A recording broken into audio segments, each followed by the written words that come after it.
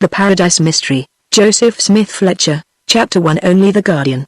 American tourists, sure appreciators of all that is ancient and picturesque in England, invariably come to a halt, holding their breath in a sudden catch of wonder, as they pass through the half-ruinous gateway which admits to the Close of Rochester. Nowhere else in England is there a fairer prospect of old-world peace. Though before their eyes, set in the centre of a great green sward, fringed by tall elms and giant beeches, rises the vast fabric of the 13th century cathedral, its high spire piercing the skies in which rooks are forever circling and calling. The time-worn stone, at a little distance delicate as lacework, is transformed at different hours of the day into shifting shades of colour, varying from grey to purple. The massiveness of the great nave and transepts contrasts impressively with the gradual tapering of the spire, rising so high above turret and clerestory that it at last becomes a mere line against the ether. In morning, as in afternoon, or in evening, here is a perpetual atmosphere of rest, and not around the great church alone, but in the quaint and ancient houses which fence in the close. Little less old than the mighty mass of stone on which their ivy-framed windows look, these houses make the casual observer feel that here, if anywhere in the world, life must needs run smoothly. Under those high gables, behind those mullioned windows, in the beautiful old gardens lying between the stone porches and the elm-shadowed lawn, nothing, one would think, could possibly exist but leisured and pleasant existence. Even the busy streets of the old city, outside the grumbling gateway, seem, for the moment, far off. In one of the oldest of these houses, half hidden behind trees and shrubs in a corner of the close, 3 people sat at breakfast one fine May morning. The room in which they sat was in keeping with the old house and its surroundings, a long, low-ceilinged room, with oak panelling around its walls, and oak beams across its roof, a room of old furniture, and old pictures, and old books, its antique atmosphere relieved by great masses of flowers, set here and there in old china bowls. Through its wide windows, the casements of which were thrown wide open, there was an inviting prospect of a high-edged flower garden, and, seen in vistas through the trees and shrubberies, of patches of the west front of the cathedral, now sombre and grey in shadow. But on the garden and into this flower-scented room the sun was shining gaily through the trees, and making gleams of light on the silver and china on the table and on the faces of the 3 people who sat around it. Of these 3, 2 were young, and the third was one of those men whose age it is never easy to guess, a tall, clean-shaven, bright-eyed, alert-looking man, good-looking in a clever, professional sort of way, a man whom no one could have taken for anything but a member of one of the learned callings. In some lights he looked no more than 40, a strong light betrayed the fact that his dark hair had a streak of grey in it, and was showing a tendency to whiten about the temples. A strong, intellectually superior man, this, scrupulously groomed and well-dressed, as befitted what he really was, a medical practitioner with an excellent connection amongst the exclusive society of a cathedral town. Around him hung an undeniable air of content and prosperity as he turned over a pile of letters which stood by his plate, or glanced at the morning newspaper which lay at his elbow. It was easy to see that he had no cares beyond those of the day, and that they, so far as he knew then, were not likely to affect him greatly. Seeing him in these pleasant domestic circumstances, at the head of his table, with abundant evidences of comfort and refinement and modest luxury about him, anyone would have said, without hesitation, that Dr. Mark Ransford was undeniably one of the fortunate folk of this world. The second person of the 3 was a boy of apparently 17, a well-built, handsome lad of the senior schoolboy type, who was devoting himself in business-like fashion to 2 widely differing pursuits: one, the consumption of eggs and bacon and dry toast; the other, the study of a Latin textbook, which he had propped up in front of him against the old-fashioned silver cruet. His quick eyes wandered alternately between his book and his plate. Now and then he muttered a line or 2 to himself. His companions took no notice of these combinations of eating and learning. They knew from experience that it was his way to make up at breakfast time for the moments he had stolen from his studies the night before. It was not difficult to see that the third member of the party, a girl of 19 or 20, was the boy's sister. Each had a wealth of brown hair, inclining, in the girl's case, to a shade that had tints of gold in it. Each had grey eyes, in which there was a mixture of blue. Each had a bright, vivid color. Each was undeniably good-looking and eminently healthy. No one would have doubted that both had lived a good deal of an open-air existence. The boy was already muscular and sinewy. The girl looked as if she was well acquainted with the tennis racket and the golf stick. Nor would anyone have made the mistake of thinking that these 2 were blood relations of the man at the head of the table. Between them and him there was not the least resemblance of feature, of color, or of manner. While the boy learned the last lines of his Latin, and the doctor turned over the newspaper, the girl read a letter evidently, from the large sprawling handwriting. The missive of some girlish correspondent. She was deep in it when, from one of the turrets of the cathedral, a bell began to ring. At that, she glanced at her brother. "There's Martin, Dick," she said. "You'll have to hurry." Many a long year before that, in one of the bygone centuries, a worthy citizen of Rochester, Martin by name, had left a sum of money to the dean and chapter of the cathedral on condition that as long as ever the cathedral stood, they should cause to be rung a bell from its smaller bell tower for 3 minutes before 9 o'clock every morning, all the year round. What Martin's object had been no one now knew, but this bell served to remind young gentlemen going to offices, and boys going to school, that the hour of their servitude was near. And Dick Beery, without a word, bolted half his coffee, snatched up his book, grabbed at a cap which lay with more books on a chair close by, and vanished through the open window. The doctor laughed, laid aside his newspaper, and handed his cup across the table. "I don't think you need bother yourself about Dick's ever being late, Mary," he said. "You are not quite aware of the power of legs that are only 17 years old. Dick could get to any given point in just about 1/4 of the time that I could, for instance. Moreover, he has a cunning knowledge of every shortcut in the city." Mary Beery took the empty cup and began to refill it. "I don't like him to be late," she remarked. "It's the beginning of bad habits." "Oh, well," said Ransford indulgently. "He's pretty free from anything of that sort, you know. I haven't even suspected him of smoking, yet." "That's because he thinks smoking would stop his growth and interfere with his cricket," answered Mary. "He would smoke if it weren't for that." "That's giving him high praise, then," said Ransford. "You couldn't give him higher. Know how to repress his inclinations. An excellent thing and most unusual, I fancy. Most people don't." He took his refilled cup, rose from the table, and opened a box of cigarettes which stood on the mantelpiece. And the girl, instead of picking up her letter again, glanced at him a little doubtfully. "That reminds me of something I wanted to say to you," she said. "You're quite right about people not repressing their inclinations. I wish some people would." Ransford turned quickly from the hearth and gave her a sharp look, beneath which her color heightened. Her eyes shifted their gaze away to her letter, and she picked it up and began to fold it nervously. And at that Ransford rapped out a name, putting a quick suggestion of meaning inquiry into his voice. "Bryce?" he asked. The girl nodded, her face showing distinct annoyance and dislike. Before saying more, Ransford lighted a cigarette. "Been at it again?" he said at last. "Since last time, twice," she answered. "I didn't like to tell you I've hated to bother you about it. But what am I to do? I dislike him intensely. I can't tell why, but it's there, and nothing could ever alter the feeling. And though I told him before that it was useless, he mentioned it again yesterday at Mrs. Folliot's garden party. Confound his impudence," growled Ransford. "Oh, well, ! I'll have to settle with him myself. It's useless trifling with anything like that. I gave him a quiet hint before. And since he won't take it, all right. But what shall you do?" she asked anxiously. "Not send him away? If he's any decency about him, he'll go after what I say to him," answered Ransford. "Don't you trouble yourself about it. I'm not at all keen about him. He's a clever enough fellow, and a good assistant, but I don't like him, personally never did. I don't want to think that anything that I say should lose him his situation or whatever you call it," she remarked slowly. "That would seem—" "No need to bother," interrupted Ransford.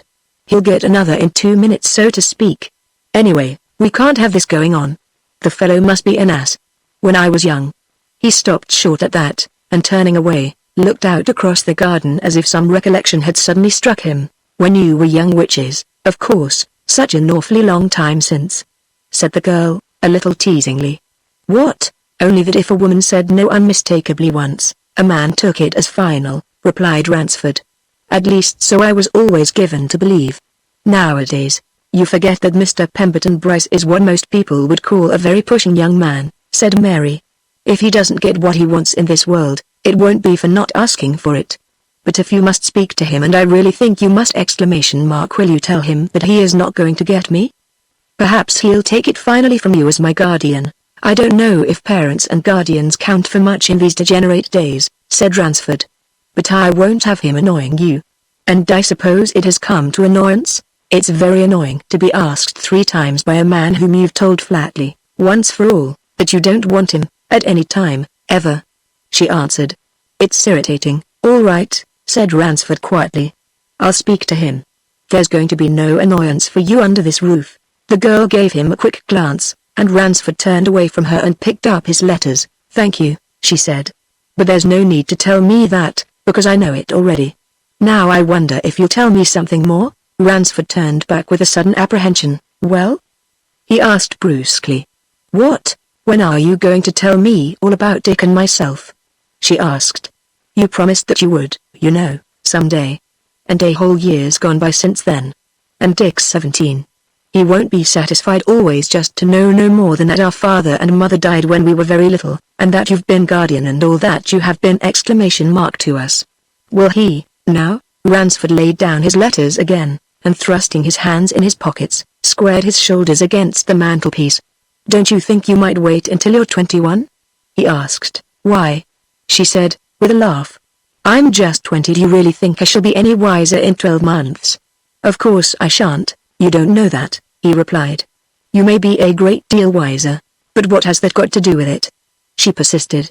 "Is there any reason why I shouldn't be told everything?" She was looking at him with a certain amount of demand, and Ransford, who had always known that some moment of this sort must inevitably come, felt that she was not going to be put off with ordinary excuses. He hesitated and she went on speaking. "You know," she continued, almost pleadingly, "we don't know anything at all. I never have known, and until lately Dick has been too young to care." "Has he begun asking questions?" demanded Ransford hastily. "Once or twice, lately, yes," replied Mary. "It's only natural." She laughed a little, a forced laugh. "They say," she went on, "that it doesn't matter, nowadays, if you can't tell who your grandfather was, but, just think, we don't know who our father was except that his name was John Barry. That doesn't convey much." "You know more," said Ransford. "I told you, always have told you, that he was an early friend of mine, a man of business, who, with your mother, died young, and I, as their friend, became guardian to you and Dick. Is there anything much more that I could tell?" "There's something I should very much like to know personally," she answered, after a pause which lasted so long that Ransford began to feel uncomfortable under it. "Don't be angry or hurt if I tell you plainly what it is. I'm quite sure it's never even occurred to Dick, but I'm 3 years ahead of him. It's this: have we been dependent on you?" Ransford's face flushed and he turned deliberately to the window, and for a moment stood staring out on his garden and the glimpses of the cathedral. And just as deliberately as he had turned away, he turned back. "No," he said. "Since you ask me, I'll tell you that. You've both got money due to you when you're of age. It is in my hands. Not a great lot, but sufficient to cover all your expenses. Education, everything. When you're 21, I'll hand over yours. When Dick's 21, his. Perhaps I ought to have told you all that before, but I didn't think it necessary. I dare say I've a tendency to let things slide." "You've never let things slide about us," she replied quickly, with a sudden glance which made him turn away again. "And I only wanted to know because I'd got an idea that, well, that we were owing everything to you, not from me," he exclaimed. "No, that would never be," she said. "But don't you understand? I wanted to know something." "Thank you. I won't ask more now. I've always meant to tell you a good deal," remarked Ransford, after another pause. "You see, I can scarcely yet realize that you're both growing up. You were at school a year ago. And Dick is still very young. Or are you more satisfied now?" he went on anxiously. "If not, I'm quite satisfied," she answered. "Perhaps someday you'll tell me more about our father and mother ? But never mind even that now. You're sure you haven't minded my asking what I have asked?" Of course not," he said hastily. "I ought to have remembered. But we'll talk again. I must get into the surgery and have a word with Bryce, too. If you could only make him see reason and promise not to offend again," she said. "Wouldn't that solve the difficulty?" Ransford shook his head and made no answer. He picked up his letters again and went out, and down a long stone-walled passage which led to his surgery at the side of the house.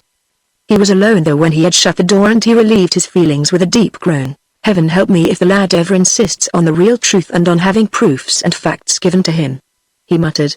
"I shouldn't mind telling her, when she's a bit older, but he wouldn't understand as she would. Anyway, thank God I can keep up the pleasant fiction about the money without her ever knowing that I told her a deliberate lie just now. But what's in the future? Here's one man to be dismissed already, and there'll be others, and one of them will be the favored man. That man will have to be told. And so will she, then. And my God, she doesn't see, and mustn't see, that I'm madly in love with her myself. She's no idea of it, and she shan't have. I must continue to be only the guardian," He laughed a little cynically as he laid his letters down on his desk and proceeded to open them, in which occupation he was presently interrupted by the opening of the side door and the entrance of Mr. Pemberton Bryce. Chapter 2, Making an Enemy. It was characteristic of Pemberton Bryce that he always walked into a room as if its occupant were asleep and he was afraid of waking him. He had a gentle step which was soft without being stealthy, and quiet movements which brought him suddenly to anybody's side before his presence was noticed. He was by Ransford's desk. Ransford knew he was in the surgery, and Ransford's sudden realization of his presence roused a certain feeling of irritation in his mind, which he instantly endeavored to suppress. It was no use getting cross with a man of whom you were about to rid yourself, he said to himself. And for the moment, after replying to his assistant's greeting, a greeting as quiet as his entrance, he went on reading his letters, and Bryce turned off to that part of the surgery in which the drugs were kept, and busied himself in making up some prescription. 10 minutes went by in silence, then Ransford pushed his correspondence aside, laid a paperweight on it, and twisting his chair round, looked at the man to whom he was going to say some unpleasant things. Within himself he was revolving a question: how would Bryce take it? He had never liked this assistant of his, although he had then had him in employment for nearly 2 years. There was something about Pemberton Bryce which he did not understand and could not fathom. He had come to him with excellent testimonials and good recommendations. He was well up to his work, successful with patients, thoroughly capable as a general practitioner. There was no fault to be found with him on any professional grounds. But to Ransford his personality was objectionable. Why, he was not quite sure. Outwardly, Bryce was rather more than presentable, a tall, good-looking man of 28 or 30, whom some people, women especially, would call handsome. He was the sort of young man who knows the value of good clothes and a smart appearance, and his professional manner was all that could be desired. But Ransford could not help distinguishing between Bryce the doctor and Bryce the man, and Bryce the man he did not like. Outside the professional part of him, Bryce seemed to him to be undoubtedly deep, sly, cunning. He conveyed the impression of being one of those men whose ears are always on the stretch, who take everything in and give little out. There was a curious air of watchfulness and of secrecy about him in private matters which was as repellent to Ransford's thinking as it was hard to explain. Anyway, in private affairs, he did not like his assistant, and he liked him less than ever as he glanced at him on this particular occasion. "I want a word with you," he said curtly. "I'd better say it now." Bryce, who was slowly pouring some liquid from one bottle into another, looked quietly across the room and did not interrupt himself in his work. Ransford knew that he must have recognized a certain significance in the words just addressed to him, but he showed no outward sign of it, and the liquid went on trickling from one bottle to the other with the same uniform steadiness. "Yes?" said Bryce inquiringly. "One moment." He finished his task calmly, put the corks in the bottles, labeled one, restored the other to a shelf, and turned round. Not a man to be easily startled, not easily turned from a purpose, this, thought Ransford as he glanced at Bryce's eyes, which had a trick of fastening their gaze on people with an odd, disconcerting persistency. "I'm sorry to say what I must say," he began. "But you've brought it on yourself. I gave you a hint some time ago that your attentions were not welcome to Miss Beery." Bryce made no immediate response. Instead, leaning almost carelessly and indifferently against the table at which he had been busy with drugs and bottles, he took a small file from his waistcoat pocket and began to polish his carefully cut nails. "Yes," he said, after a pause. "Well, in spite of it," continued Ransford, "you've since addressed her again on the matter, not merely once, but twice." Bryce put his file away, and thrusting his hands in his pockets, crossed his feet as he leaned back against the table, his whole attitude suggesting, whether meaningly or not, that he was very much at his ease. "There's a great deal to be said on a point like this," he observed. "If a man wishes a certain young woman to become his wife, what right has any other man, or the young woman herself, for that matter, to say that he mustn't express his desires to her?" "None," said Ransford, "provided he only does it once and takes the answer he gets as final." "I disagree with you entirely," retorted Bryce. "On the last particular, at any rate. A man who considers any word of a woman's as being final is a fool. What a woman thinks on Monday she's almost dead certain not to think on Tuesday. The whole history of human relationship is on my side there. It's no opinion, it's a fact." Ransford stared at this frank remark, and Bryce went on, coolly and imperturbably, as if he had been discussing a medical problem. "A man who takes a woman's first answer as final," he continued, "is, I repeat, a fool. There are lots of reasons why a woman shouldn't know her own mind at the first time of asking. She may be too surprised. She mayn't be quite decided. She may say one thing when she really means another. That often happens. She isn't much better equipped at the second time of asking. And there are women, young ones, who aren't really certain of themselves at the third time. All that's common sense. I'll tell you what it is. Suddenly exclaimed Ransford, after remaining silent for a moment under this flow of philosophy. I'm not going to discuss theories and ideas. I know one young woman, at any rate, who is certain of herself. Miss Beery does not feel any inclination to you now, nor at any time to be. She's told you so 3 times. And you should take her answer and behave yourself accordingly. Bryce favored his senior with a searching look. How does Miss Beery know that she mayn't be inclined to in the future? He asked. She may come to regard me with favor. No, she won't, declared Ransford. Better hear the truth, and be done with it. She doesn't like you and she doesn't want to, either. Why can't you take your answer like a man? What's your conception of a man? Asked Bryce. That exclamation mark, and a good one, exclaimed Ransford. May satisfy you but not me, said Bryce. Mine's different. My conception of a man is of a being who's got some perseverance. You can get anything in this world, anything. By pegging away for it, you're not going to get my ward, suddenly said Ransford. That's flat. She doesn't want you and she's now said so 3 times. And I support her. What have you against me? Asked Bryce calmly. If, as you say, you support her in her resolution not to listen to my proposals, you must have something against me. What is it? That's a question you've no right to put, replied Ransford, for it's utterly unnecessary. So I'm not going to answer it. I've nothing against you as regards your work, nothing. I'm willing to give you an excellent testimonial. Oh, remarked Bryce quietly. That means you wish me to go away? I certainly think it would be best, said Ransford. In that case, continued Bryce, more coolly than ever, I shall certainly want to know what you have against me, or what Miss Beery has against me. Why am I objected to as a suitor? You, at any rate, know who I am. You know that my father is of our own profession, and a man of reputation and standing, and that I myself came to you on high recommendation. Looked at from my standpoint, I'm a thoroughly eligible young man. And there's a point you forget: there's no mystery about me. Ransford turned sharply in his chair as he noticed the emphasis which Bryce put on his last word. What do you mean? He demanded. What I've just said, replied Bryce. There's no mystery attaching to me. Any question about me can be answered. Now, you can't say that as regards your ward. That's a fact, Dr. Ransford. Ransford, in years gone by, had practiced himself in the art of restraining his temper, naturally a somewhat quick one.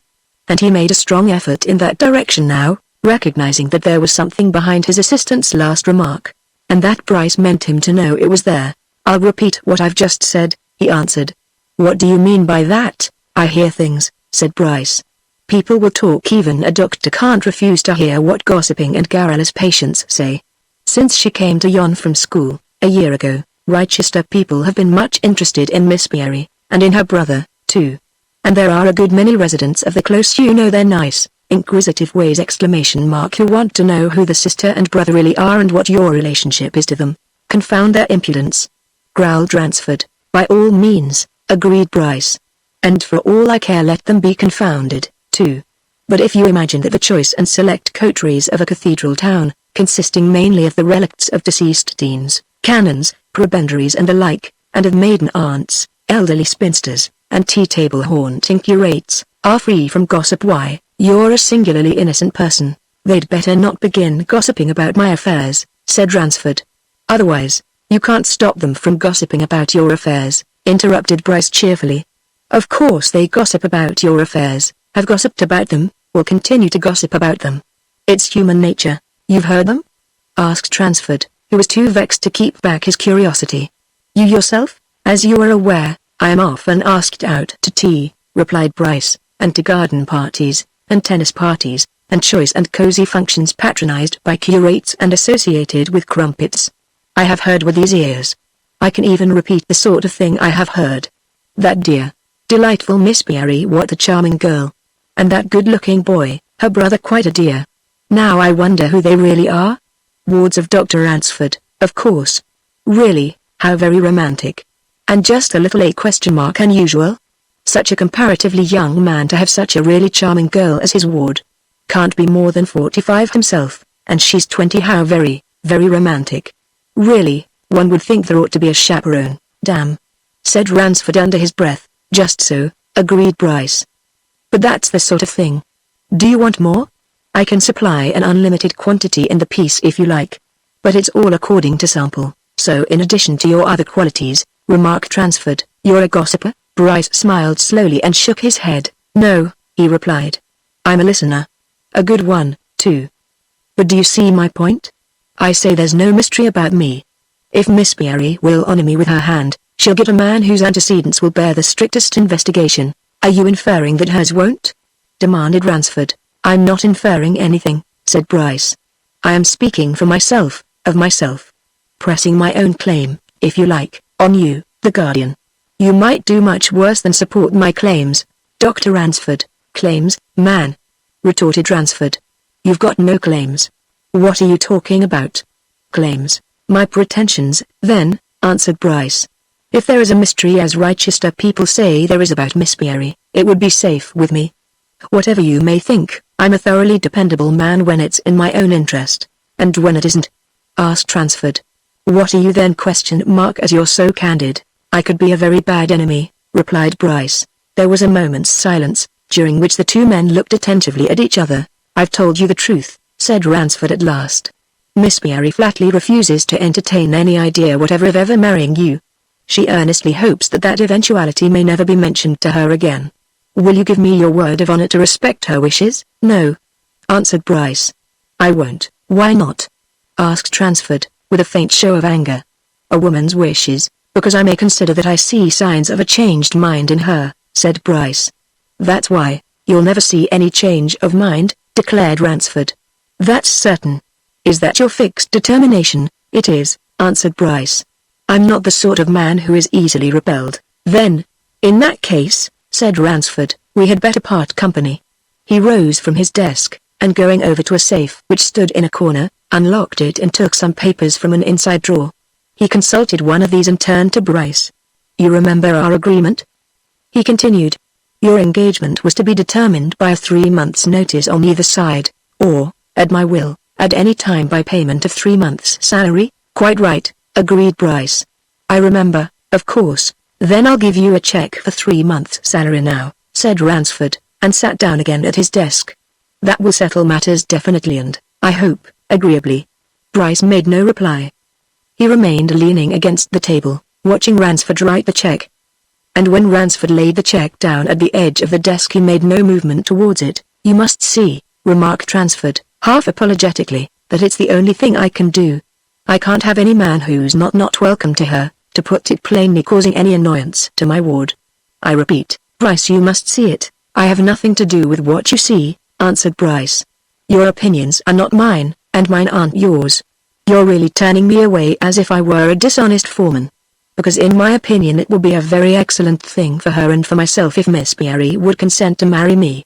That's the plain truth. Ransford allowed himself to take a long and steady look at Bryce. The thing was done now, and his dismissed assistant seemed to be taking it quietly, and Ransford's curiosity was aroused. I can't make you out, he exclaimed. I don't know whether you're the most cynical young man I ever met, or whether you're the most obtuse. Not the last, anyway, interrupted Bryce. I assure you of that. Can't you see for yourself, then, man, that the girl doesn't want you? Said Ransford. Hang it! For anything you know to the contrary, she might have other ideas. Bryce, who had been staring out of a side window for the last minute or two, suddenly laughed, and, lifting a hand, pointed into the garden. And Ransford turned and saw Mary Beery walking there with a tall lad, whom he recognized as one Sackville Bonham, stepson of Mr. Folliot, a wealthy resident of the Close. The two young people were laughing and chatting together with evident great friendliness. Perhaps, remarked Bryce quietly, her ideas run in that direction. In which case, Dr. Ransford, you'll have trouble. For Mrs. Folliot, mother of yonder callow youth, who's the apple of her eye, is one of the inquisitive ladies of whom I've just told you, and if her son unites himself with anybody, she'll want to know exactly who that anybody is. You'd far better have supported me as an aspirant. However, I suppose there's no more to say. Nothing, answered Ransford, except to say good day and goodbye to you. You needn't remain, I'll see to everything. And I'm going out now. I think you'd better not exchange any farewells with anyone. Bryce nodded silently, and Ransford, picking up his hat and gloves, left the surgery by the side door. A moment later, Bryce saw him crossing the Close. Chapter 3 Street Writher's Stare. The summarily dismissed assistant, thus left alone, stood for a moment in evident deep thought before he moved towards Ransford's desk and picked up the check. He looked at it carefully, folded it neatly, and put it away in his pocketbook. After that he proceeded to collect a few possessions of his own, instruments, hooks from various drawers and shelves.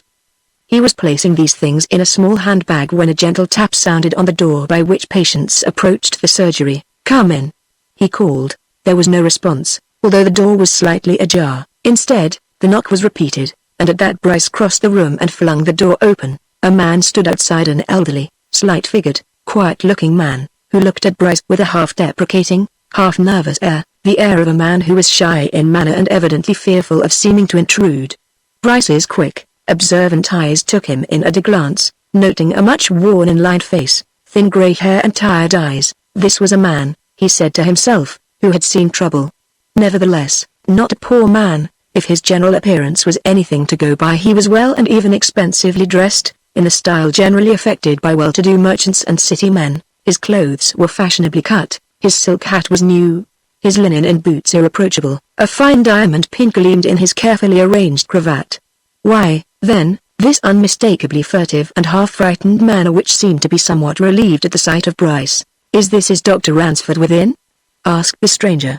"I was told this is his house." "Dr. Ransford is out," replied Bryce. "Just gone out not 5 minutes ago.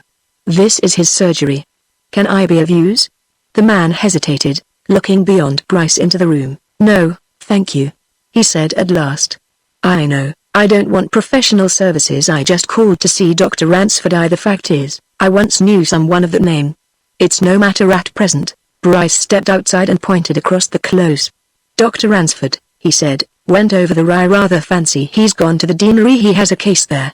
If you went through Paradise, you'd very likely meet him coming back. The deanery is the big house in the far corner yonder." The stranger followed Bryce's outstretched finger. "Paradise?"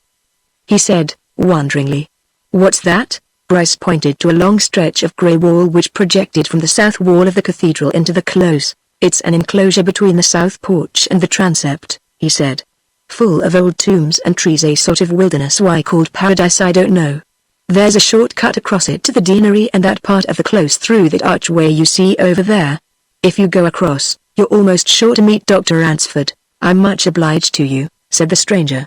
"Thank you." He turned away in the direction which Bryce had indicated, and Bryce went back only to go out again and call after him. "If you don't meet him, shall I say you'll call again?" he asked. "And what name?" The stranger shook his head. "It's immaterial," he answered. "I'll see him somewhere or later." "Many thanks." He went on his way towards Paradise, and Bryce returned to the surgery and completed his preparations for departure. And in the course of things, he more than once looked through the window into the garden and saw Mary Beery still walking and talking with young Sackville Bonham. "No," he muttered to himself. "I won't trouble to exchange any farewells, not because of Ransford's hint, but because there's no need. If Ransford thinks he's going to drive me out of Wrychester before I choose to go, he's badly mistaken. It'll be time enough to say farewell when I take my departure, and that won't be just yet. Now I wonder who that old chap was. Knew someone of Ransford's name once, did he? Probably Ransford himself, in which case he knows more of Ransford than anybody in Wrychester knows. Why, nobody in Wrychester knows anything beyond a few years back. No, Dr. Ransford! No farewells to anybody. A mere departure till I turn up again." But Bryce was not to get away from the old house without something in the nature of a farewell. As he walked out of the surgery by the side entrance, Mary Beery, who had just parted from young Bonham in the garden and was about to visit her dogs in the stable yard, came along. She and Bryce met, face to face. The girl flushed, not so much from embarrassment as from vexation. Bryce, cool as ever, showed no sign of any embarrassment. Instead, he laughed, tapping the handbag which he carried under one arm. "Summarily turned out as if I had been stealing the spoons," he remarked. "I go with my small belongings. This is my first reward for devotion." "I have nothing to say to you," answered Mary, sweeping by him with a highly displeased glance. "Except that you have brought it on yourself." "A very feminine retort," observed Bryce. "But there is no malice in it. Your anger won't last more than, shall we say, a day?" "You may say what you like," she replied. "As I just said, I have nothing to say now or at any time." "That remains to be proved," remarked Bryce. "The phrase is one of much elasticity." but for the present I go. He walked out into the close, and without as much as a backward look struck off across the sward in the direction in which, 10 minutes before, he had sent the strange man. He had rooms in a quiet lane on the farther side of the cathedral precinct, and his present intention was to go to them to leave his bag and make some further arrangements. He had no idea of leaving Rochester. He knew of another doctor in the city who was badly in need of help. He would go to him, would tell him, if need be, why he had left Transford. He had a multiplicity of schemes and ideas in his head, and he began to consider some of them as he stepped out of the close into the ancient enclosure which all Rochester folk knew by its time-honored name of Paradise. This was really an outer court of the old cloisters, its high walls, half ruinous, almost wholly covered with ivy, shut in an expanse of turf, literally furnished with yew and cypress and studded with tombs and gravestones. In one corner rose a gigantic elm, in another a broken stairway of stone led to a doorway set high in the walls of the nave. Across the enclosure itself was a pathway which led towards the houses in the southeast corner of the close. It was a curious, gloomy spot, little frequented save by people who went across it rather than follow the gravelled paths outside, and it was untenanted when Bryce stepped into it. But just as he walked through the archway he saw Ransford. Ransford was emerging hastily from a postern door in the west porch, so hastily that Bryce checked himself to look at him. And though they were 20 yards apart, Bryce saw that Ransford's face was very pale, almost to whiteness, and that he was unmistakably agitated. Instantly he connected that agitation with the man who had come to the surgery door. "They've met," mused Bryce, and stopped, staring after Ransford's retreating figure. Now what is it in that man's mere presence that's upset Ransford? He looks like a man who's had a nasty, unexpected shock, a bad un. He remained standing in the archway, gazing after the retreating figure, until Ransford had disappeared within his own garden, still wondering and speculating, but not about his own affairs. He turned across Paradise at last and made his way towards the farther corner. There was a little wicket gate there, set in the ivied wall. As Bryce opened it, a man in the working dress of a stone mason, whom he recognized as being one of the master mason's staff, came running out of the bushes. His face, too, was white, and his eyes were big with excitement. And recognizing Bryce, he halted, panting. "What is it, Vanna?" asked Bryce calmly. "Something happened?" The man swept his hand across his forehead as if he were dazed, and then jerked his thumb over his shoulder. "A man," he gasped. "Foot of Street Rithers stair there, Doctor. Dead, or if not dead, near it. I saw it." Bryce seized Vanna's arm and gave it a shake. "You saw what?" he demanded. "Saw him fall. Or rather flung," panted Vanna. "Somebody couldn't see who, nor how, flung him right through yon doorway, up there. He fell right over the steps, crash." Bryce looked over the tops of the yews and cypresses at the doorway in the cloistry to which Vanna pointed, a low, open archway gained by the half-ruinous stair. "It was 40 feet at least from the ground. You saw him thrown," he exclaimed. "Thrown down there? Impossible, man, tell you I saw it," asserted Vanna doggedly. "I was looking at one of those old tombs yonder. Somebody wants some repairs doing, and the jackdaws were making such a to-do up there by the roof. I glanced up at them, and I saw this man thrown through that door, fairly flung through it. God! Do you think I could mistake my own eyes?" "Did you see who flung him?" asked Bryce. "No, I saw a hand just for 1 second, as it might be by the edge of the doorway," answered Vanna. "I was more for watching him. He sort of tottered for a second on the step outside the door, turned over and screamed, I can hear it now, and crashed down on the flags beneath." "How long since?" demanded Bryce. 5 or 6 minutes, said Vanna. "I rushed to him. I've been doing what I could, but I saw it was no good, so I was running for help." Bryce pushed him towards the bushes by which they were standing. "Take me to him," he said.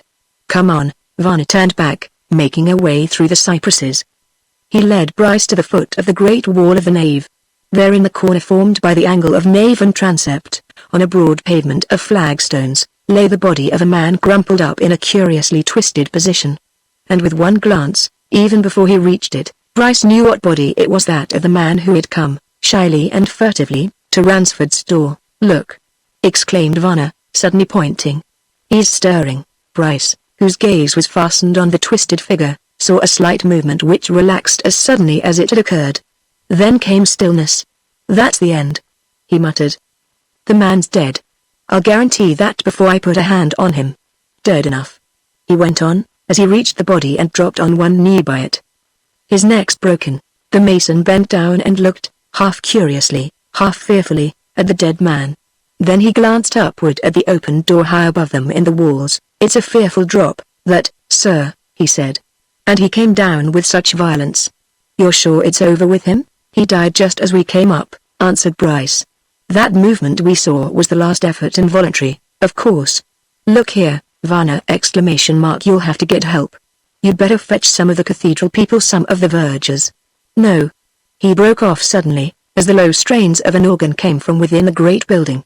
"They're just beginning the morning service, of course. It's 10 o'clock. Never mind them, go straight to the police. Bring them back, I'll stay here." The mason turned off towards the gateway of the close, and while the strains of the organ grew louder, Bryce bent over the dead man, wondering what had really happened. Thrown from an open doorway in the cloistry over Street Rithers stair? It seemed almost impossible. But a sudden thought struck him. Supposing two men, wishing to talk in privacy unobserved, had gone up into the cloistry of the cathedral as they easily could, by more than one door, by more than one stair, and supposing they had quarreled, and one of them had flung or pushed the other through the door above, what then? And on the heels of that thought hurried another. This man, now lying dead, had come to the surgery, seeking Ransford, and had subsequently gone away, presumably in search of him, and Bryce himself had just seen Ransford, obviously agitated and pale of cheek, leaving the west porch. What did it all mean? What was the apparently obvious inference to be drawn?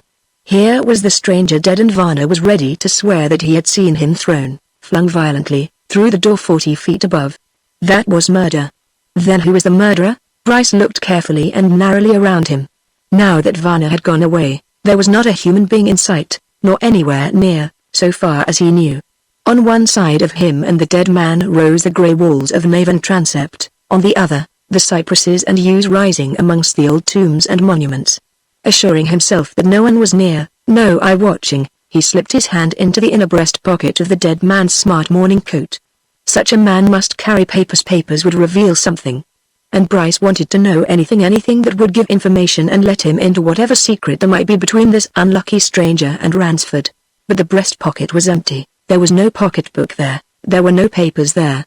Nor were there any papers elsewhere in the other pockets which he hastily searched. There was not even a card with a name on it. But he found a purse, full of money, banknotes, gold, silver, and in one of its compartments a scrap of paper folded curiously, after the fashion of the cocked hat missives of another age in which envelopes had not been invented.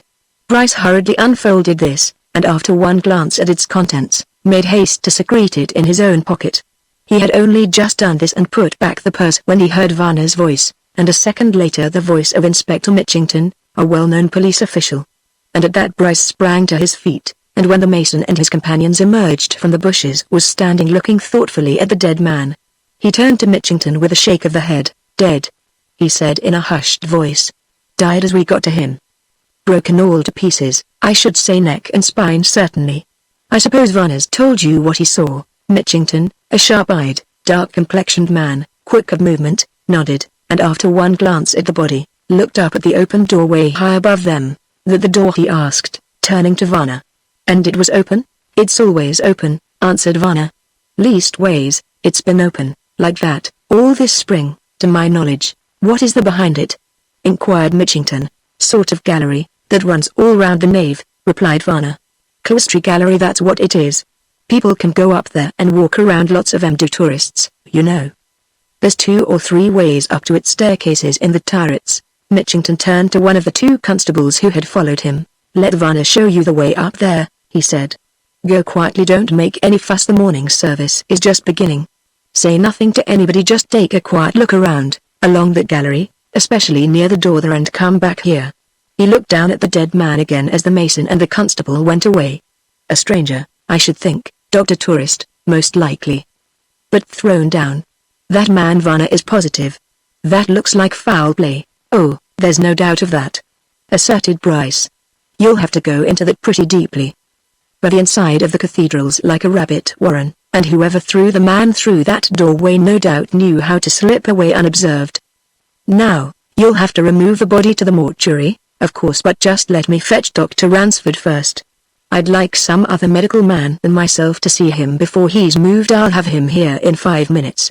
He turned away through the bushes and emerging upon the close ran across the lawns in the direction of the house which he had left not 20 minutes before. He had but one idea as he ran. He wanted to see Ransford face to face with the dead man, wanted to watch him, to observe him, to see how he looked, how he behaved. Then he, Bryce, would know something, but he was to know something before that. He opened the door of the surgery suddenly, but with his usual quietness of touch. And on the threshold he paused. Ransford, the very picture of despair, stood just within, his face convulsed, beating one hand upon the other. Chapter 4. The room at the Mitre. In the few seconds which elapsed before Ransford recognized Bryce's presence, Bryce took a careful, if swift, observation of his late employer. That Ransford was visibly upset by something was plain enough to see. His face was still pale, he was muttering to himself, one clenched fist was pounding the open palm of the other hand all together. He looked like a man who is suddenly confronted with some fearful difficulty. And when Bryce, having looked long enough to satisfy his wishes, coughed gently, he started in such a fashion as to suggest that his nerves had become unstrung. "What is it? ? What are you doing there?" he demanded almost fiercely. "What do you mean by coming in like that?" Bryce affected to have seen nothing. "I came to fetch you," he answered. "There's been an accident in Paradise. Man fallen from that door at the head of Street Rithers Stair. I wish you'd come, but I may as well tell you that he's past help, dead." "Dead? A man?" exclaimed Ransford. "What man?" "A workman." Bryce had already made up his mind about telling Ransford of the stranger's call at the surgery. He would say nothing at that time at any rate. It was improbable that anyone but himself knew of the call. The side entrance to the surgery was screened from the close by a shrubbery. It was very unlikely that any passerby had seen the man call or go away. No, he would keep his knowledge secret until it could be made better use of. "Not a workman, not a townsman, a stranger," he answered. "Looks like a well-to-do tourist." A slightly built, elderly man, grey-haired. Ransford, who had turned to his desk to master himself, looked round with a sudden sharp glance, and for the moment Bryce was taken aback. For he had condemned Ransford, and yet that glance was one of apparently genuine surprise, a glance which almost convinced him, against his will, against only two evident facts, that Ransford was hearing of the Paradise affair for the first time. "An elderly man, grey-haired, slightly built," said Ransford. "Dark clothes, silk hat?" "Precisely," replied Bryce, who was now considerably astonished. "Do you know him?" "I saw such a man entering the cathedral, a while ago," answered Ransford. "A stranger, certainly. Come along, then." He had fully recovered his self-possession by that time, and he led the way from the surgery and across the close as if he were going on an ordinary professional visit. He kept silence as they walked rapidly towards Paradise, and Bryce was silent, too. He had studied Ransford a good deal during their 2 years' acquaintanceship, and he knew Ransford's power of repressing and commanding his feelings and concealing his thoughts. And now he decided that the look and start which he had at first taken to be of the nature of genuine astonishment were cunningly assumed, and he was not surprised when, having reached the group of men gathered around the body, Ransford showed nothing but professional interest. "Have you done anything towards finding out who this unfortunate man is?" asked Ransford, after a brief examination, as he turned to Mitchington. "Evidently a stranger, but he probably has papers on him." "There's nothing on him except a purse, with plenty of money in it," answered Mitchington. "I've been through his pockets myself. There isn't a scrap of paper, not even as much as an old letter. But he's evidently a tourist, or something of the sort, and so he'll probably have stayed in the city all night, and I'm going to inquire at the hotels. There'll be an inquest, of course," remarked Ransford mechanically. "Well, we can do nothing, Mitchington. You'd better have the body removed to the mortuary." He turned and looked up the broken stairway at the foot of which they were standing. "You say he fell down that?" he asked. "Whatever was he doing up there?" Mitchington looked at Bryce. "Haven't you told Dr. Ransford how it was?" he asked. "No," answered Bryce. He glanced at Ransford, indicating Varner, who had come back with a constable and was standing by. "He didn't fall," he went on, watching Ransford narrowly. "He was violently flung out of that doorway." Varner here caught it. Ransford's cheek flushed, and he was unable to repress a slight start. He looked at the mason. "You actually saw it?" he exclaimed. "Why, what did you see?" "Him," answered Varner, nodding at the dead man. "Flung, head and heels, clean through the doorway up there. Hadn't a chance to save himself." "He hadn't. Just grabbed at nothing!" And came down. "Give a year's wages if I hadn't seen it and heard him scream." Ransford was watching Varner with a set, concentrated look. "Who flung him?" he asked suddenly. "You say you saw?" "Aye, sir, but not as much as all that," replied the mason. I just saw a hand and that was all. But," he added, turning to the police with a knowing look, "there's one thing I can swear to, it was a gentleman's hand. I saw the white shirt cuff and a bit of a black sleeve." Ransford turned away. But he just as suddenly turned back to the inspector. "You'll have to let the cathedral authorities know, Mitchington," he said. "Better get the body removed, though, first do it now before the morning service is over. And let me hear what you find out about his identity, if you can discover anything in the city." He went away then, without another word or a further glance at the dead man. But Bryce had already assured himself of what he was certain was a fact, that a look of unmistakable relief had swept across Ransford's face for the fraction of a second when he knew that there were no papers on the dead man. He himself waited after Ransford had gone, waited until the police had fetched a stretcher, when he personally superintended the removal of the body to the mortuary outside the close. And their constable who had come over from the police station gave a faint hint as to further investigation. "I saw the poor gentleman last night, sir," he said to the inspector.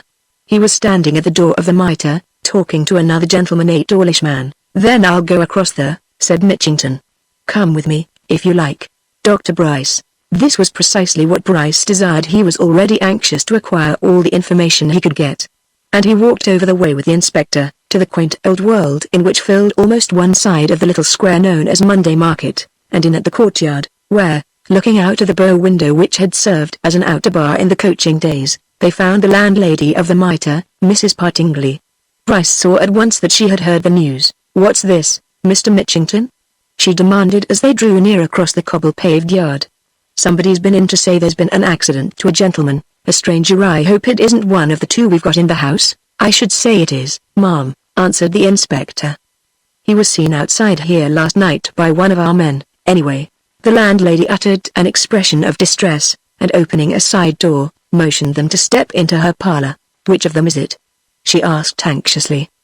"There's two came together last night. They did, a tall one and a short one." "Dear me!" "Is it a bad accident, now, Inspector?" "The man's dead, ma'am," replied Mitchington grimly. "And we want to know who he is." "Have you got his name and the other gentleman's?" Mrs. Partingley uttered another exclamation of distress and astonishment, lifting her plump hands in horror. But her business faculties remained alive, and she made haste to produce a big visitor's book and to spread it open before her callers. "There it is," she said, pointing to the two last entries. "That's the short gentleman's name, Mr. John Braden, London. And that's the tall one's Mr. Christopher Dillingham, also London. Tourists, of course. We've never seen either of them before. Came together, you say, Mrs. Partingley?" asked Mitchington. "When was that, now?" "Just before dinner, last night," answered the landlady. "They'd evidently come in by the London train that gets in at 6:40, as you know. They came here together, and they dinnered together, and spent the evening together. Of course, we took them for friends. But they didn't go out together this morning, though they'd breakfast together. After breakfast, Mr. Dillingham asked me the way to the old manor mill, and he went off there, so I concluded. Mr. Braden.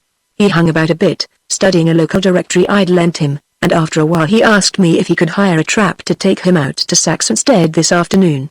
Of course, I said he could, and he arranged for it to be ready at 2:30. Then he went out, and across the market towards the cathedral. And that," concluded Mrs. Partingley, "is about all I know, gentlemen." "Saxonsteade, eh?" remarked Mitchington. "Did he say anything about his reasons for going there?" "Well, yes, he did," replied the landlady. "For he asked me if I thought he'd be likely to find the Duke at home at that time of day. I said I knew his Grace was at Saxonsteade just now, and that I should think the middle of the afternoon would be a good time." "He didn't tell you his business with the Duke?" asked Mitchington. "Not a word," said the landlady. "Oh, no!" Just that, and no more. But here's Mr. Dillingham." Bryce turned to see a tall, broad-shouldered, bearded man pass the window. The door opened and he walked in, to glance inquisitively at the inspector. He turned at once to Mrs. Partingley. "I hear there's been an accident to the gentleman I came in with last night," he said. "Is it anything serious?" "Your ostler says. These gentlemen have just come about it, sir," answered the landlady. She glanced at Mitchington. "Perhaps you'll tell," she began. "Was he a friend of yours, sir?" asked Mitchington. "A personal friend? Never saw him in my life before last night," replied the tall man. "We just chanced to meet in the train coming down from London, got talking, and discovered we were both coming to the same place, Rochester. So we came to this house together. No friend of mine, not even an acquaintance previous, of course, to last night. Is it anything serious? He's dead, sir, replied Mitchington. And now we want to know who he is. God bless my soul. Dead? You don't say so, exclaimed Mr. Dillingham. Dear. Well, I can't help you don't know him from Adam. Pleasant, well-informed man seemed to have traveled a great deal in foreign countries. I can tell you this much, though, he went on, as if a sudden recollection had come to him. I gathered that he'd only just arrived in England. In fact, now I come to think of it, he said as much. Made some remark in the train about the pleasantness of the English landscape. Don't you know ? I got an idea that he'd recently come from some country where trees and hedges and green fields aren't much in evidence. But if you want to know who he is, officer, why don't you search him? He's sure to have papers, cards, and so on about him. We have searched him, answered Mitchington. There isn't a paper, a letter, or even a visiting card on him. Mr. Dillingham looked at the landlady. Bless me, he said. Remarkable. But he'd a suitcase, or something of the sort, something light which he carried up from the railway station himself. Perhaps in that, I should like to see whatever he had, said Mitchington.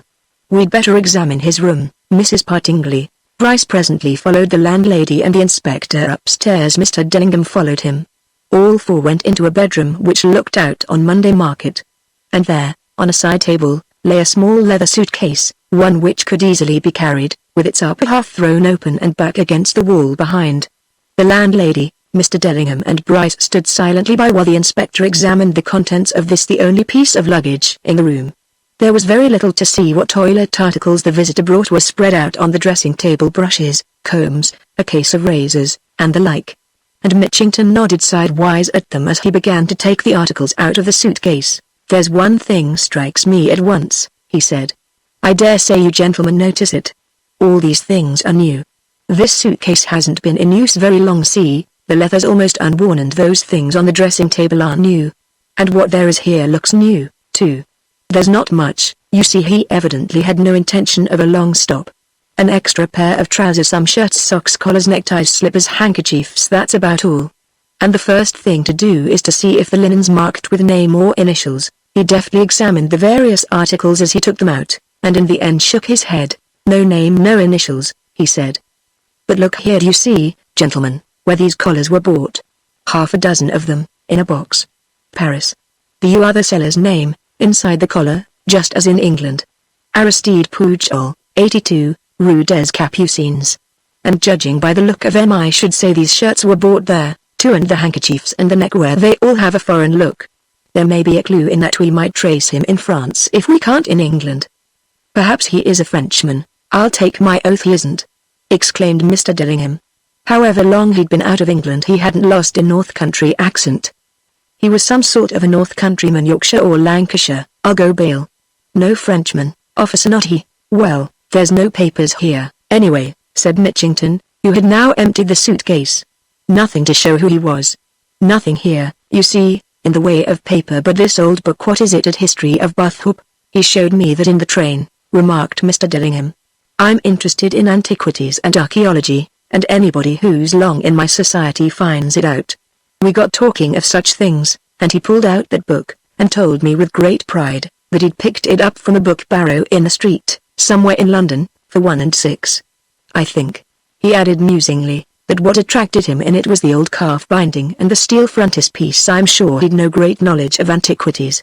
Mitchington laid the book down, and Bryce picked it up, examined the title page, and made a mental note of the fact that Buthoop was a market town in the Midlands. And it was on the tip of his tongue to say that if the dead man had no particular interest in antiquities and archaeology, it was somewhat strange that he should have bought a book which was mainly antiquarian, and that it might be that he had so bought it because of a connection between Buthoop and himself. But he remembered that it was his own policy to keep pertinent facts for his own private consideration, so he said nothing. And Mitchington, presently remarking that there was no more to be done there, and ascertaining from Mr. Dillingham that it was his intention to remain in Rochester for at any rate a few days, they went downstairs again, and Bryce and the inspector crossed over to the police station. The news had spread through the heart of the city, and at the police station doors a crowd had gathered. Just inside 2 or 3 principal citizens were talking to the superintendent. Amongst them was Mr. Stephen Folliot, the stepfather of young Bonham, a big, heavy-faced man who had been a resident in the close for some years, was known to be of great wealth, and had a reputation as a grower of rare roses. He was telling the superintendent something, and the superintendent beckoned to Mitchington. "Mr. Folliot says he saw this gentleman in the cathedral," he said. "Can't have been so very long before the accident happened, Mr. Folliot, from what you say. As near as I can reckon, it would be 5 minutes to 10, answered Mr. Folliot. "I put it at that because I'd gone in for the morning service, which is at 10. I saw him go up the inside stair to the cloistry gallery. He was looking about him. 5 minutes to 10, and it must have happened immediately afterwards." Bryce heard this and turned away, making a calculation for himself. It had been on the stroke of 10 when he saw Ransford hurrying out of the west porch. There was a stairway from the gallery down to that west porch. What, then, was the inference? But for the moment he drew none. Instead, he went home to his rooms in Friary Lane, and shutting himself up, drew from his pocket the scrap of paper he had taken from the dead man. Chapter 5. The scrap of paper. When Bryce, in his locked room, drew that bit of paper from his pocket, it was with the conviction that in it he held a clue to the secret of the morning's adventure. He had only taken a mere glance at it as he withdrew it from the dead man's purse, but he had seen enough of what was written on it to make him certain that it was a document, if such a mere fragment could be called a document of no ordinary importance. And now he unfolded and laid it flat on his table and looked at it carefully, asking himself what was the real meaning of what he saw. There was not much to see. The scrap of paper itself was evidently a quarter of a leaf of old-fashioned, stoutish notepaper, somewhat yellow with age, and bearing evidence of having been folded and kept flat in the dead man's purse for some time. The creases were well defined, the edges were worn and slightly stained by long rubbing against the leather. And in its center were a few words, or, rather abbreviations of words, in Latin, and some figures. Impera. Rice est. Juxt. Tum. Ric. Genc. Ex cap. 23. 15. Bryce at first sight took them to be a copy of some inscription, but his knowledge of Latin told him, a moment later, that instead of being an inscription, it was a direction. And a very plain direction, ! He read it easily. In Paradise, at Wrychester, next to, or near, the tomb of Richard Jenkins, or, possibly, Jenkinson, from, or behind, the head.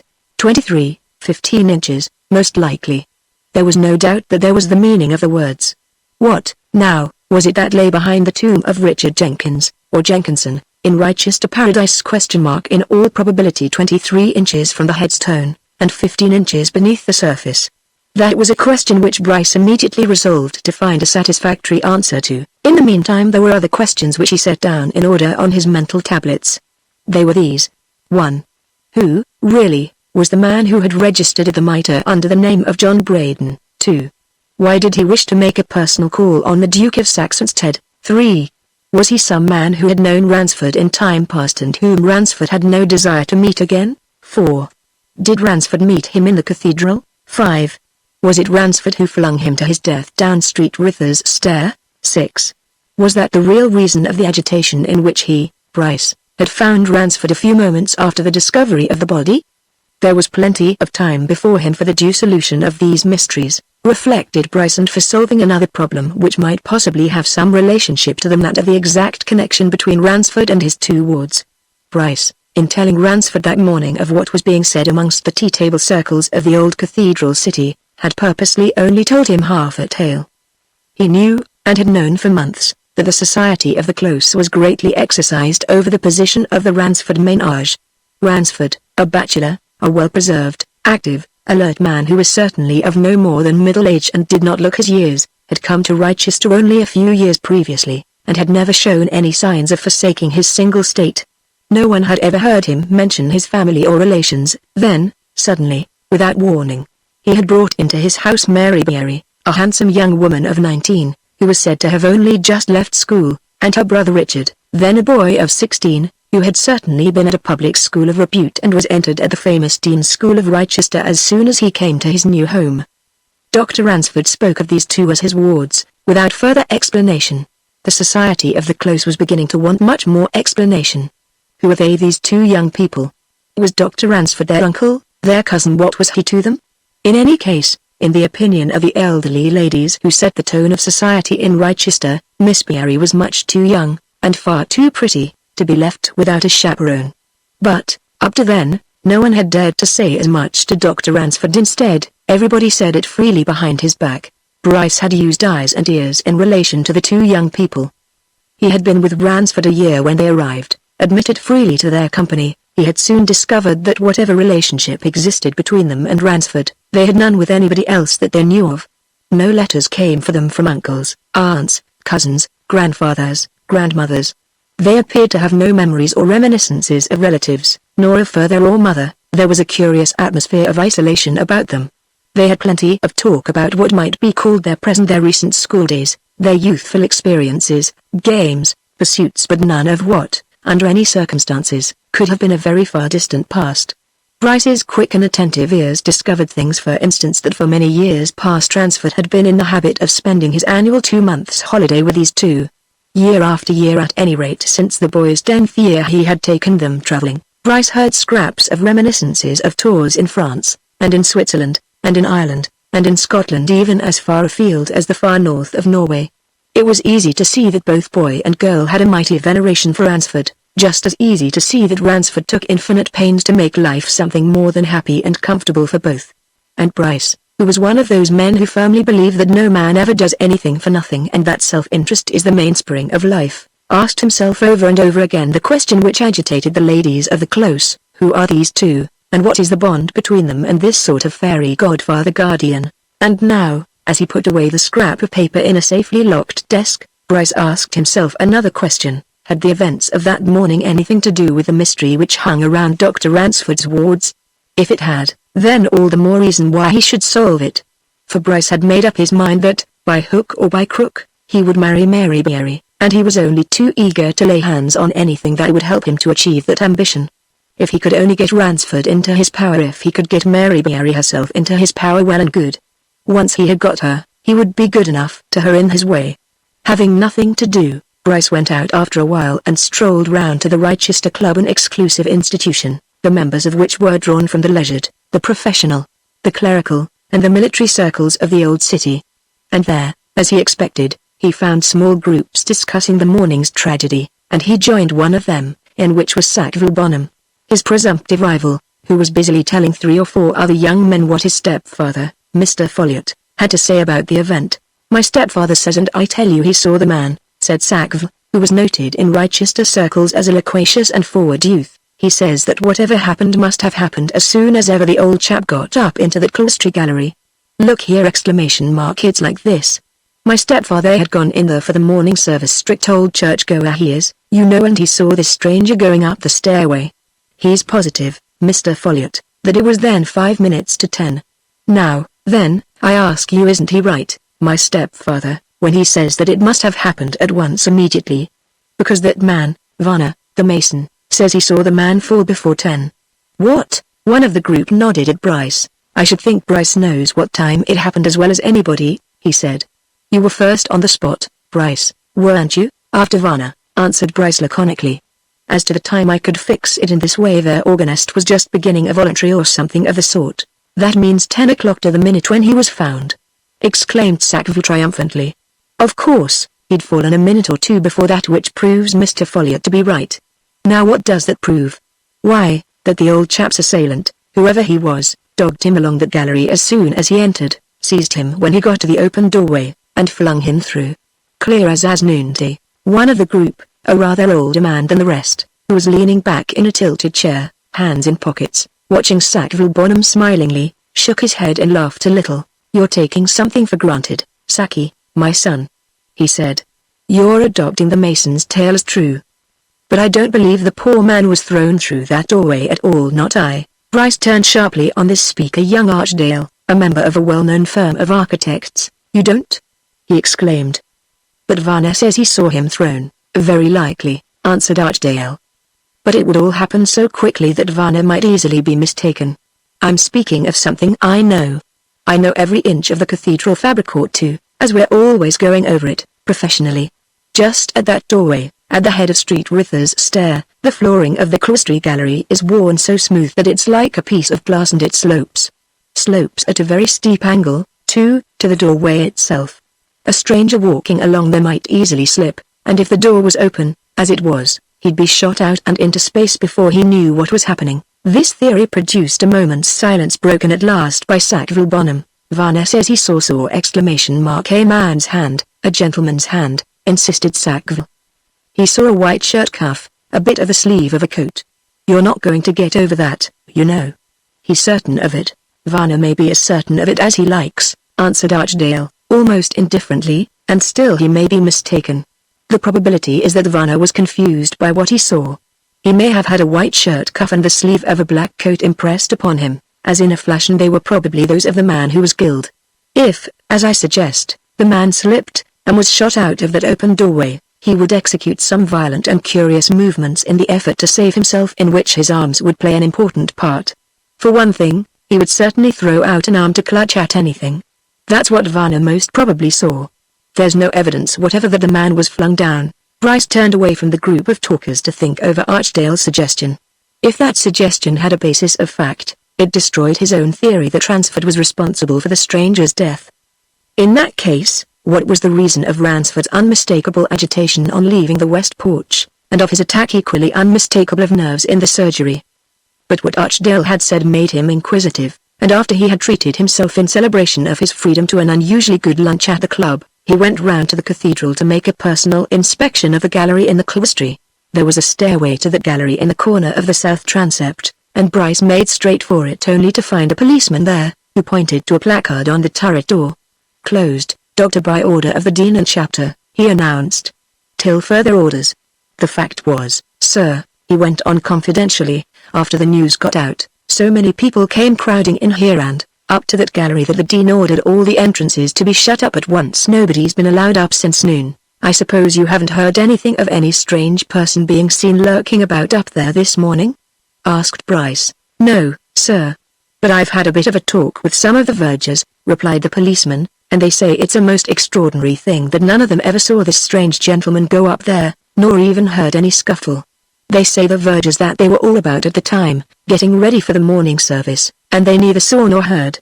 "Odd, ain't it? The whole thing's odd," agreed Bryce, and left the cathedral. He walked round to the wicket gate which admitted to that side of Paradise to find another policeman posted there.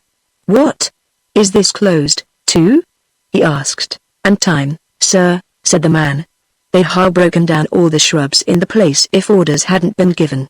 They were mad to see where the gentleman came in crowds at dinner time." Bryce nodded, and was turning away, when Dick Beery came round a corner from the deanery walk, evidently keenly excited.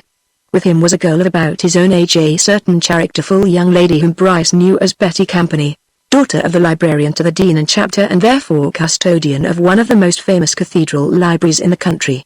She, too, was apparently brimming with excitement, and her pretty and vivacious face puckered itself into a frown as the policeman smiled and shook his head. "Oh, I say, what's that for?" exclaimed Dick Beery. "Shut up, ? What a lot of rot. I say, ! Can't you let us go in just for a minute?" "Not for a pension, sir," answered the policeman good-naturedly. "Don't you see the notice? The Dean knew have me out of the force by tomorrow if I disobeyed orders. No admittance, nowhere, no how. But Lord bless you," he added, glancing at the two young people. "There's nothing to see, nothing! As Dr. Bryce can tell you." Dick, who knew nothing of the recent passages between his guardian and the dismissed assistant, glanced at Bryce with interest. "You were on the spot first, weren't you?" he asked. "Do you think it really was murder?" "I don't know what it was," answered Bryce. "And I wasn't first on the spot. That was Varner, the mason. He called me." He turned from the lad to glance at the girl, who was peeping curiously over the gate into the yews and cypresses. "Do you think your father's at the library just now?" he asked. "Shall I find him there?" "I should think he is," answered Betty Campany. "He generally goes down about this time." She turned and pulled Dick Beery's sleeve. "Let's go up in the cloistry," she said. "We can see that, anyway." "Also closed, miss," said the policeman, shaking his head. "No admittance there, neither. The public firmly warned off, so to speak. I won't have the cathedral turned into a peep show. That's precisely what I heard the Dean say with my own ears.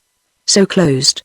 The boy and the girl turned away and went off across the close, and the policeman looked after them and laughed. "Lively young couple, that, sir," he said. "What they call healthy curiosity, I suppose. Plenty of that knocking around in the city today." Bryce, who had half turned in the direction of the library, at the other side of the close, turned round again. "Do you know if your people are doing anything about identifying the dead man?" he asked. "Did you hear anything at noon?" "Nothing but that there'll be inquiries through the newspapers, sir," replied the policeman. "That's the surest way of finding something out. And I did hear Inspector Mitchington say that they'd have to ask the Duke if he knew anything about the poor man. I suppose he'd let fall something about wanting to go over to Saxonsteade." Bryce went off in the direction of the library thinking. The newspapers ? Yes, no better channel for spreading the news. If Mr. John Braden had relations and friends, they would learn of his sad death through the newspapers, and would come forward. And in that case, but it wouldn't surprise me, mused Bryce, if the name given at the mitre is an assumed name. I wonder if that theory of Archdale's is a correct one? However, there'll be more of that at the inquest tomorrow.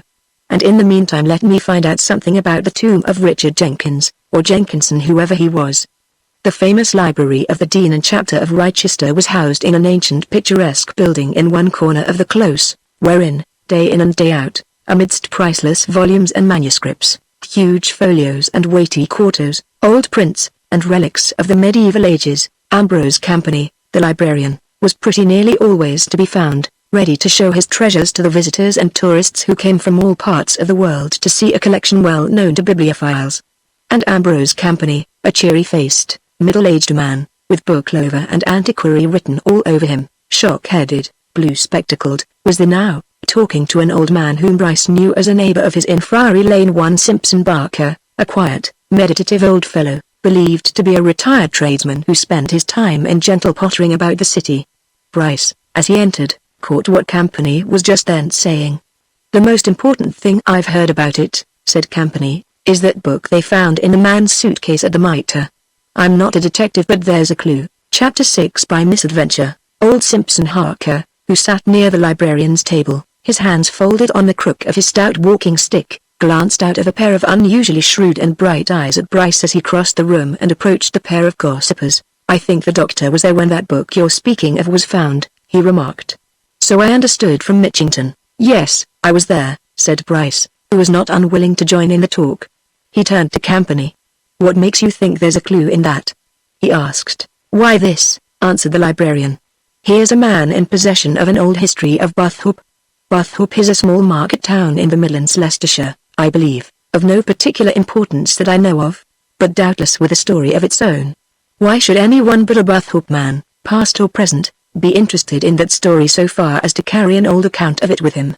Therefore, I conclude this stranger was a Buthhope man. And it's at Buthhope that I should make inquiries about him." Simpson Harker made no remark, and Bryce remembered what Mr. Dellingham had said when the book was found. "Oh, I don't know," he replied carelessly. "I don't see that follows. I saw the book, a curious old binding and queer old copper plates. The man may have picked it up for that reason. I've bought old books myself for less." "All the same," retorted Campany, "I should make inquiry at Buthhope. You've got to go on probabilities. The probabilities in this case are that the man was interested in the book because it dealt with his own town." Bryce turned away towards a wall on which hung a number of charts and plans of Rochester Cathedral and its precincts. It was to inspect one of these that he had come to the library. But suddenly remembering that there was a question which he could ask without exciting any suspicion or surmise, he faced round again on the librarian. "Isn't there a register of burials within the cathedral?" he inquired. "Some book in which they're put down?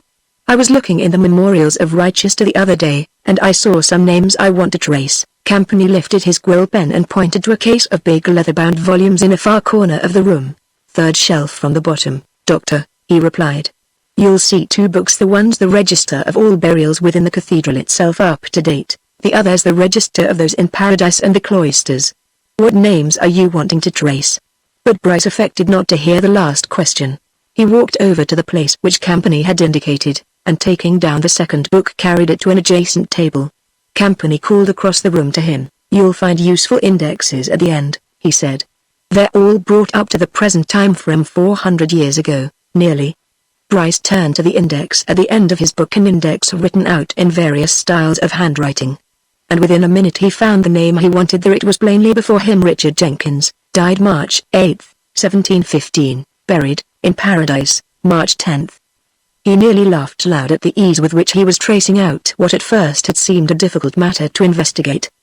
But lest his task should seem too easy, he continued to turn over the leaves of the big folio, and in order to have an excuse if the librarian should ask him any further questions, he memorized some of the names which he saw. And after a while he took the book back to its shelf, and turned to the wall on which the charts and maps were hung. There was one there of Paradise, whereon was marked the site and names of all the tombs and graves in that ancient enclosure. From it he hoped to ascertain the exact position and whereabouts of Richard Jenkins's grave. But here Bryce met his first check. Down each side of the old chart dated 1850 there was a tabulated list of the tombs in Paradise. The names of families and persons were given in this list. Against each name was a number corresponding with the same number, marked on the various divisions of the chart. And there was no Richard Jenkins on that list. He went over it carefully twice, thrice. It was not there. Obviously, if the tomb of Richard Jenkins, who was buried in Paradise in 1715, was still there, amongst the cypresses and yew trees, the name and inscription on it had vanished, worn away by time and weather, when that chart had been made, 135 years later. And in that case, what did the memorandum mean which Bryce had found in the dead man's purse? He turned away at last from the chart, at a loss, and company glanced at him. "Found what you wanted?" he asked. "Oh, yes," replied Bryce, primed with a ready answer. "I just wanted to see where the Spellbanks were buried. Quite a lot of them, I see. Southeast corner of Paradise," said Campany. "Several tombs. I could have spared you the trouble of looking. You're a regular encyclopedia about the place," laughed Bryce. "I suppose you know every spout and gargoyle." "Ought to," answered the librarian. "I've been fed on it, man and boy, for 45 years." Bryce made some fitting remark and went out and home to his rooms to spend most of the ensuing evening in trying to puzzle out the various mysteries of the day. He got no more light on them then, and he was still exercising his brains on them when he went to the inquest next morning to find the coroner's court packed to the doors with an assemblage of townsfolk just as curious as he was. And as he sat there, listening to the preliminaries, and to the evidence of the first witnesses, his active and scheming mind figured to itself, not without much cynical amusement, how a word or two from his lips would go far to solve matters. He thought of what he might tell if he told all the truth. He thought of what he might get out of Ransford if he, Bryce, were coroner, or solicitor, and had Ransford in that witness box. He would ask him on his oath if he knew that dead man, if he had had dealings with him in times past, if he had met and spoken to him on that eventful morning. He would ask him, point blank, if it was not his hand that had thrown him to his death. But Bryce had no intention of making any revelations just then. As for himself, he was going to tell just as much as he pleased and no more. And so he sat and heard, and knew from what he heard that everybody there was in a hopeless fog, and that in all that crowd there was but one man who had any real suspicion of the truth, and that man was himself. The evidence given in the first stages of the inquiry was all known to Bryce, and to most people in the court, already. Mr. Dillingham told how he had met the dead man in the train, journeying from London to Rochester. Mrs. Partingley told how he had arrived at the Mitre, registered in her book as Mr. John Braden, and had next morning asked if he could get a conveyance for Saxonsteade in the afternoon, as he wished to see the Duke. Mr. Folliot testified to having seen him in the cathedral, going towards one of the stairways leading to the gallery. Varner, most important witness of all up to that point, told of what he had seen. Bryce himself, followed by Ransford, gave medical evidence. Mitchington told of his examination of the dead man's clothing and effects in his room at the Mitre. And Mitchington added the first information which was new to Bryce. "In consequence of finding the book about Bathorpe in the suitcase," said Mitchington, "we sent a long telegram yesterday to the police there, telling them what had happened, and asking them to make the most careful inquiries at once about any townsman of theirs of the name of John Braden, and to wire us the result of such inquiries this morning. This is their reply, received by us an hour ago. Nothing whatever is known at Bathorpe, which is a very small town, of any person of that name. So much for that," thought Bryce. He turned with more interest to the next witness, the Duke of Saxonsteade, the great local magnate, a big, bluff man who had been present in court since the beginning of the proceedings, in which he was manifestly highly interested. It was possible that he might be able to tell something of moment. He might, after all, know something of this apparently mysterious stranger, who, for anything that Mrs. Partingley or anybody else could say to the contrary, might have had an appointment and business with him, but his Grace knew nothing. He had never heard the name of John Braden in his life so far as he remembered. He had just seen the body of the unfortunate man and had looked carefully at the features. He was not a man of whom he had any knowledge whatever. He could not recollect ever having seen him anywhere at any time. He knew literally nothing of him, could not think of any reason at all why this Mr. John Braden should wish to see him. Your Grace has, no doubt, had business dealings with a good many people at one time or another, suggested the coroner. Some of them, perhaps, with men whom your Grace only saw for a brief space of time, a few minutes, possibly. You don't remember ever seeing this man in that way? I'm credited with having an unusually good memory for faces, answered the Duke. And if I may say so rightly. But I don't remember this man at all. In fact, I'd go as far as to say that I'm positive I've never knowingly set eyes on him in my life. Can your Grace suggest any reason at all why he should wish to call on you? Asked the coroner. None. But then, replied the Duke, there might be many reasons unknown to me, but at which I can make a guess. If he was an antiquary, there are lots of old things at Saxonsteade which he might wish to see. Or he might be a lover of pictures. Our collection is a bit famous, you know. Perhaps he was a bookman. We have some rare editions. I could go on multiplying reasons, but to what purpose? The fact is, your Grace doesn't know him and knows nothing about him, observed the coroner. Just know nothing. Agreed the Duke, and stepped down again. It was at this stage that the coroner sent the juryman away in charge of his officer to make a careful personal inspection of the gallery in the clerestory. And while they were gone, there was some commotion caused in the court by the entrance of a police official who conducted to the coroner a middle-aged, well-dressed man whom Bryce at once set down as a London commercial magnate of some quality. Between the new arrival and the coroner an interchange of remarks was at once made, shared in presently by some of the officials at the table. And when the jury came back, the stranger was at once ushered into the witness box, and the coroner turned to the jury and the court. We are unexpectedly able to get some evidence of identity, gentlemen, he observed. The gentleman who has just stepped into the witness box is Mr. Alexander Chilstone, manager of the London and Colonies Bank, in Threadneedle Street.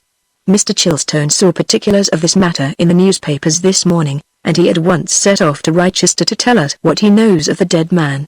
We are very much obliged to Mr. Chilstone, and when he has been sworn he will perhaps kindly tell us what he can.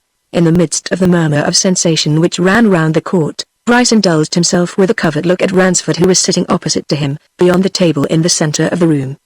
He saw at once that Ransford, however strenuously he might be fighting to keep his face under control, was most certainly agitated by the coroner's announcement.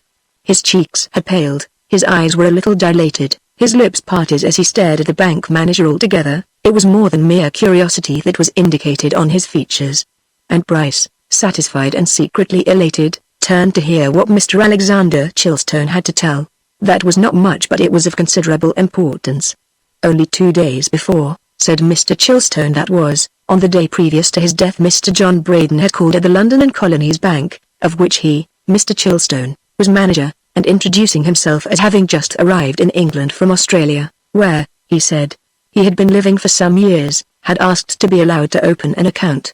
He produced some references from agents of the London and Colonies Bank, in Melbourne, which were highly satisfactory. The account being opened, he paid into it a sum of £10,000 in a draft at sight drawn by one of those agents. He drew nothing against this, remarking casually that he had plenty of money in his pocket for the present. He did not even take the cheque-book which was offered him, saying that he would call for it later. He did not give us any address in London, nor in England, continued the witness. He told me that he had only arrived at Charing Cross that very morning, having travelled from Paris during the night.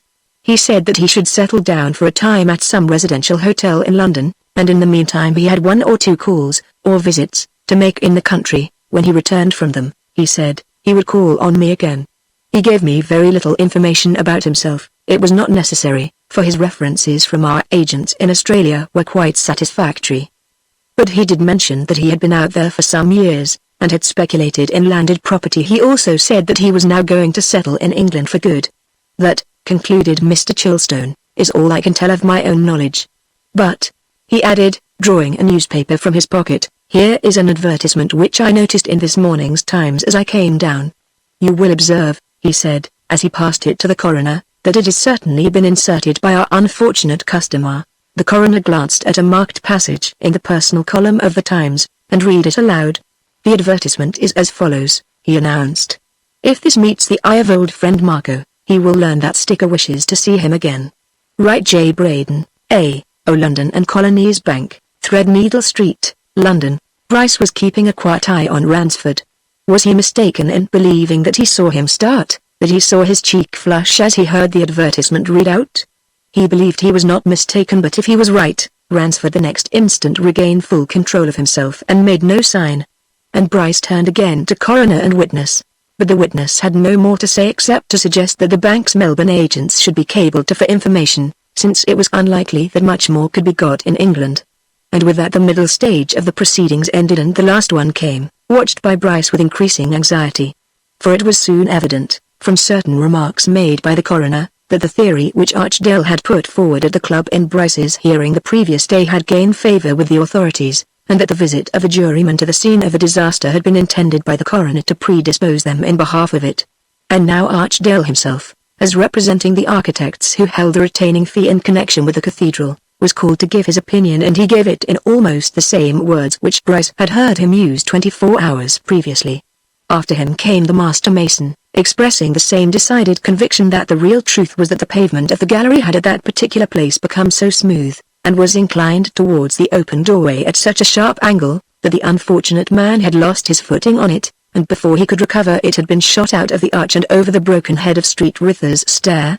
And though, at a juryman's wish, Varner was recalled, and stuck stoutly to his original story of having seen a hand which, he protested, was certainly not that of the dead man, it soon became plain that the jury shared the coroner's belief that Varner in his fright and excitement had been mistaken, and no one was surprised when the foreman, after a very brief consultation with his fellows, announced a verdict of death by misadventure. "So the city's cleared of the stain of murder," said a man who sat next to Bryce.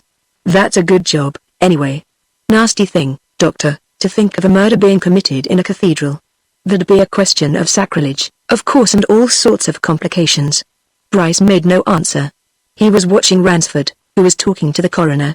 And he was not mistaken now. Ransford's face bore all the signs of infinite relief. "From what?"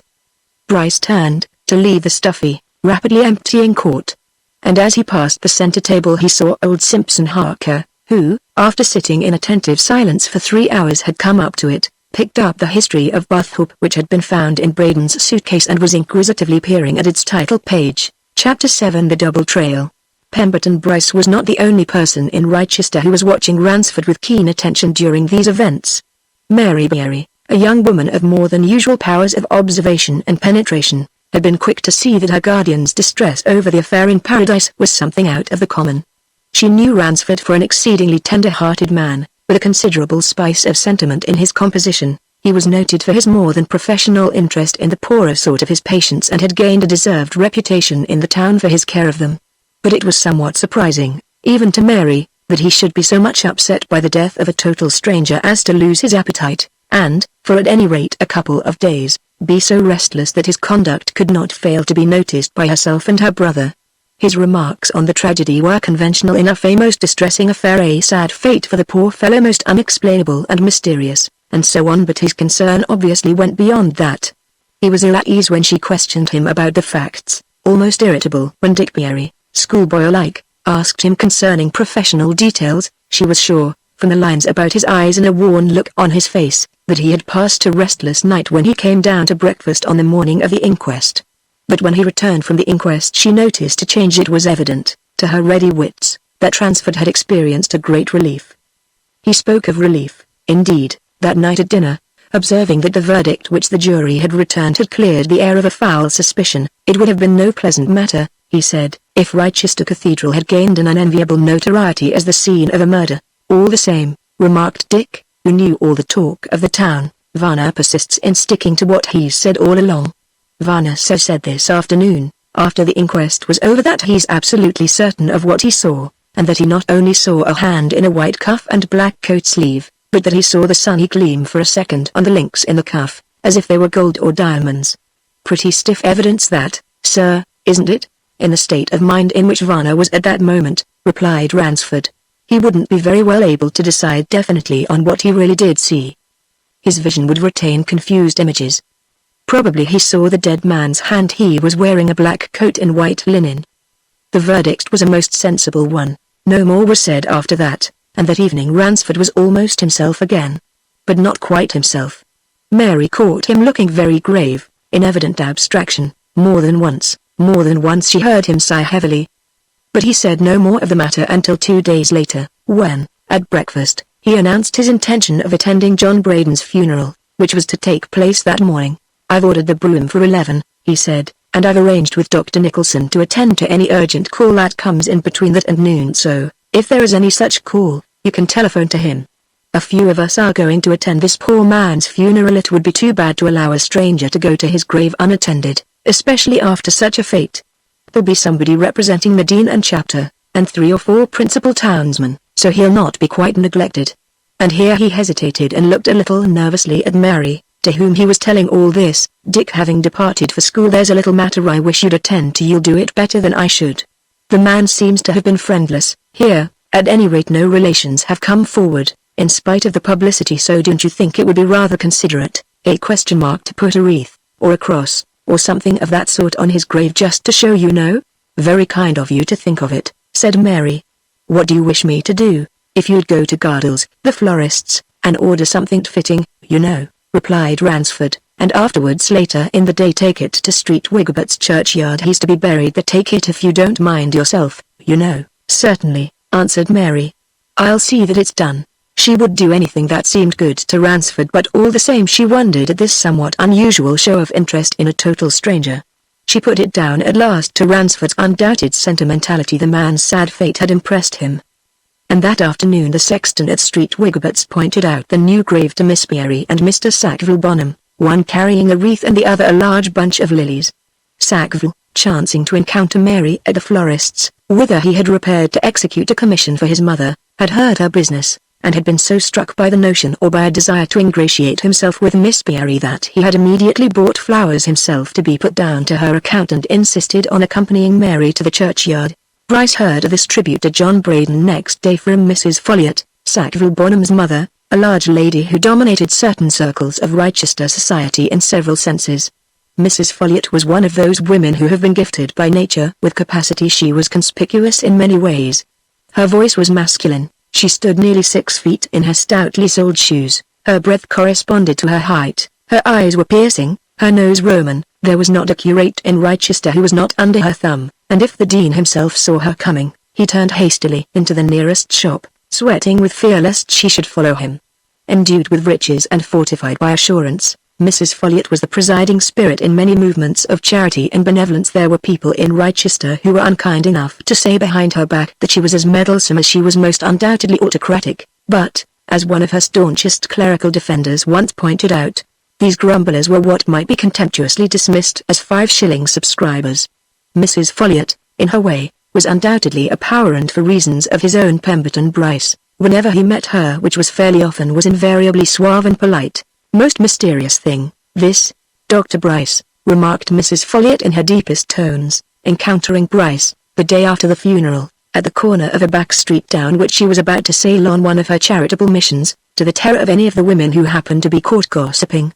"What, now, should make Dr. Ransford cause flowers to be laid on the grave of a total stranger? A sentimental feeling? Fiddle-de-dee. There must be some reason." "I'm afraid I don't know what you're talking about, Mrs. Folliot," answered Bryce, whose ears had already lengthened. "Has Dr. Ransford been laying flowers on a grave? I didn't know of it. My engagement with Dr. Ransford terminated 2 days ago, so I've seen nothing of him. My son, Mr. Sackville Bonham," said Mrs. Folliot, "tells me that yesterday Miss Beery came into Gardell's and spent a sovereign on a wreath, which, she told Sackville, she was about to carry, at her guardian's desire, to this strange man's grave. Sackville, who is a warm-hearted boy, was touched. He, too, bought flowers and accompanied Miss Beery. Most extraordinary. A perfect stranger. Dear me, why, nobody knows who the man was, except his bank manager," remarked Bryce, "who says he's holding £10,000 of his. That," admitted Mrs. Folliot gravely, "is certainly a consideration. But then, who knows? The money may have been stolen. Now, really, did you ever hear of a quite respectable man who hadn't even a visiting card or a letter upon him? And from Australia, too! Where all the people that are wanted run away to. I have actually been tempted to wonder, Dr. Bryce, if Dr. Ransford knew this man in years gone by? He might have, you know, he might have, certainly. And that, of course, would explain the flowers. There is a great deal in the matter that requires explanation, Mrs. Folliot," said Bryce. He was wondering if it would be wise to instill some minute drop of poison into the lady's mind, that to increase in potency and in due course to spread. Of course, I may have been mistaken. I certainly thought Dr. Ransford seemed unusually agitated by this affair. It appeared to upset him greatly, so I have heard from others who were at the inquest," responded Mrs. Folliot. "In my opinion our coroner, a worthy man otherwise, is not sufficiently particular. I said to Mr. Folliot this morning, on reading the newspaper, that in my view that inquest should have been adjourned for further particulars. Now I know of one particular that was never mentioned at the inquest." "Oh?" said Bryce. "And what?" "Mrs. D. Ramore, who lives, as you know, next to Dr. Ransford," replied Mrs. Folliot, "told me this morning that on the morning of the accident, happening to look out of one of her upper windows, she saw a man whom, from the description given in the newspapers, was, Mrs. D. Ramore feels assured, was the mysterious stranger, crossing the close towards the cathedral inn. Mrs. D. Ramore is positive, a dead straight line from Dr. Ransford's garden as if he had been there." Dr. Bryce! A direct question should have been asked of Dr. Ransford. Had he ever seen that man before? "Ah, but you see, Mrs. Folliot, the coroner didn't know what Mrs. D. Ramore saw, so he couldn't ask such a question, nor could anyone else," remarked Bryce, who was wondering how long Mrs. D. Ramore remained at her upper window and if she saw him follow Braden. "But there are circumstances, no doubt, which ought to be inquired into. And it's certainly very curious that Dr. Ransford should send a wreath to the grave of a stranger." He went away convinced that Mrs. Folliot's inquisitiveness had been aroused, and that her tongue would not be idle. Mrs. Folliot, left to herself, had the gift of creating an atmosphere, and if she once got it into her head that there was some mysterious connection between Dr. Ransford and the dead man, she would never rest until she had spread her suspicions. But as for Bryce himself, he wanted more than suspicions. He wanted facts, particulars, data. And once more he began to go over the sum of evidence which had accrued. The question of the scrap of paper found in Braden's purse, and of the exact whereabouts of Richard Jenkins's grave in Paradise, be left for the time being. What was now interesting him chiefly was the advertisement in the Times to which the bank manager from London had drawn attention. He had made haste to buy a copy of the Times and to cut out the advertisement. There it was: old friend Marco was wanted by, presumably old friend, Sticker, and whoever Sticker might be he could certainly be found under care of J. Braden. It had never been in doubt a moment, in Bryce's mind, that Sticker was J. Braden himself. Who, now, was Marco? Who, $1,000,000 on it! But Ransford, whose Christian name was Mark. He reckoned up his chances of getting at the truth of the affair anew that night. As things were, it seemed unlikely that any relations of Braden would now turn up. The Rochester Paradise case, as the reporters had aptly named it, had figured largely in the newspapers, London and provincial. It could scarcely have had more publicity, yet no one, save this bank manager, had come forward. If there had been anyone to come forward, the bank manager's evidence would surely have proved an incentive to speed, for there was a sum of £10,000 awaiting John Braden's next of kin. In Bryce's opinion, the chance of putting in a claim to £10,000 is not left waiting 48 hours. Whoever saw such a chance would make instant use of telegraph or telephone. But no message from anybody professing relationship with the dead man had so far reached the Rochester police. When everything had been taken into account, Bryce saw no better clue for the moment than that suggested by Ambrose Campany Bathhope. Ambrose Campany, bookworm though he was a shrewd, sharp fellow, said Bryce, a man of ideas. There was certainly much in his suggestion that a man wasn't likely to buy an old book about a little insignificant town like Bathhope unless he had some interest in it. Bathhope, if Campany's theory were true, was probably the place of John Braden's origin. Therefore, information about Braden, leading to knowledge of his association or connection with Ransford, might be found at Bathhope.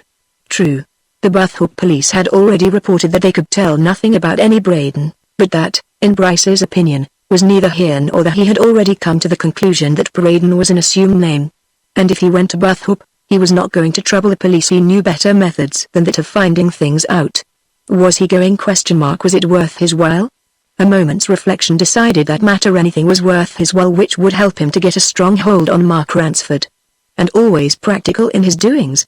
He walked round to the Free Library, obtained a gazetteer, and looked up particulars of Bathhope. There he learnt that Bathhope was an ancient market town of 2,000 inhabitants in the north of Leicestershire, famous for nothing except that it had been the scene of a battle at the time of the Wars of the Roses, and that its trade was mainly in agriculture and stocking, making evidently a slow, sleepy old place. That night Bryce packed a handbag with small necessaries for a few days' excursion, and next morning he took an early train to London. The end of that afternoon found him in a Midland Northern bound express, looking out on the undulating, green acres of Leicestershire. And while his train was making a 3-minute stop at Leicester itself, the purpose of his journey was suddenly recalled to him by hearing the strident voices of the porters on the platform. Bathhoop next stop! Next stop Bathhoop. One of two other men who shared a smoking compartment with Bryce turned to his companion as the train moved off again. Bathhoop, he remarked. That's the place that was mentioned in connection with that very queer affair at Chichester, that's been reported in the papers so much these last few days. The mysterious stranger who kept 10,000 in a London bank, and of whom nobody seems to know anything, had nothing on him but a history of Bathhoop. Odd. And yet, though you'd think he'd some connection with the place, or had known it, they say nobody at Bathhoop knows anything about anybody of his name. Well, I don't know that there is anything so very odd about it, after all, replied the other man. He may have picked up that old book for one of many reasons that could be suggested. No, I read all that case in the papers, and I wasn't so much impressed by the old book feature of it. But I'll tell you what, there was a thing struck me. I know this Bathhoop district, we shall be in it in a few minutes, I've been a good deal over it. This strange man's name was given in the papers as John Braden. Now close to Bathhoop, my lord, to outside it, there's a village of that name, Braden Medworth. That's a curious coincidence, and taken in conjunction with the man's possession of an old book about Bathhoop, why, perhaps there's something in it, possibly more than I thought for at first. Well, it's an odd case, a very odd case, said the first speaker. And as there's £10,000 in question, more will be heard of it. Somebody'll be after that, you may be sure. Bryce left the train at Bathhoop thanking his good luck the man in the far corner had unwittingly given him a hint. He would pay a visit to Braden Medworth, the coincidence was too striking to be neglected. But first, Bathhoop itself, a quaint old-world little market town, in which some of even the principal houses still wore roofs of thatch, and wherein the old custom of ringing the curfew bell was kept up.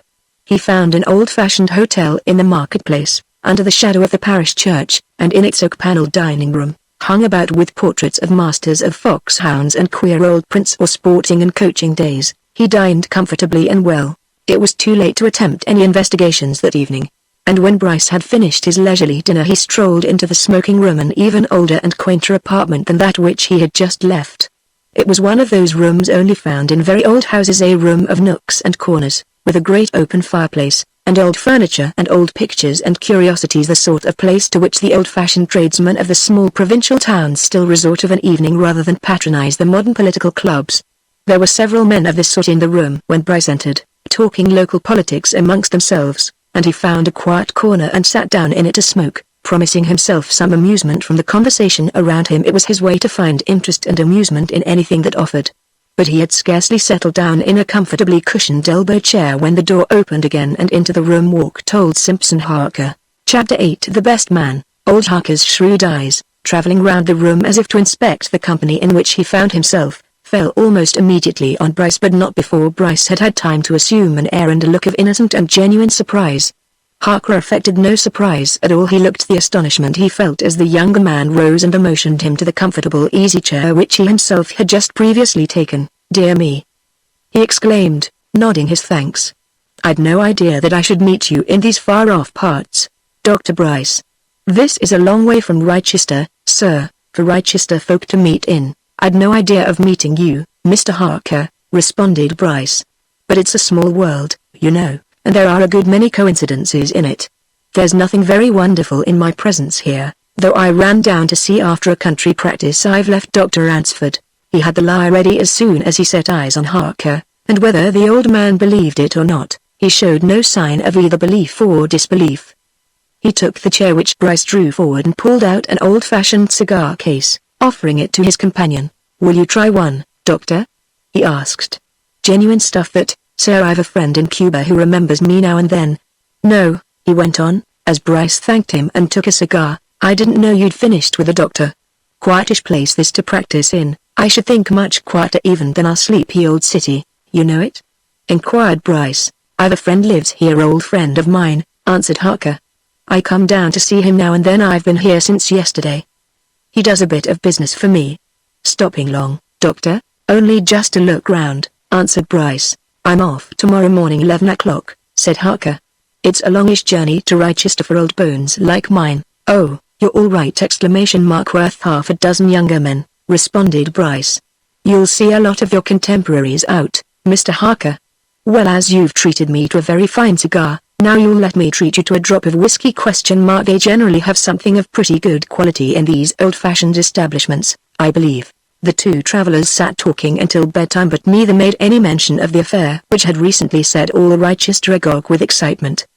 But Bryce was wondering all the time if his companion's story of having a friend at Bathhope was no more than an excuse, and when he was alone in his own bedroom and reflecting more seriously, he came to the conclusion that old Harker was up to some game of his own in connection with the Paradise mystery. The old chap was in the library when Ambrose Campany said that there was a clue in that Bathhope history, he mused. I saw him myself examining the book after the inquest. No, Mr. Harker! The facts are too plain, the evidence is too obvious. And yet what interest has a retired old tradesman of Rochester got in this affair? I'd give a good deal to know what Harker really is doing here and who his Bathhope friend is. If Bryce had risen earlier next morning, and had taken the trouble to track old Harker's movements, he would have learned something that would have made him still more suspicious.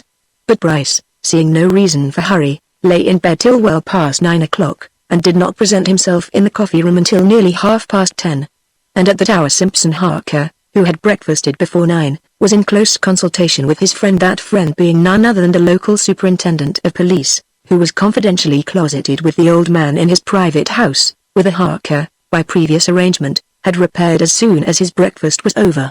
Has Bryce been able to see through walls or hear through windows, he would have been surprised to find that the Harker of this consultation was not the quiet, easy-going, gossipy old gentleman of Rochester, but an eminently practical and business-like man of affairs. And now as regards this young fellow who's staying across there at the Peacock, he was saying in conclusion, at the very time that Bryce was leisurely munching his second mutton chop in the Peacock coffee room, he's after something or other. His talk about coming here to see after a practice is all lies! And you'll keep an eye on him while he's in your neighborhood. Put your best plainclothes man onto him at once. He'll easily know him from the description I gave you, and let him shadow him wherever he goes. And then let me know of his movement. He's certainly on the track of something, and what he does may be useful to me. I can link it up with my own work. And as regards the other matter, keep me informed if you come on anything further. Now I'll go out by your garden and down the back of the town to the station. Let me know, by the by, when this young man at the Peacock leaves here, and, if possible, and you can find out for where. Bryce was all unconscious that anyone was interested in his movements when he strolled out into Bathhope Marketplace just after 11. He had asked a casual question of the waiter and found that the old gentleman had departed. He accordingly believed himself free from observation. And forthwith he set about his work of inquiry in his own fashion. He was not going to draw any attention to himself by asking questions of present-day inhabitants, whose curiosity might then be aroused. He knew better methods than that. Every town, said Bryce to himself, possesses public records, parish registers, Burgess rolls, lists of voters. Even small towns have directories which are more or less complete. He could search these for any mention or record of anybody or any family of the name of Braden. And he spent all that day in that search, inspecting numerous documents and registers and books, and when evening came he had a very complete acquaintance with the family nomenclature of Bathhope, and he was prepared to bet odds against any one of the name of Braden having lived there during the past half-century. In all his searching he had not once come across the name. The man who had spent a very lazy day in keeping an eye on Bryce, as he visited the various public places whereat he made his researches, was also keeping an eye upon him next morning, when Bryce, breakfasting earlier than usual, prepared for a second day's labors. He followed his quarry away from the little town. Bryce was walking out to Braden Medworth. In Bryce's opinion, it was something of a wild goose chase to go there, but the similarity in the name of the village and of the dead man at Rochester might have its significance, and it was but a 2 miles stroll from Bathhope. He found Braden Medworth a very small, quiet, and picturesque place, with an old church on the banks of a river which promised good sport to anglers. And there he pursued his tactics of the day before and went straight to the vicarage and its vicar, with a request to be allowed to inspect the parish registers. The vicar, having no objection to earning the resultant fees, hastened to comply with Bryce's request, and inquired how far back he wanted to search and for what particular entry. No particular entry, answered Bryce, and as to period, fairly recent. The fact is, I am interested in names. I am thinking. Here he used one more of his easily found inventions of writing a book on English surnames, and am just now inspecting parish registers in the Midlands for that purpose. Then I can considerably simplify your labors, said the vicar, taking down a book from one of his shelves. Our parish registers have been copied and printed, and here is the volume. Everything is in there from 1570 to 10 years ago. And there is a very full index.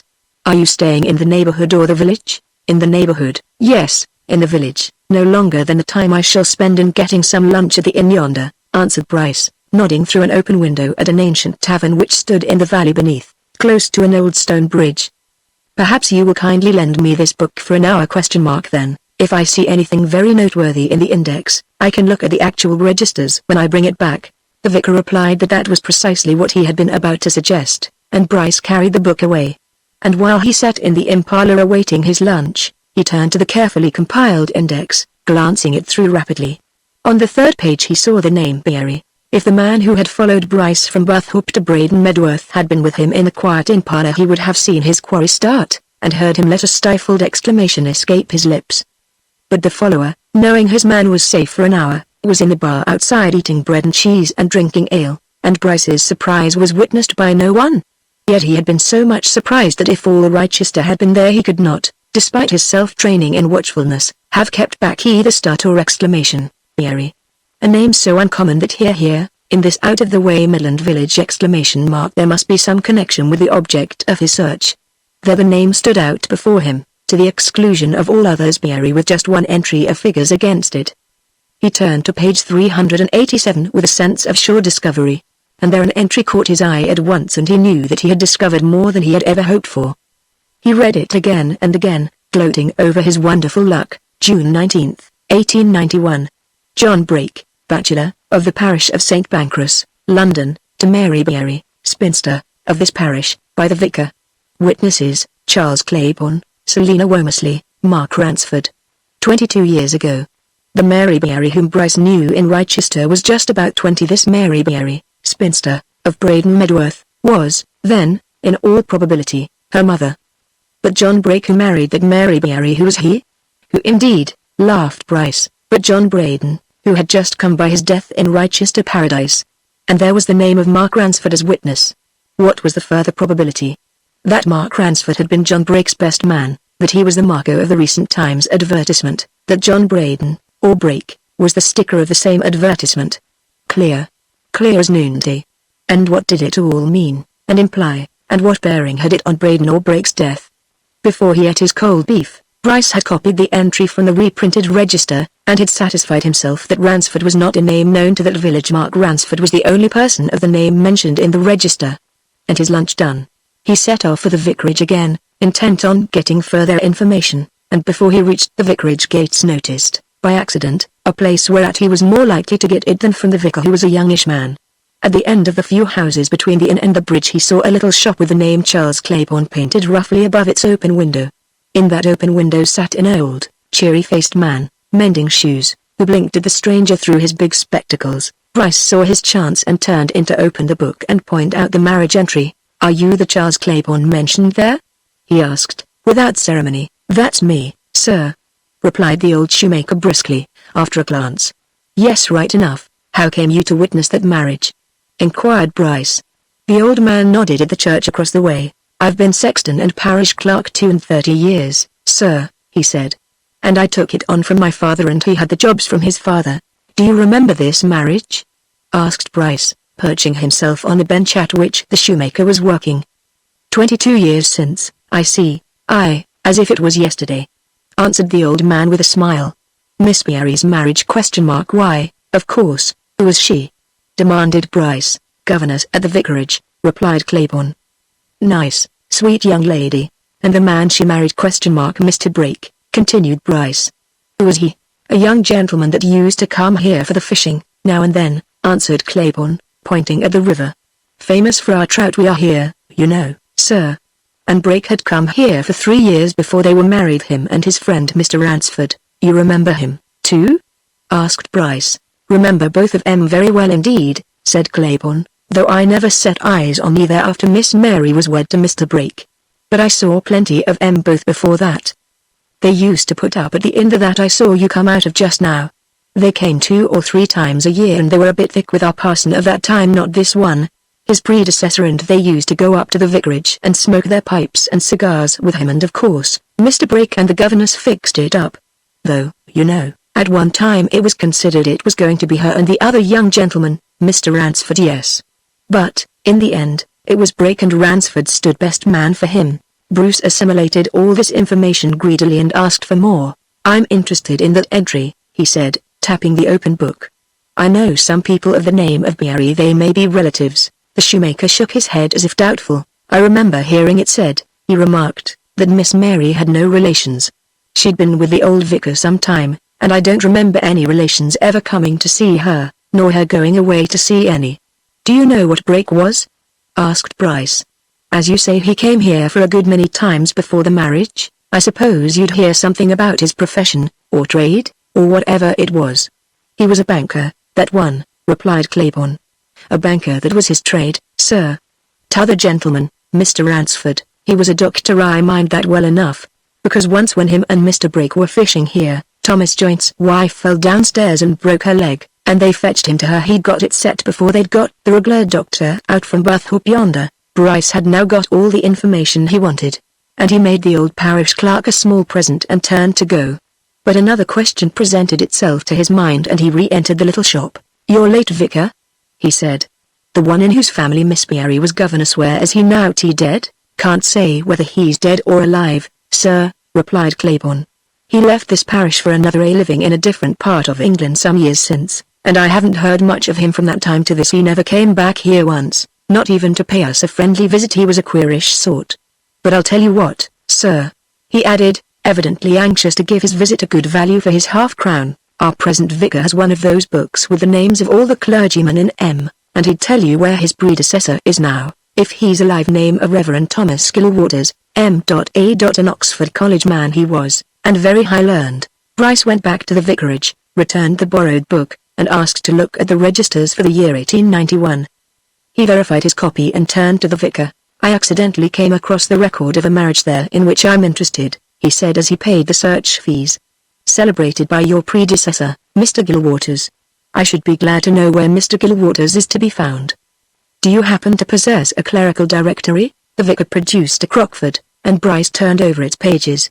Mr. Gilwaters, who from the account given appeared to be an elderly man who had now retired, lived in London, in Bayswater, and Bryce made a note of his address and prepared to depart. Find any names that interested you?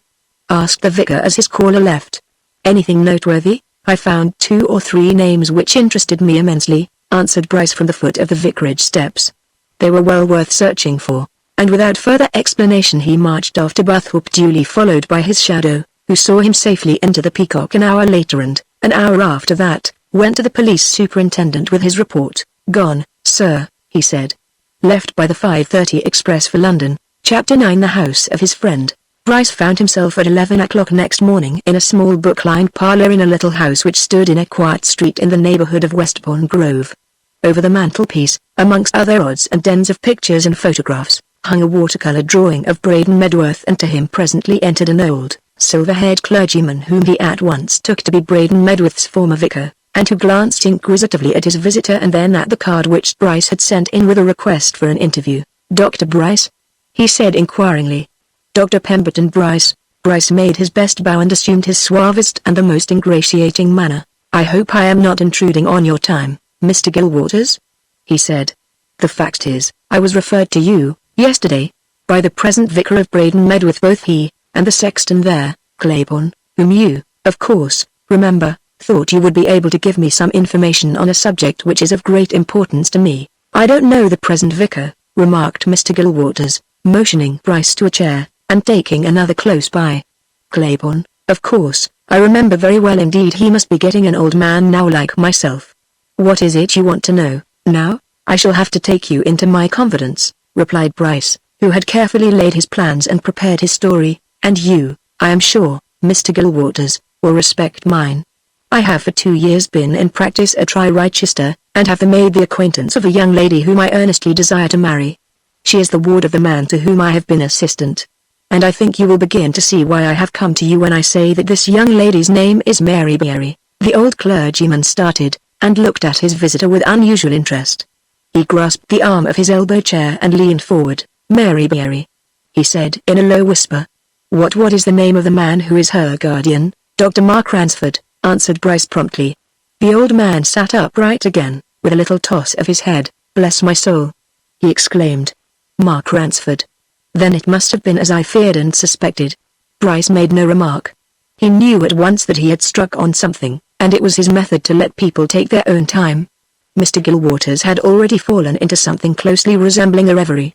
Bryce sat silently waiting and expectant. And at last the old man leaned forward again, almost eagerly. "What is it you want to know?" he asked, repeating his first question. Is there some mystery?" "Yes," replied Bryce. "A mystery that I want to solve, sir. And I dare say that you can help me, if you'll be so good. I am convinced, in fact, I know that this young lady is in ignorance of her parentage, that Ransford is keeping some fact, some truth back from her, and I want to find things out.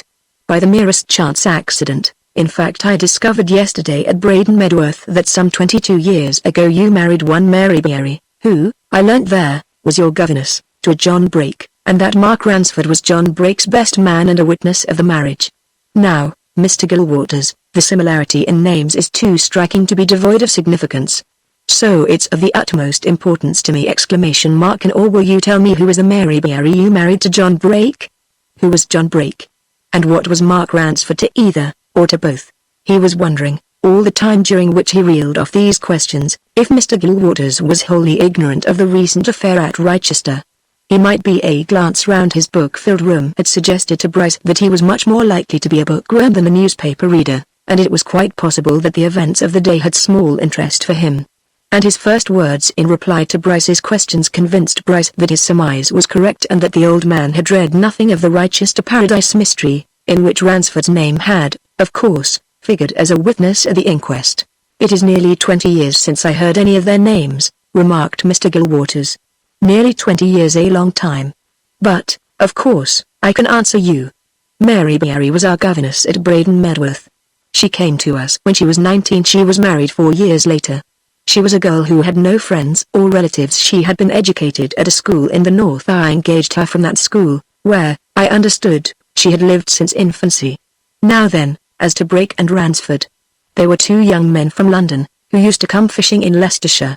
Ransford was a few years the younger. He was either a medical student in his last year, or he was an assistant somewhere in London. Brake was a bank manager in London of a branch of one of the big banks. They were pleasant young fellows, and I used to ask them to the vicarage. Eventually, Mary Beery and John Brake became engaged to be married. My wife and I were a good deal surprised. We had believed, somehow, that the favoured man would be Ransford. However, it was Brake and Brake she married, and, as you say, Ransford was best man. Of course, Brake took his wife off to London, and from the day of her wedding, I never saw her again." "Did you ever see Brake again?" asked Bryce. The old clergyman shook his head. "Yes," he said sadly. "I did see Brake again under grievous circumstances." "You won't mind telling me what circumstances?" suggested Bryce. "I will keep your confidence, Mr. Gilwaters. There is really no secret in it if it comes to that," answered the old man. "I saw John Brake again just once." "In a prison cell?" "A prison cell," exclaimed Bryce. "And he a prisoner?" "He had just been sentenced to 10 years penal servitude," replied Mr. Gilwaters. "I had heard the sentence. I was present. I got leave to see him. 10 years penal servitude. A terrible punishment. He must have been released long ago, but I never heard more." Bryce reflected in silence for a moment, reckoning and calculating. "When was this the trial?" he asked. "It was 5 years after the marriage. 17 years ago," replied Mr. Gilwaters. "And what had he been doing?" inquired Bryce. "Stealing the bank's money," answered the old man. "I forget what the technical offense was, embezzlement, or something of that sort. There was not much evidence came out, for it was impossible to offer any defense, and he pleaded guilty. But I gathered from what I heard that something of this sort occurred. Brake was a branch manager. He was, as it were, pounced upon one morning by an inspector, who found that his cash was short by £2,000 or £3,000. The bank people seemed to have been unusually strict and even severe. Brake, it was said, had some explanation, but it was swept aside and he was given in charge. And the sentence was, as I said just now, a very savage one, I thought. But there had recently been some bad cases of that sort in the banking world, and I suppose the judge felt that he must make an example. Yes, a most trying affair! I have a report of the case somewhere, which I cut out of a London newspaper at the time. Mr. Gilwaters rose and turned to an old desk in the corner of his room, and after some rummaging of papers in a drawer, produced a newspaper cutting book and traced an insertion in its pages. He handed the book to his visitor. "There is the account," he said. "You can read it for yourself. You will notice that in what Brake's counsel said on his behalf there are one or two curious and mysterious hints as to what might have been said if it had been of any use or advantage to say it. A strange case." Bryce turned eagerly to the faded scrap of newspaper. "Bank manager's defalcation. At the Central Criminal Court yesterday, John Brake, 33, formerly manager of the Upper Tooting branch of a London and Home Counties Bank, Limited, pleaded guilty to embezzling certain sums, the property of his employers. Mr. Walkinshaw, QC, addressing the court on behalf of the prisoner, said that while it was impossible for his client to offer any defense, there were circumstances in the case which, if it had been worthwhile to put them in evidence, would have shown that the prisoner was a wronged and deceived man. To use a scriptural phrase, Brake had been wounded in the house of his friend. The man who was really guilty in this affair had cleverly escaped all consequences, nor would it be of the least use to enter into any details respecting him. Not one penny of the money in question had been used by the prisoner for his own purposes. It was doubtless a wrong and improper thing that his client had done, and he had pleaded guilty and would submit to the consequences. But if everything in connection with the case could have been told, if it would have served any useful purpose to tell it, it would have been seen that what the prisoner really was guilty of was a foolish and serious error of judgment. He himself, concluded the learned counsel, would go so far as to say that, knowing what he did, knowing what had been told him by his client in strict confidence, the prisoner, though technically guilty, was morally innocent. His lordship, merely remarking that no excuse of any sort could be offered in a case of this sort, sentenced the prisoner to 10 years penal servitude. Bryce read this over twice before handing back the book. "Very strange and mysterious, Mr. Gilwaters," he remarked. "You say that you saw Brake after the case was over. Did you learn anything?" "Nothing whatever," answered the old clergyman. "I got permission to see him before he was taken away. He did not seem particularly pleased or disposed to see me. I begged him to tell me what the real truth was. He was, I think, somewhat dazed by the sentence, but he was also sullen and morose. I asked him where his wife and 2 children, one, a mere infant, were. For I had already been to his private address and had found that Mrs. Brake had sold all the furniture and disappeared completely. No one thereabouts, at any rate, knew where she was, or would tell me anything. On my asking this, he refused to answer. I pressed him. He said finally that he was only speaking the truth when he replied that he did not know where his wife was. I said I must find her.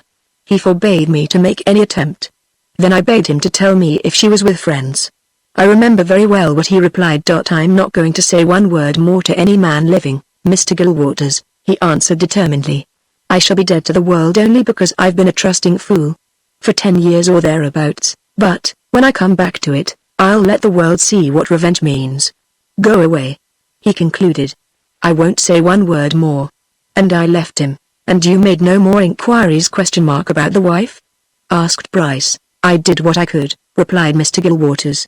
"I made some inquiry in the neighborhood in which they had lived.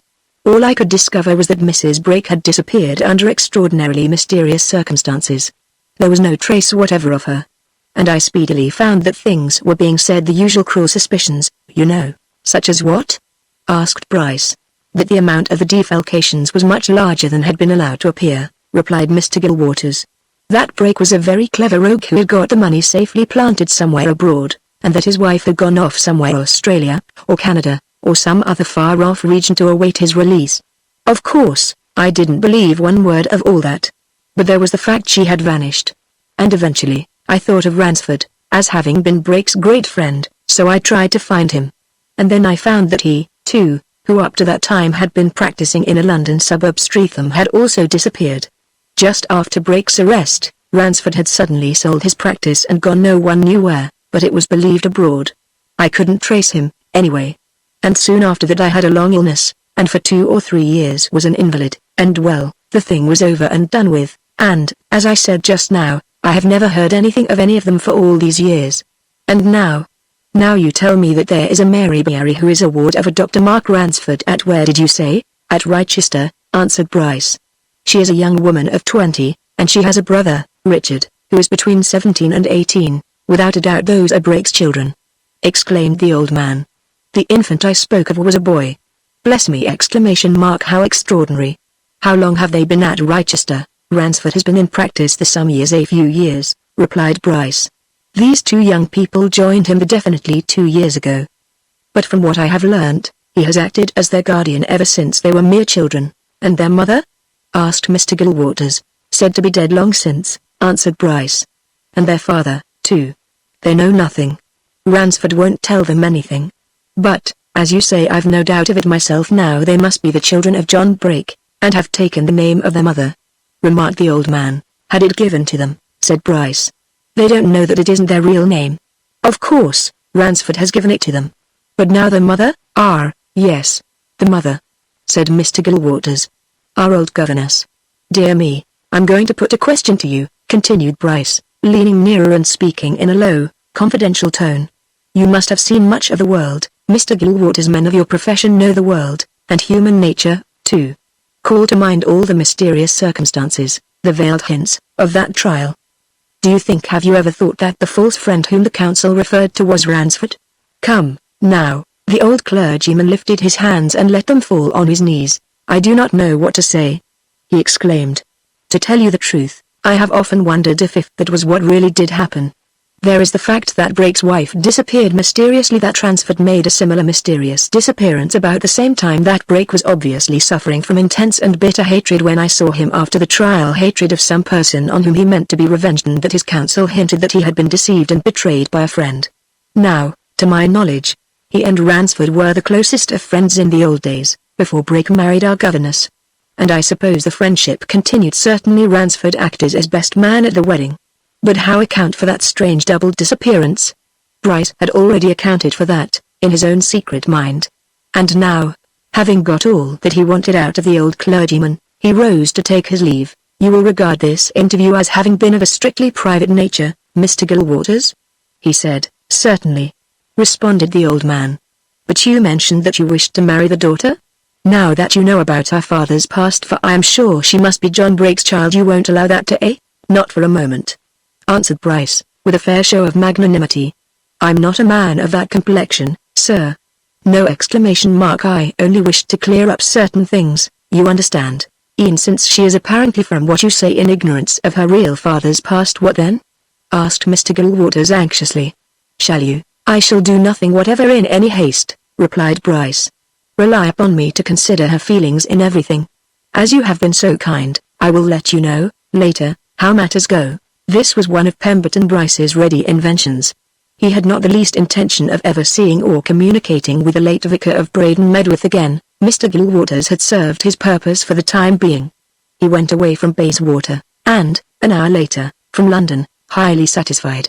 In his opinion, Mark Ransford, 17 years before, had taken advantage of his friend's misfortunes to run away with his wife, and when Brake, alias Braden, had unexpectedly turned up at Rochester, he had added to his former wrong by the commission of a far greater one. Chapter 10 Diplomacy. Bryce went back to Rochester firmly convinced that Mark Ransford had killed John Braden.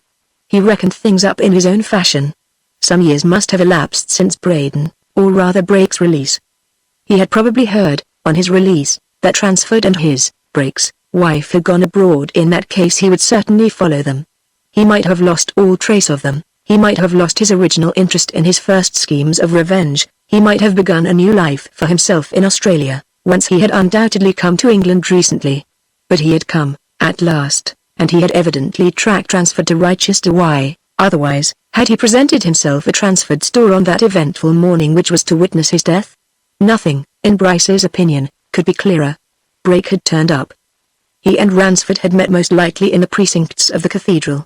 Ransford, who knew all the quiet corners of the old place, had in all probability induced Brake to walk up into the gallery with him, had noticed the open doorway, had thrown Brake through it. All the facts pointed to that conclusion. It was a theory which, so far as Bryce could see, was perfect. It ought to be enough proof to put Ransford in a criminal dock. Bryce resolved it in his own mind over and over again as he sped home to Rochester. He pictured the police listening greedily to all that he could tell them if he liked. There was only one factor in the whole sum of the affair which seemed against him: the advertisement in the Times.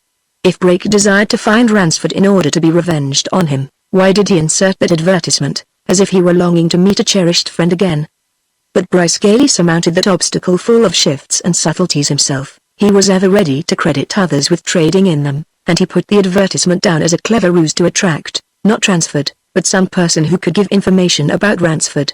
Whatever its exact meaning might have been, its existence made no difference to Bryce's firm opinion that it was Mark Ransford who flung John Brake down Street Rither's stair and killed him. He was as sure of that as he was certain that Braden was Brake. And he was not going to tell the police of his discoveries. He was not going to tell anybody. The one thing that concerned him was how best to make use of his knowledge with a view to bringing about a marriage between himself and Mark Ransford's ward. He had set his mind on that for 12 months past, and he was not a man to be balked of his purpose. By fair means, or foul, he himself ignored the last word and would have substituted the term skillful for it. Pemberton Bryce meant to have Mary Beery. Mary Beery herself had no thought of Bryce in her head when, the morning after that worthy's return to Rochester, she set out, alone, for the Rochester Golf Club. It was her habit to go there almost every day, and Bryce was well acquainted with her movements and knew precisely where to waylay her. And empty of Bryce though her mind was, she was not surprised when, at a lonely place on Rochester Common, Bryce turned the corner of a spinney and met her face to face. Mary would have passed on with no more than a silent recognition. She had made up her mind to have no further speech with her guardian's dismissed assistant. But she had to pass through a wicket gate at that point, and Bryce barred the way, with unmistakable purpose. It was plain to the girl that he had laid in wait for her. She was not without a temper of her own, and she suddenly let it out on the offender. "Do you call this manly conduct, Dr. Bryce?" she demanded, turning an indignant and flushed face on him. "To waylay me here, when you know that I don't want to have anything more to do with you. Let me through, please, and go away." But Bryce kept a hand on the little gate, and when he spoke there was that in his voice which made the girl listen in spite of herself. "I'm not here on my own behalf," he said quickly. "I give you my word I won't say a thing that need offend you. It's true I waited here for you. It's the only place in which I thought I could meet you, alone. I want to speak to you. It's this: do you know your guardian is in danger?" Bryce had the gift of plausibility. He could convince people, against their instincts, even against their wills, that he was telling the truth. And Mary, after a swift glance, believed him. "What danger?" she asked. "And if he is, and if you know he is, why don't you go direct to him?" "The most fatal thing in the world to do," exclaimed Bryce. "You know him, he can be nasty. That would bring matters to a crisis. And that, in his interest, is just what mustn't happen." "I don't understand you," said Mary. Bryce leaned nearer to her across the gate. "You know what happened last week," he said in a low voice. "The strange death of that man Braden." "Well?" she asked, with a sudden look of uneasiness. "What of it?" "It's being whispered in the town that Dr. Ransford had something to do with that affair," answered Bryce. "Unpleasant, unfortunate, but it's a fact." "Impossible!" exclaimed Mary with a heightening color. "What could he have to do with it? What could give rise to such foolish, wicked rumors? You know as well as I do how people talk." "How they will talk," said Bryce. "You can't stop them, in a place like Rochester, where everybody knows everybody. There's a mystery around Braden's death. It's no use denying it. Nobody knows who he was, where he came from, why he came. And it's being hinted. I'm only telling you what I've gathered, that Dr. Ransford knows more than he's ever told. There are, I'm afraid, grounds." "What grounds?" demanded Mary. While Bryce had been speaking, in his usual slow, careful fashion, she had been reflecting and remembering Ransford's evident agitation at the time of the Paradise affair, and his relief when the inquest was over, and his sending her with flowers to the dead man's grave, and she began to experience a sense of uneasiness and even of fear. "What grounds can there be?" she added. "Dr. Ransford didn't know that man had never seen him." "That's not certain," replied Bryce. "It's said, remember, I'm only repeating things. It's said that just before the body was discovered, Dr. Ransford was seen, mind you, leaving the west porch of the cathedral, looking as if he had just been very much upset. 2 persons saw this." "Who are they?" asked Mary. "That I'm not allowed to tell you," said Bryce, who had no intention of informing her that one person was himself and the other imaginary. "But I can assure you that I am certain, absolutely certain, that their story is true. The fact is I can corroborate it." "You!" she exclaimed. "I," replied Bryce. "I will tell you something that I have never told anybody up to now. I shan't ask you to respect my confidence. I've sufficient trust in you to know that you will, without any asking. Listen!" On that morning, Dr. Ransford went out of the surgery in the direction of the deanery, leaving me alone there. A few minutes later, a tap came at the door. I opened it and found a man standing outside. Not that man? Asked Mary fearfully. That man Braden, replied Bryce. He asked for Dr. Ransford. I said he was out. Would the caller leave his name? He said no, he had called because he had once known a Dr. Ransford, years before. He added something about calling again, and he went away across the close towards the cathedral. I saw him again not very long afterwards lying in the corner of Paradise Stead. Mary was by this time pale and trembling, and Bryce continued to watch her steadily. She stole a furtive look at him. Why didn't you tell all this at the inquest? She asked in a whisper. Because I knew how damning it would be to Ransford, replied Bryce promptly. It would have excited suspicion. I was certain that no one but myself knew that Braden had been to the surgery door, therefore, I thought that if I kept silence, his calling there would never be known. But I have since found that I was mistaken. Braden was seen going away from Dr. Ransford's. By whom? Asked Mary. Mrs. de Rama at the next house, answered Bryce. She happened to be looking out of an upstairs window. She saw him go away and cross the close. Did she tell you that? Demanded Mary, who knew Mrs. de Rama for a gossip. Between ourselves, said Bryce, she did not. She told Mrs. Folliot. Mrs. Folliot told me, so it is talked about. Exclaimed Mary. I said so, assented Bryce. You know what Mrs. Folliot's tongue is. Then Dr. Ransford will get to hear of it, said Mary. He will be the last person to get to hear of it, affirmed Bryce. These things are talked of, hole and corner fashion, a long time before they reach the ears of the person chiefly concerned. Mary hesitated a moment before she asked her next question. Why have you told me all this? She demanded at last. Because I didn't want you to be suddenly surprised, answered Bryce. This, whatever it is, may come to a sudden head of an unpleasant sort.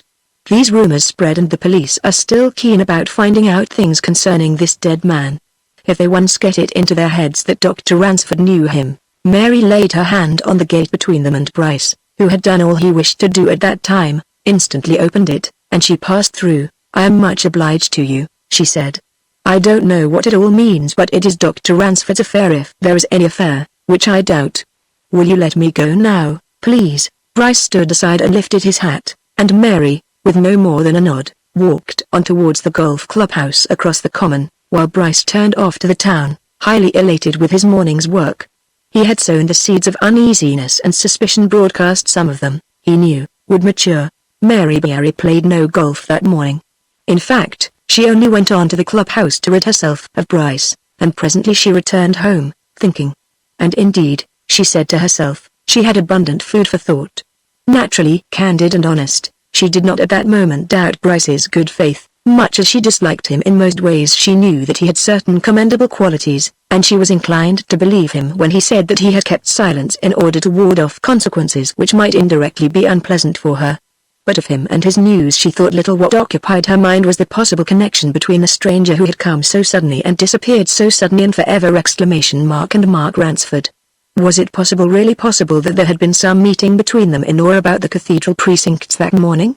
She knew, after a moment's reflection, that it was very possible. Why not?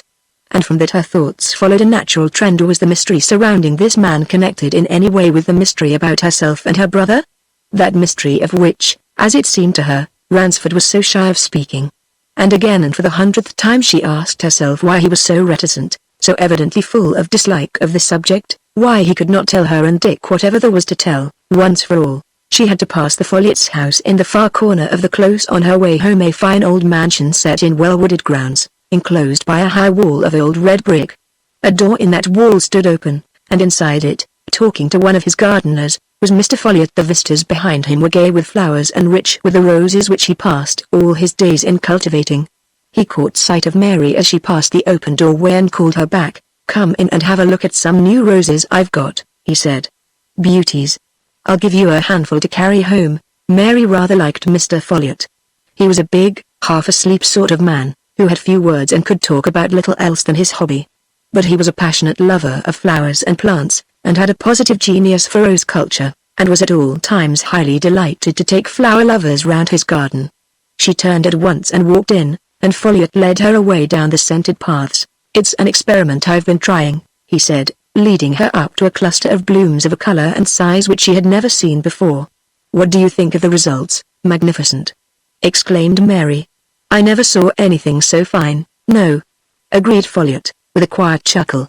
Nor anybody else, because there's no such rose in England. I shall have to go to some of these learned parsons in the close to invent me a Latin name for this. It's the result of careful experiments in grafting. Took me 3 years to get at it. And see how it blooms, scores on one standard. He pulled out a knife and began to select a handful of the finest blooms, which he presently pressed into Mary's hand. By the by, he remarked as she thanked him and they turned away along the path, I wanted to have a word with you or with Ransford. Do you know, does he know that that confounded silly woman who lives near to your house, Mrs. de Ramore, has been saying some things or a thing which, to put it plainly, might make some unpleasantness for him? Mary kept a firm hand on her wits and gave him an answer which was true enough, so far as she was aware. I'm sure he knows nothing, she said. What is it, Mr. Folliot? Why, you know what happened last week, continued Folliot, glancing knowingly at her. The accident to that stranger. This Mrs. de Ramore, who's nothing but an old chatterer, has been saying, here and there, that it's a very queer thing Dr. Ransford doesn't know anything about him, and can't say anything, for she herself, she says, saw the very man going away from Dr. Ransford's house not so long before the accident. I am not aware that he ever called at Dr. Ransford's, said Mary. I never saw him, and I was in the garden, about that very time, with your stepson, Mr. Folliot. So Sackville told me, remarked Folliot. He was present, and so was I when Mrs. de Ramore was tattling about it in our house yesterday. He said, then, that he'd never seen the man go to your house. You never heard your servants make any remark about it? Never, answered Mary. I told Mrs. de Ramore she'd far better hold her tongue, continued Folliot. Tittle-tattle of that sort is apartment to lead to unpleasantness. And when it came to it, it turned out that all she had seen was this stranger strolling across the close as if he'd just left your house. If there's always some if. But I'll tell you why I mentioned it to you, he continued, nudging Mary's elbow and glancing covertly first at her and then at his house on the far side of the garden. Ladies that are getting on a bit in years, you know, like my wife, are apartment to let their tongues wag, and between you and me, I shouldn't wonder if Mrs. Folliot has repeated what Mrs. de Ramore said, eh? And I don't want the doctor to think that if he hears anything, you know, which he may, and, again, he might to think that it originated here. So, if he should ever mention it to you, you can say it sprang from his next-door neighbor. There are a lot of old gossips. These close ladies, thank you, said Mary. But supposing this man had been to our house, what difference would that make? He might have been for half a dozen reasons. Folliot looked at her out of his half-shut eyes. Some people would want to know why Ransford didn't tell that at the inquest, he answered. That's all. When there's a bit of mystery, you know, eh? He nodded as if reassuringly and went off to rejoin his gardener, and Mary walked home with her roses, more thoughtful than ever. Mystery ? A bit of mystery? There was a vast and heavy cloud of mystery, and she knew she could have no peace until it was lifted. Chapter 11. The back boom. In the midst of all her perplexity at that moment, Mary was certain of one fact about which she had no perplexity nor any doubt. It would not be long before the rumors of which Bryce and Mr. Folliot had spoken. Although she had only lived in Rochester a comparatively short time, she had seen and learned enough of it to know that the place was a hotbed of gossip. Once gossip was started there, it spread, widening in circle after circle. And though Bryce was probably right when he said that the person chiefly concerned was usually the last person to hear what was being whispered, she knew well enough that sooner or later this talk about Ransford would come to Ransford's own ears. But she had no idea that it was to come so soon, nor from her own brother. Lunch in the Ransford ménage was an informal meal. At 1:15 every day, it was on the table a cold lunch to which the 3 members of the household helped themselves as they liked, independent of the services of servants. Sometimes all 3 were there at the same moment, sometimes Ransford was half an hour late. The one member who was always there to the moment was Dick Beery, who fortified himself sedulously after his morning's school labors. On this particular day all 3 met in the dining room at once, and sat down together. And before Dick had eaten many mouthfuls of a cold pie to which he had just liberally helped himself, he bent confidentially across the table towards his guardian. "There's something I think you ought to be told about, sir," he remarked with a side glance at Mary. "Something I heard this morning at school. You know, we've a lot of fellows town boys who talk, I dare say," responded Ransford dryly. "Following the example of their mothers, no doubt." "Well, what is it?" He, too, glanced at Mary, and the girl had her work set to look unconscious. "It's this," replied Dick, lowering his voice in spite of the fact that all 3 were alone. "They're saying in the town that you know something which you won't tell about that affair last week. It's being talked of, Ransford laughed a little cynically. Are you quite sure, my boy, that they aren't saying that I daren't tell? He asked. Daren't is a much more likely word than won't, I think. Well, about that, sir, acknowledged Dick. Comes to that, anyhow. And what are their grounds? Inquired Ransford. You've heard them, I'll be bound. They say that man Braden had been here, to the house that morning, not long before he was found dead, answered Dick. Of course, I said that was all bosh! I said that if he'd been here and seen you, I'd have heard of it, dead certain. That's not quite so dead certain, Dick, as that I have no knowledge of his ever having been here, said Ransford. But who says he came here? Mrs. de Ramore, replied Dick promptly. She says she saw him go away from the house and across the close, a little before 10. So Jim de Ramore says, anyway, and he says his mother's eyes are as good as another's, doubtless, assented Ransford. He looked at Mary again, and saw that she was keeping hers fixed on her plate. Well, he continued, if it will give you any satisfaction, Dick, you can tell the gossips that Dr. Ransford never saw any man, Braden or anybody else, at his house that morning, and that he never exchanged a word with Braden. So much for that. But, he added, you needn't expect them to believe you. I know these people, if they've got an idea into their heads, they'll ride it to death. Nevertheless, what I say is a fact. Dick presently went off, and once more Ransford looked at Mary. And this time, Mary had to meet her guardian's inquiring glance. Have you heard anything of this? He asked. That there was a rumor, yes, she replied without hesitation. But not until just now this morning. Who told you of it? Inquired Ransford. Mary hesitated. Then she remembered that Mr. Folliot, at any rate, had not bound her to secrecy. Mr. Folliot, she replied. He called me into his garden, to give me those roses, and he mentioned that Mrs. de Ramore had said these things to Mrs. Folliot, and as he seemed to think it highly probable that Mrs. Folliot would repeat them, he told me because he didn't want you to think that the rumor had originally arisen at his house. Very good of him, I'm sure, remarked Ransford dryly. They all like to shift the blame from one to another. But, he added, looking searchingly at her, you don't know anything about Braden's having come here? He saw at once that she did, and Mary saw a slight shade of anxiety come over his face. Yes, I do, she replied. That morning. But it was told to me, only today, in strict confidence. In strict confidence, he repeated. May I know by whom? Dr. Bryce, she answered. I met him this morning. And I think you ought to know. Only it was in confidence. She paused for a moment, looking at him, and her face grew troubled. I hate to suggest it, she continued, but will you come with me to see him, and I'll ask him things being as they are to tell you what he told me. I can't without his permission. Ransford shook his head and frowned. I dislike it, he said. It sits putting ourselves in his power, as it were. But I'm not going to be left in the dark. Put on your hat, then. Bryce, ever since his coming to Rochester, had occupied rooms in an old house in Friary Lane, at the back of the close. He was comfortably lodged. Downstairs he had a double sitting room, extending from the front to the back of the house. His front window looked out on one garden, his back window on another.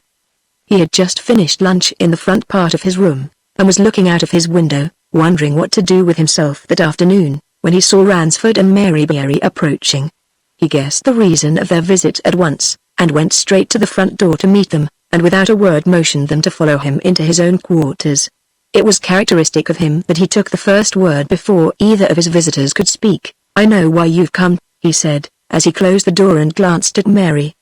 You either want my permission that you should tell Dr. Ransford what I told you this morning, or you want me to tell him myself.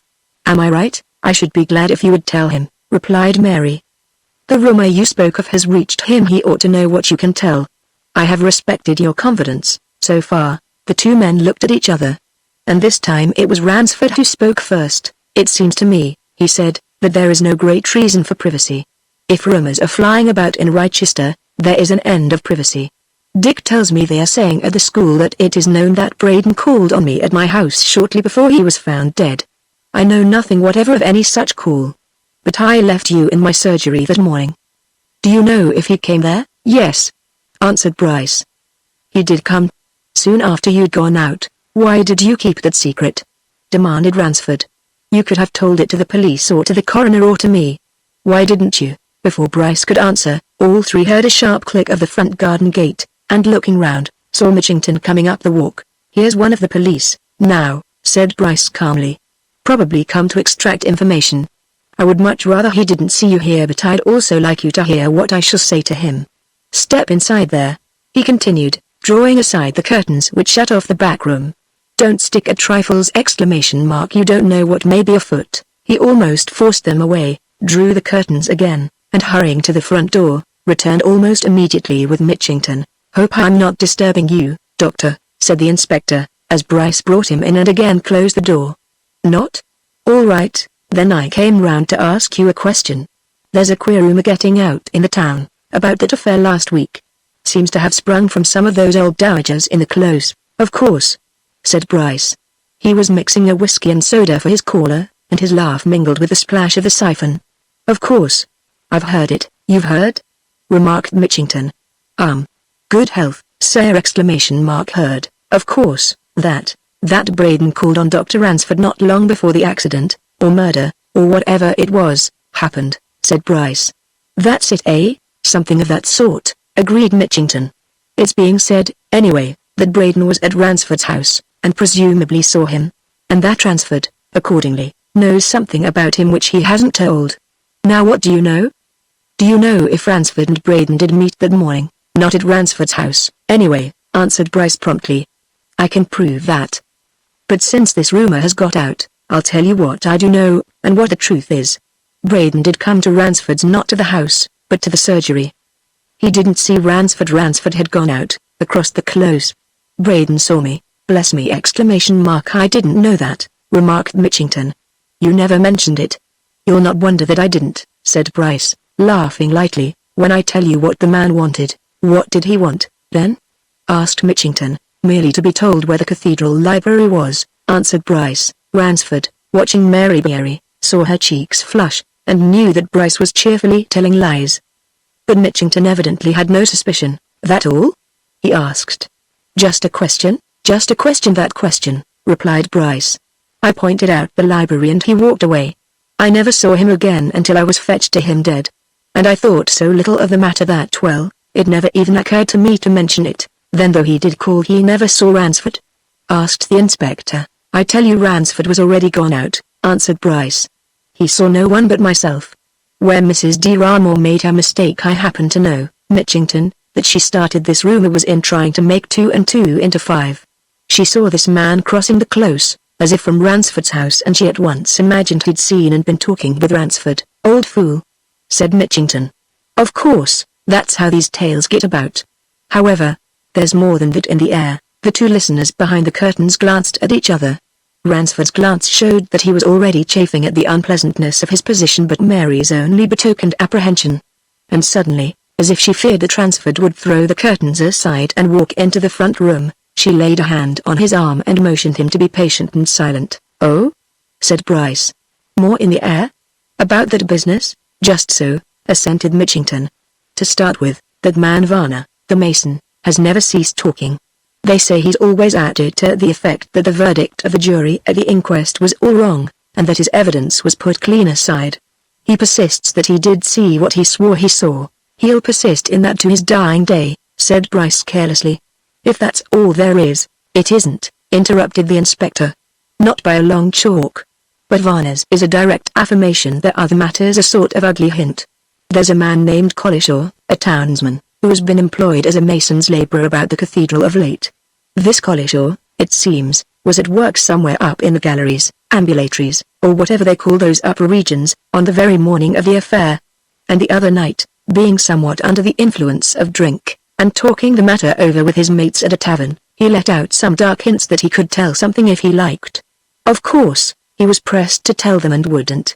Then so my informant tells me he was dared to tell, and became surlily silent. That, of course, spread, and got to my ears." "I've seen Collishaw." "Well?" asked Bryce. "I believe the man does know something," answered Mitchington. "That's the impression I carried away, anyhow. But he won't speak. I charged him straight out with knowing something, but it was no good. I told him of what I'd heard. All he would say was that whatever he might have said when he'd got a glass of beer or so too much, he wasn't going to say anything now, neither for me nor for anybody." "Just so," remarked Bryce. "But he'll be getting a glass too much again, some day, and then, perhaps he'll add to what he said before." and you'll be sure to hear of it." "I'm not certain of that," answered Mitchington. "I made some inquiry and I find that Collishaw is usually a very sober and retiring sort of chap. He'd been lured on to drink when he let out what he did. Besides, whether I'm right or wrong, I got the idea into my head that he'd already been squared." "Squared?" exclaimed Bryce. "Why, then, if that affair was really murder, he'd be liable to being charged as an accessory after the fact." "I warned him of that," replied Mitchington. "Yes, I warned him solemnly, with no effect?" asked Bryce. "He's a surly sort of man," said Mitchington. "The sort that takes refuge in silence." He made no answer beyond a growl. "You really think he knows something?" suggested Bryce. "Well, if there is anything, it'll come out in time." "Oh, it'll come out," assented Mitchington. "I'm by no means satisfied with that verdict of the coroner's inquiry. I believe there was foul play of some sort. I'm still following things up quietly. And I'll tell you something between ourselves. I've made an important discovery. It's this. On the evening of Braden's arrival at the Mitre, he was out, somewhere, for a whole 2 hours by himself. I thought we learned from Mrs. Partingley that he and the other man, Dellingham, spent the evening together?" said Bryce. "So we did, but that was not quite so," replied Mitchington. "Braden went out of the Mitre just before 9 o'clock and he didn't return until a few minutes after 11. Now, then, where did he go?" "I suppose you're trying to find that out?" asked Bryce, after a pause, during which the listeners heard the caller rise and make for the door. "Of course," replied Mitchington, with a confident laugh. "And I shall. Keep it to yourself, Doctor." When Bryce had let the inspector out and returned to his sitting room, Ransford and Mary had come from behind the curtains. He looked at them and shook his head. "You heard a good deal, you see," he observed. "Look here," said Ransford peremptorily. "You put that man off about the call at my surgery. You didn't tell him the truth." "Quite right," assented Bryce. "I didn't. Why should I?" "What did Braden ask you?" demanded Ransford. "Come, now, merely if Dr. Ransford was in," answered Bryce, remarking that he had once known a Dr. Ransford. "That was literally all. I replied that you were not in." Ransford stood silently thinking for a moment or two. Then he moved towards the door. "I don't see that any good will come of more talk about this," he said. "We three, at any rate, know this. I never saw Braden when he came to my house." Then he motioned Mary to follow him, and they went away, and Bryce, having watched them out of sight, smiled at himself in his mirror with full satisfaction. Chapter 12 Murder of the Mason's Labourer. It was towards noon of the very neat day that Bryce made a forward step in the matter of solving the problem of Richard Jenkins and his tomb in Paradise. Ever since his return from Bathhope he had been making attempts to get at the true meaning of this mystery. He had paid so many visits to the cathedral library that Ambrose Campany had asked him jestingly if he was going in for archaeology. Bryce had replied that having nothing to do just then he saw no reason why he shouldn't improve his knowledge of the antiquities of Rochester. But he was scrupulously careful not to let the librarian know the real object of his prying and peeping into the old books and documents. Campany, as Bryce was very well aware, was a walking encyclopedia of information about Rochester Cathedral. He was, in fact, at that time, engaged in completing a history of it. And it was through that history that Bryce accidentally got his precious information. For on the day following the interview with Mary and Ransford, Bryce, being in the library, was treated by Campany to an inspection of certain drawings which the librarian had made for illustrating his work drawings, most of them, of old brasses, coats of arms, and the like. And at the foot of one of these, a drawing of a shield on which was sculptured 3 crows, Bryce saw the name Richard Jenkins, armature. It was all he could do to repress a start and to check his tongue. But Campany, knowing nothing, quickly gave him the information he wanted. "All these drawings," he said, "are of old things in and about the cathedral. Some of them, like that, for instance, the Jenkins shield, are of ornamentations on tombs which are so old that the inscriptions have completely disappeared. Tombs in the cloisters, and in Paradise. Some of those tombs can only be identified by these sculptures and ornaments." "How do you know, for instance, that any particular tomb or monument is, we'll say, Jenkins's?" asked Bryce, feeling that he was on safe ground. "Must be a matter of doubt if there's no inscription left, isn't it?" "No," replied Campany. "No doubt at all. In that particular case, there's no doubt that a certain tomb out there in the corner of Paradise, near the east wall of the south porch, is that of one Richard Jenkins, because it bears his coat of arms, which, as you see, bore these birds intended either as crows or ravens." The inscription's clean gone from that tomb, which is why it isn't particularized in that chart of burials in paradise. The man who prepared that chart didn't know how to trace things as we do nowadays. Richard Jenkins was, as you may guess, a Welshman, who settled here in Rochester in the 17th century. He left some money to Street Head Wyge's church, outside the walls, but he was buried here. There are more instances. Look at this. Now this coat of arms, that's the only means there is of identifying another tomb in paradise, that of Gervase Tirett. You see his armorial bearings in this drawing? Now those. Bryce let the librarian go on talking and explaining, and heard all he had to say as a man hears things in a dream. What was really active in his own mind was joy at this unexpected stroke of luck. He himself might have searched for many a year and never found the last resting place of Richard Jenkins. And when, soon after the great clock of the cathedral had struck the hour of noon, he left company and quitted the library, he walked over to Paradise and plunged in amongst its yews and cypresses, intent on seeing the Jenkins tomb for himself. No one could suspect anything from merely seeing him there, and all he wanted was one glance at the ancient monument. But Bryce was not to give even one look at Richard Jenkins's tomb that day, nor the next, nor for many days. Death met him in another form before he had taken many steps in the quiet enclosure where so much of Rochester mortality lay sleeping. From over the topmost branches of the old yew trees a great shaft of noontide sunlight fell full on a patch of the grey walls of the high-roofed nave. At the foot of it, his back comfortably planted against the angle of a projecting buttress, sat a man, evidently fast asleep in the warmth of those powerful rays. His head leaned down and forward over his chest, his hands were folded across his waist, his whole attitude was that of a man who, having eaten and drunken in the open air, has dropped off to sleep. That he had so dropped off while in the very act of smoking was evident from the presence of a short, well-blackened clay pipe which had fallen from his lips and lay in the grass beside him. Near the pipe, spread on a coloured handkerchief, were the remains of his dinner. Bryce's quick eye noticed fragments of bread, cheese, onions. And close by stood one of those tin bottles in which labouring men carry their drink, its cork, tied to the neck by a piece of string, dangled against the side. A few yards away, a mass of fallen rubbish and a shovel and wheelbarrow showed at what the sleeper had been working when his dinner hour and time for rest had arrived. Something unusual, something curiously noticeable, yet he could not exactly tell what made Bryce go closer to the sleeping man. There was a strange stillness about him, a rigidity which seemed to suggest something more than sleep. And suddenly, with a stifled exclamation, he bent forward and lifted one of the folded hands.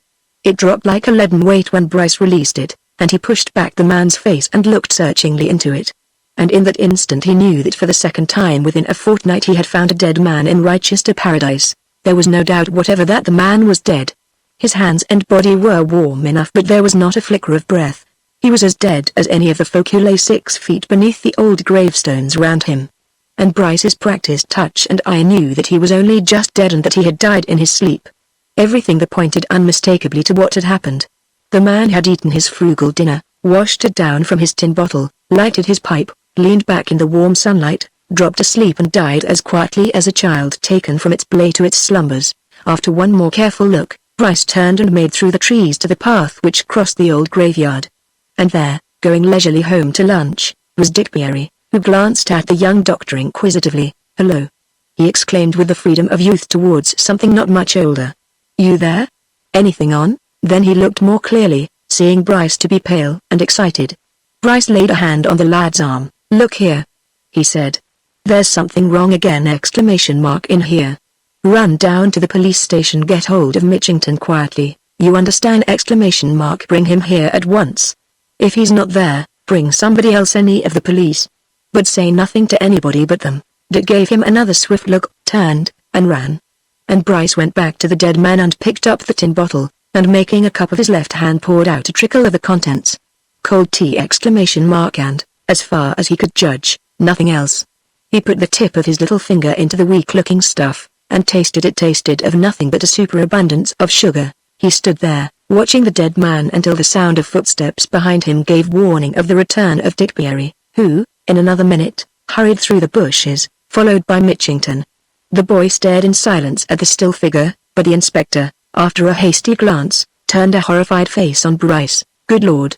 he gasped. "It's Collishaw." Bryce for the moment failed to comprehend this, and Mitchington shook his head. "Collishaw?" he repeated. "Collishaw, you know. The man I told you about yesterday afternoon. The man that said—" Mitchington suddenly checked himself, with a glance at Dick Beery. "I remember now," said Bryce. "The mason's laborer. So this is the man, eh? Well, Mitchington, he's dead!" "I found him dead, just now. I should say he'd been dead 5 to 10 minutes, not more. You'd better get help, and I'd like another medical man to see him before he's removed." Mitchington looked again at Dick. "Perhaps you'd fetch Dr. Ransford, Mr. Richard?" he asked. "He's nearest." "Dr. Ransford's not at home," said Dick. "He went to Highminster some county council business or other at 10 this morning, and he won't be back until 4. I happen to know that." "Shall I run for Dr. Coates?" "If you wouldn't mind," said Mitchington, "and as it's close by, drop in at the station again and tell the sergeant to come here with a couple of men. I say," he went on, when the boy had hurried off, "this is a queer business. Dr. Bryce." "What do you think?" "I think this," answered Bryce. "That man!" Look at him! A strong, healthy-looking fellow, in the very prime of life. That man has met his death by foul means.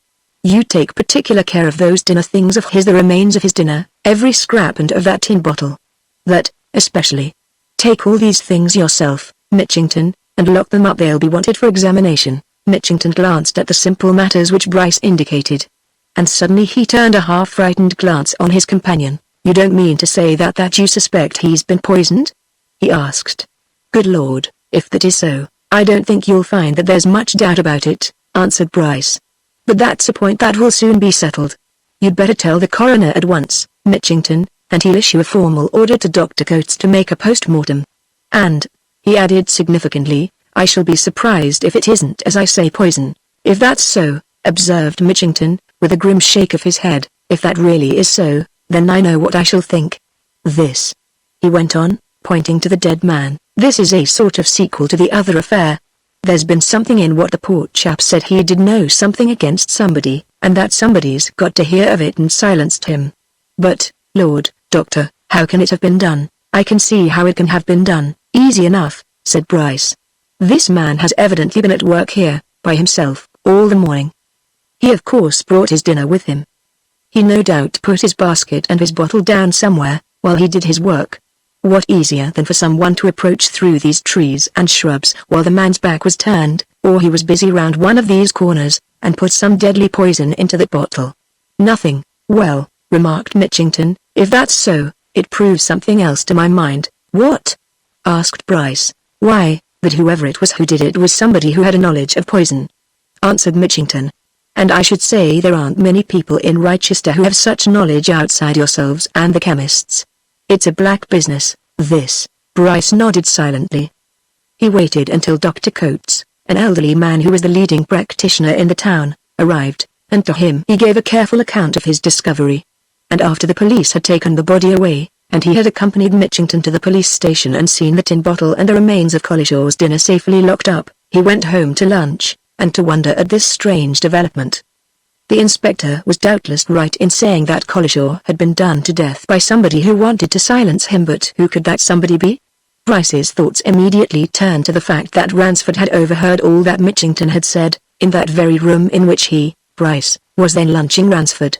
Was it possible that Ransford had realized a danger in Collishaw's knowledge, and had? He was interrupted at this stage by Mitchington, who came hurriedly in with a scared face. I say," he whispered as soon as Bryce's landlady had shut the door on them. "Here's a fine business.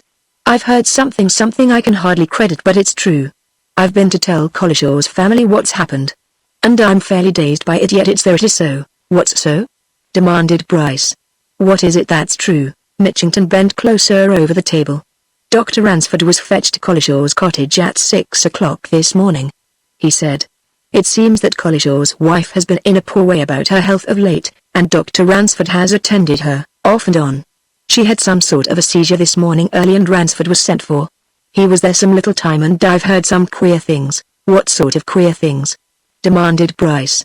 "Don't be afraid of speaking out, man! There's no one to hear but myself." "Well, things that look suspicious, on the face of it," continued Mitchington, who was obviously much upset. "As you'll acknowledge when you hear them. I got my information from the next-door neighbor, Mrs. Batts. Mrs. Batts says that when Ransford, who'd been fetched by Mrs. Batts's eldest lad, came to Collishaw's house, Collishaw was putting up his dinner to take to his work." "What on earth made Mrs. Batts tell you that?" interrupted Bryce. Oh, well, to tell you the truth, I put a few questions to her as to what went on while Ransford was in the house, answered Mitchington. When I'd once found that he had been there, I naturally wanted to know all I could. Well? Asked Bryce. Collishaw, I say, was putting up his dinner to take to his work, continued Mitchington. Mrs. Batts was doing a thing or two about the house. Ransford went upstairs to see Mrs. Collishaw. After a while he came down and said he would have to remain a little. Collishaw went up to speak to his wife before going out. And then Ransford asked Mrs. Batts for something, I forget what, some small matter which the Collishaws hadn't got and she had, and she went next door to fetch it. Therefore do you see ? Ransford was left alone with Collishaw's tin bottle. Bryce, who had been listening attentively, looked steadily at the inspector. You're suspecting Ransford already? He said. Mitchington shook his head. What's it look like? He answered, almost appealingly. I put it to you, now ! What does it look like? Here's this man been poisoned without a doubt, I'm certain of it. And there were those rumors, it's idle to deny that they centered in Ransford. And this morning Ransford had the chance. That's arguing that Ransford purposely carried a dose of poison to put into Collishaw's tin bottle, said Bryce half sneeringly. Not very probable, Mitchington. Mitchington spread out his hands. Well, there it is, he said. As I say, there's no denying the suspicious look of it. If I were only certain that those rumors about what Collishaw hinted he could say had got to Ransford's ears! Why, then, what's being done about that post-mortem? Asked Bryce. Dr. Coates and Dr. Everest are going to do it this afternoon, replied Mitchington. The coroner went to them at once. As soon as I told him, they'll probably have to call in an expert from London, said Bryce. However, you can't do anything definite, until the result's known. Don't say anything of this to anybody. I'll drop in at your place later and hear if Coates can say anything really certain. Mitchington went away, and Bryce spent the rest of the afternoon wondering, speculating and scheming. If Ransford had really got rid of this man who knew something, why, then, it was certainly Ransford who killed Braden. He went round to the police station at 5 o'clock. Mitchington drew him aside. Coates says there's no doubt about it, he whispered. Poisoned. Hydrocyanic acid. Chapter 13. Bryce is asked a question. Mitchington stepped aside into a private room, motioning Bryce to follow him. He carefully closed the door, and looking significantly at his companion, repeated his last words, with a shake of the head. Poisoned! Without the very least doubt, he whispered. Hydrocyanic acid, which, I understand, is the same thing as what's commonly called prussic acid. They say then hadn't the least difficulty in finding that out. So there you are. That's what Coates has told you, of course? Asked Bryce. After the autopsy, both of them told me, Coates and Everest, who helped him, replied Mitchington. They said it was obvious from the very start. And I say, well? Said Bryce. It wasn't in that tin bottle, anyway, remarked Mitchington, who was evidently greatly weighted with mystery. No! Of course it wasn't, affirmed Bryce. Good heavens, man, I know that. How do you know? Asked Mitchington. Because I poured a few drops from that bottle into my hand when I first found Collishaw and tasted the stuff, answered Bryce readily. Cold tea. With too much sugar in it. There was no HCN in that. Besides, wherever it is, there's always a smell stronger or fainter of bitter almonds. There was none about that bottle, yet you were very anxious that we should take care of the bottle? Observed Mitchington. Of course! Because I suspected the use of some much rarer poison than that, retorted Bryce. Pooh! It's a clumsy way of poisoning anybody! Quick though it is. Well, there's where it is, said Mitchington. That'll be the medical evidence at the inquest, anyway. That's how it was done. And the question now, who did it? Interrupted Bryce. Precisely. Well, I'll say this much at once, Mitchington. Whoever did it was either a big bungler or damned clever. That's what I say. I don't understand you, said Mitchington. Plain enough my meaning, replied Bryce, smiling. To finish anybody with that stuff is easy enough, but no poison is more easily detected. It's an amateurish way of poisoning anybody unless you can do it in such a fashion that no suspicion can attach you to. And in this case it's here whoever administered that poison to Collishaw must have been certain, absolutely certain, mind you! That it was impossible for anyone to find out that he'd done so. Therefore, I say what I said, the man must be damned clever. Otherwise, he'd be found out pretty quick. And all that puzzles me is how was it administered? How much would kill anybody pretty quick? Asked Mitchington. How much? One drop would cause instantaneous death, answered Bryce. Cause paralysis of the heart, there and then, instantly. Mitchington remained silent a while, looking meditatively at Bryce. Then he turned to a locked drawer, produced a key, and took something out of the drawer, a small object, wrapped in paper. "I'm telling you a good deal, Doctor," he said. "But as you know so much already, I'll tell you a bit more. Look at this." He opened his hand and showed Bryce a small cardboard pillbox, across the face of which a few words were written. "One after meals, Mr. Collishaw." "Whose handwriting's that?" demanded Mitchington. Bryce looked closer, and started. "Ransford's," he muttered. "Ransford, of course. That box was in Collishaw's waistcoat pocket," said Mitchington. "There are pills inside it, now. See." He took off the lid of the box and revealed 4 sugar-coated pills. "It wouldn't hold more than 6, this," he observed. Bryce extracted a pill and put his nose to it, after scratching a little of the sugar coating away. "Mere digestive pills," he announced. "Could it have been given in one of these?" asked Mitchington. "Possible," replied Bryce. He stood thinking for a moment. "Have you shown those things to Coates and Everest?" he asked at last. "Not yet," replied Mitchington. "I wanted to find out, first, if Ransford gave this box to Collishaw, and when. I'm going to Collishaw's house presently. I've certain inquiries to make. His widow'll know about these pills." "You're suspecting Ransford," said Bryce. "That's certain." Mitchington carefully put away the pillbox and relocked the drawer. "I've got some decidedly uncomfortable ideas which I'd much rather not have about Dr. Ransford," he said. "When one thing seems to fit into another, what is one to think?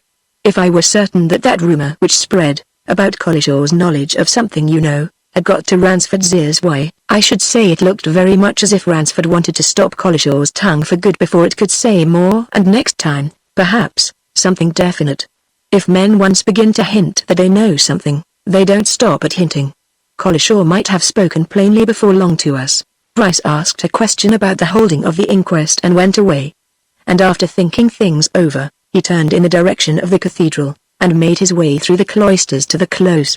He was going to make another move in his own game, while there was a good chance. Everything at this juncture was throwing excellent cards into his hand. He would be foolish, he thought, not to play them to advantage. And so he made straight for Ransford's house, and before he reached it, met Ransford and Mary Beery, who were crossing the close from another point, on their way from the railway station, whither Mary had gone especially to meet her guardian. They were in such deep conversation that Bryce was close upon them before they observed his presence. When Ransford saw his late assistant, he scowled unconsciously. Bryce, and the interview of the previous afternoon, had been much in his thoughts all day, and he had an uneasy feeling that Bryce was playing some game.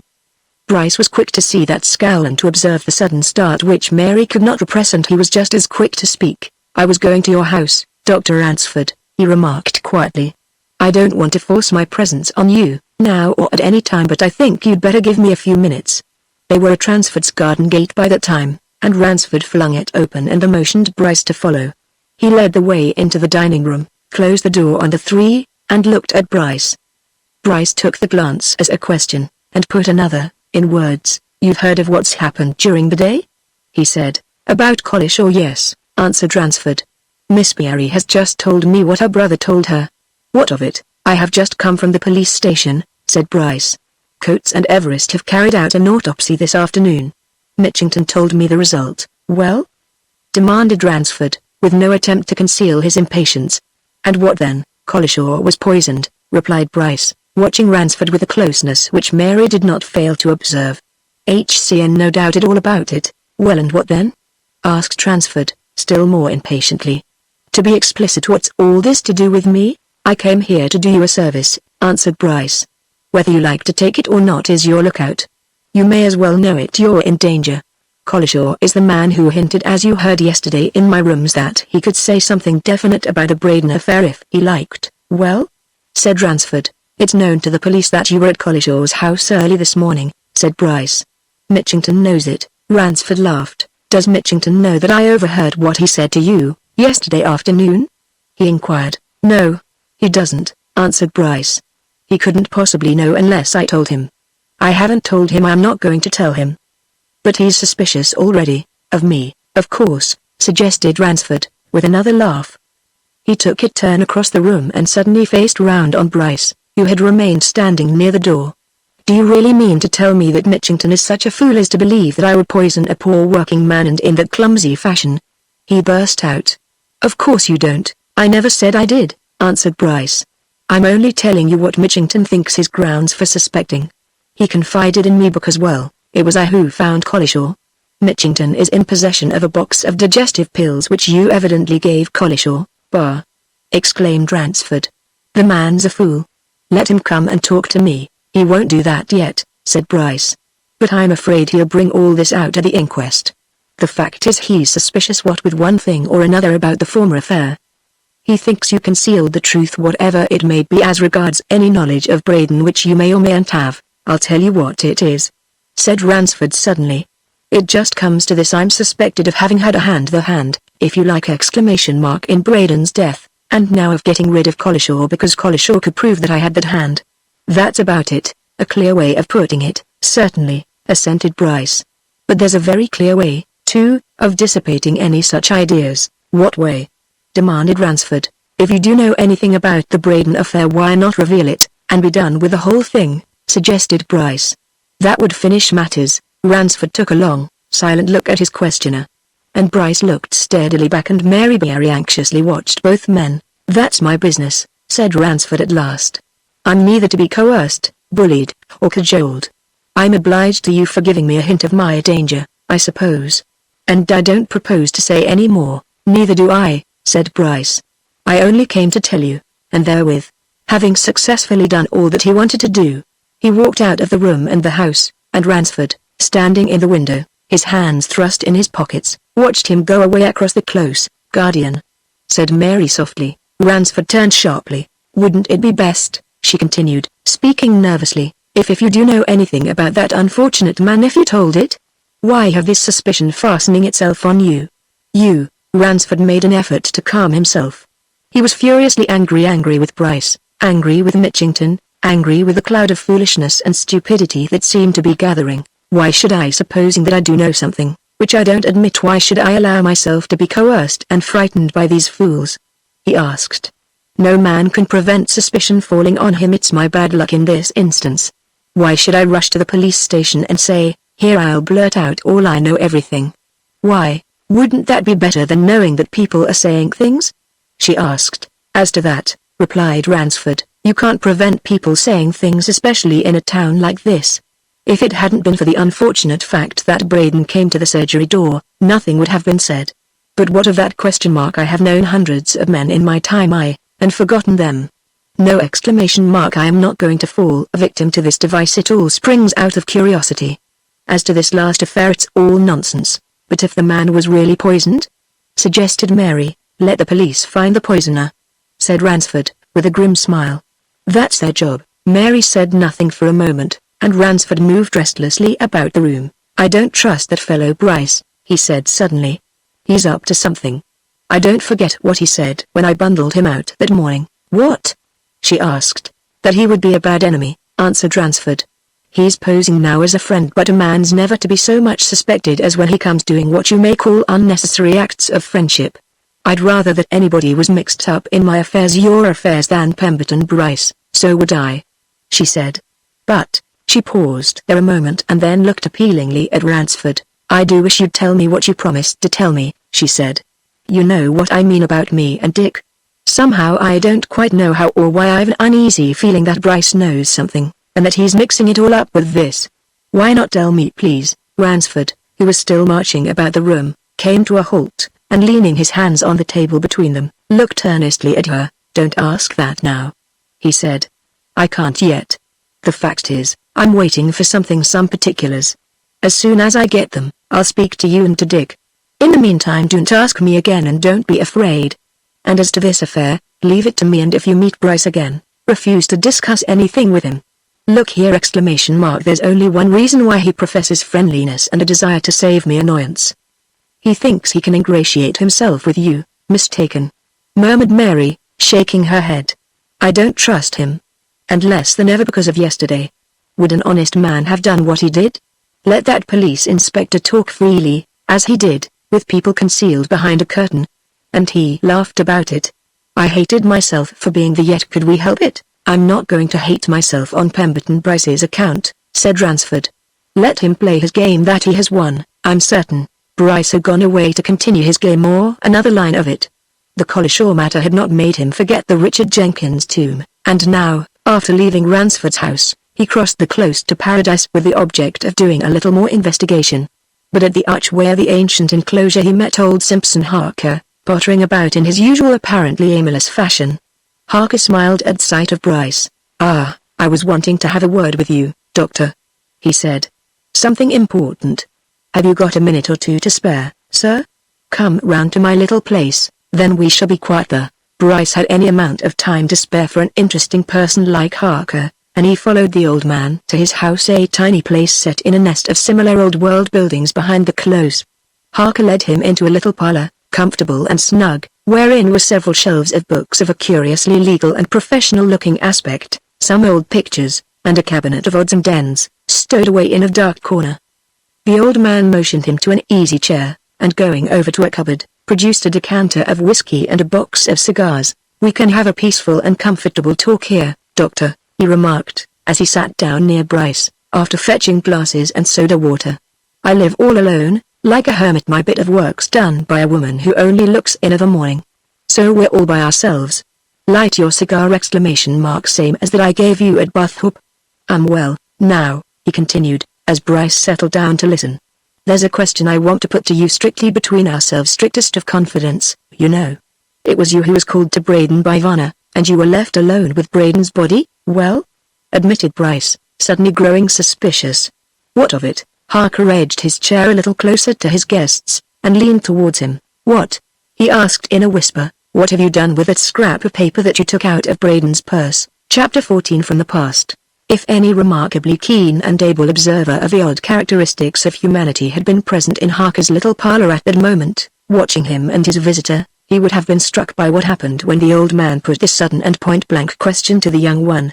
For Harker put the question, though in a whisper, in no more than a casual, almost friendlily confidential way, and Bryce never showed by the start of a finger or the flicker of an eyelash that he felt it to be what he really knew it to be, the most surprising and startling question he had ever had put to him. Instead, he looked his questioner calmly in the eyes, and put a question in his turn. "Who are you, Mr. Harker?" asked Bryce quietly. Harker laughed almost gleefully. "Yes, you've a right to ask that," he said. "Of course! Glad you take it that way." "You'll do. I'll qualify it, then," added Bryce. "It's not who, it's what are you." Harker waved his cigar at the bookshelves in front of which his visitor sat. "Take a look at my collection of literature, Doctor," he said. "What do you think of it?" Bryce turned and leisurely inspected one shelf after another. "Seems to consist of little else but criminal cases and legal handbooks," he remarked quietly. "I begin to suspect you, Mr. Harker. They say here in Rochester that you're a retired tradesman. I think you're a retired policeman of the detective branch." Harker laughed again. "No Rochester man has ever crossed my threshold since I came to settle down here," he said. "You're the first person I've ever asked in, with one notable exception. I've never even had company, the librarian, here. I'm a hermit." "But you were a detective?" suggested Bryce. "Aye, for a good 25 years," replied Harker. "And pretty well known, too, sir. But my question, Doctor, all between ourselves, I'll ask you one, then," said Bryce. "How do you know I took a scrap of paper from Braden's purse?" "Because I know that he had such a paper in his purse the night he came to the Mitre," answered Harker, "and was certain to have it the next morning, and because I also know that you were left alone with the body for some minutes after Vanna fetched you to it, and that when Braden's clothing and effects were searched by Mitchington, the paper wasn't there. So, of course, you took it. Doesn't matter to me that ye did, except that I know, from knowing that you're on a similar game to my own, which is why you went down to Leicestershire." "You knew Braden?" asked Bryce. "I knew him," answered Harker. "You saw him, spoke with him here in Rochester?" suggested Bryce. "He was here in this room in that chair from 9:05 to close on 10 o'clock the night before his death," replied Harker. Bryce, who was quietly appreciating the Havana cigar which the old man had given him, picked up his glass, took a drink, and settled himself in his easy chair as if he meant to stay there a while. "I think we'd better talk confidentially, Mr. Harker," he said. "Precisely what we are doing, Dr. Bryce," replied Harker. "All right, my friend," said Bryce, laconically. Now we understand each other. So do you know who John Braden really was? Yes, replied Harker, promptly. He was in reality John Brake, ex-bank manager, ex-convict. Do you know if he's any relatives here in Rochester? Inquired Bryce. Yes, said Harker. The boy and girl who live with Ransford are Brake's son and daughter. Did Brake know that when he came here? Continued Bryce. No, he didn't. He hadn't the least idea of it, responded Harker. Had you then? Asked Bryce. No, not until later. A little later, replied Harker. You found it out at Bathhope? Suggested Bryce. Not a bit of it. I worked it out here after Brake was dead, said Harker. I went to Bathhope on quite different business. Brake's business. Ah, said Bryce. He looked the old detective quietly in the eyes. You'd better tell me all about it, he added. If we're both going to tell each other all about it, stipulated Harker. That's settled, assented Bryce. Harker smoked thoughtfully for a moment and seemed to be thinking. I'd better go back to the beginning, he said. But, first, what do you know about Brake? I know you went down to Bathhope to find out what you could. How far did your searches take you? I know that Brake married a girl from Braden Medworth, that he took her to London, where he was manager of a branch bank, that he got into trouble, and was sentenced to 10 years penal servitude, answered Bryce, together with some small details into which we needn't go at present. Well, as long as you know all that, there's a common basis and a common starting point, remarked Harker, so I'll begin at Brake's trial. It was I who arrested Brake. There was no trouble, no bother. He'd been taken unawares, by an inspector of the bank. He'd a considerable deficiency, couldn't make it good, couldn't or wouldn't explain except by half-sullen hints that he'd been cruelly deceived. There was no defense, couldn't be. His counsel said that he could. I've read the account of the trial, interrupted Bryce. All right then, you know as much as I can tell you on that point, said Harker. He got, as you say, 10 years. I saw him just before he was removed and asked him if there was anything I could do for him about his wife and children. I'd never seen them. I arrested him at the bank, and, of course, he was never out of custody after that. He answered in a queer, curt way that his wife and children were being looked after. I heard, incidentally, that his wife had left home, or was from home. There was something mysterious about it, either as soon as he was arrested or before. Anyway, he said nothing, and from that moment I never set eyes on him again until I met him in the street here in Rochester, the other night, when he came to the Mitre. I knew him at once and he knew me. We met under one of those big standard lamps in the marketplace. I was following my usual practice of having an evening walk, last thing before going to bed. And we stopped and stared at each other. Then he came forward with his hand out, and we shook hands. This is an odd thing, he said. You're the very man I wanted to find. Come somewhere, where it's quiet, and let me have a word with you. So I brought him here. Bryce was all attention now. For once he was devoting all his faculties to tense and absorbed concentration on what another man could tell, leaving reflections and conclusions on what he heard until all had been told. I brought him here, repeated Harker. I told him I'd been retired and was living here, as he saw, alone. I asked him no questions about himself. I could see he was a well-dressed, apparently well-to-do man. And presently he began to tell me about himself. He said that after he'd finished his term he left England and for some time travelled in Canada and the United States, and had gone then on to New Zealand and afterwards to Australia, where he'd settled down and begun speculating in wool. I said I hoped he'd done well. Yes, he said, he'd done very nicely, and then he gave me a quiet dig in the ribs. I'll tell you one thing I've done, Harker, he said. You were very polite and considerate to me when I'd my trouble, so I don't mind telling you. I paid the bank every penny of that money they lost through my foolishness at that time, every penny, 4 years ago, with interest, and I've got their receipt. Delighted to hear it, Mr. Is it the same name still? I said. My name ever since I left England, he said, giving me a look, is Braden, John Braden.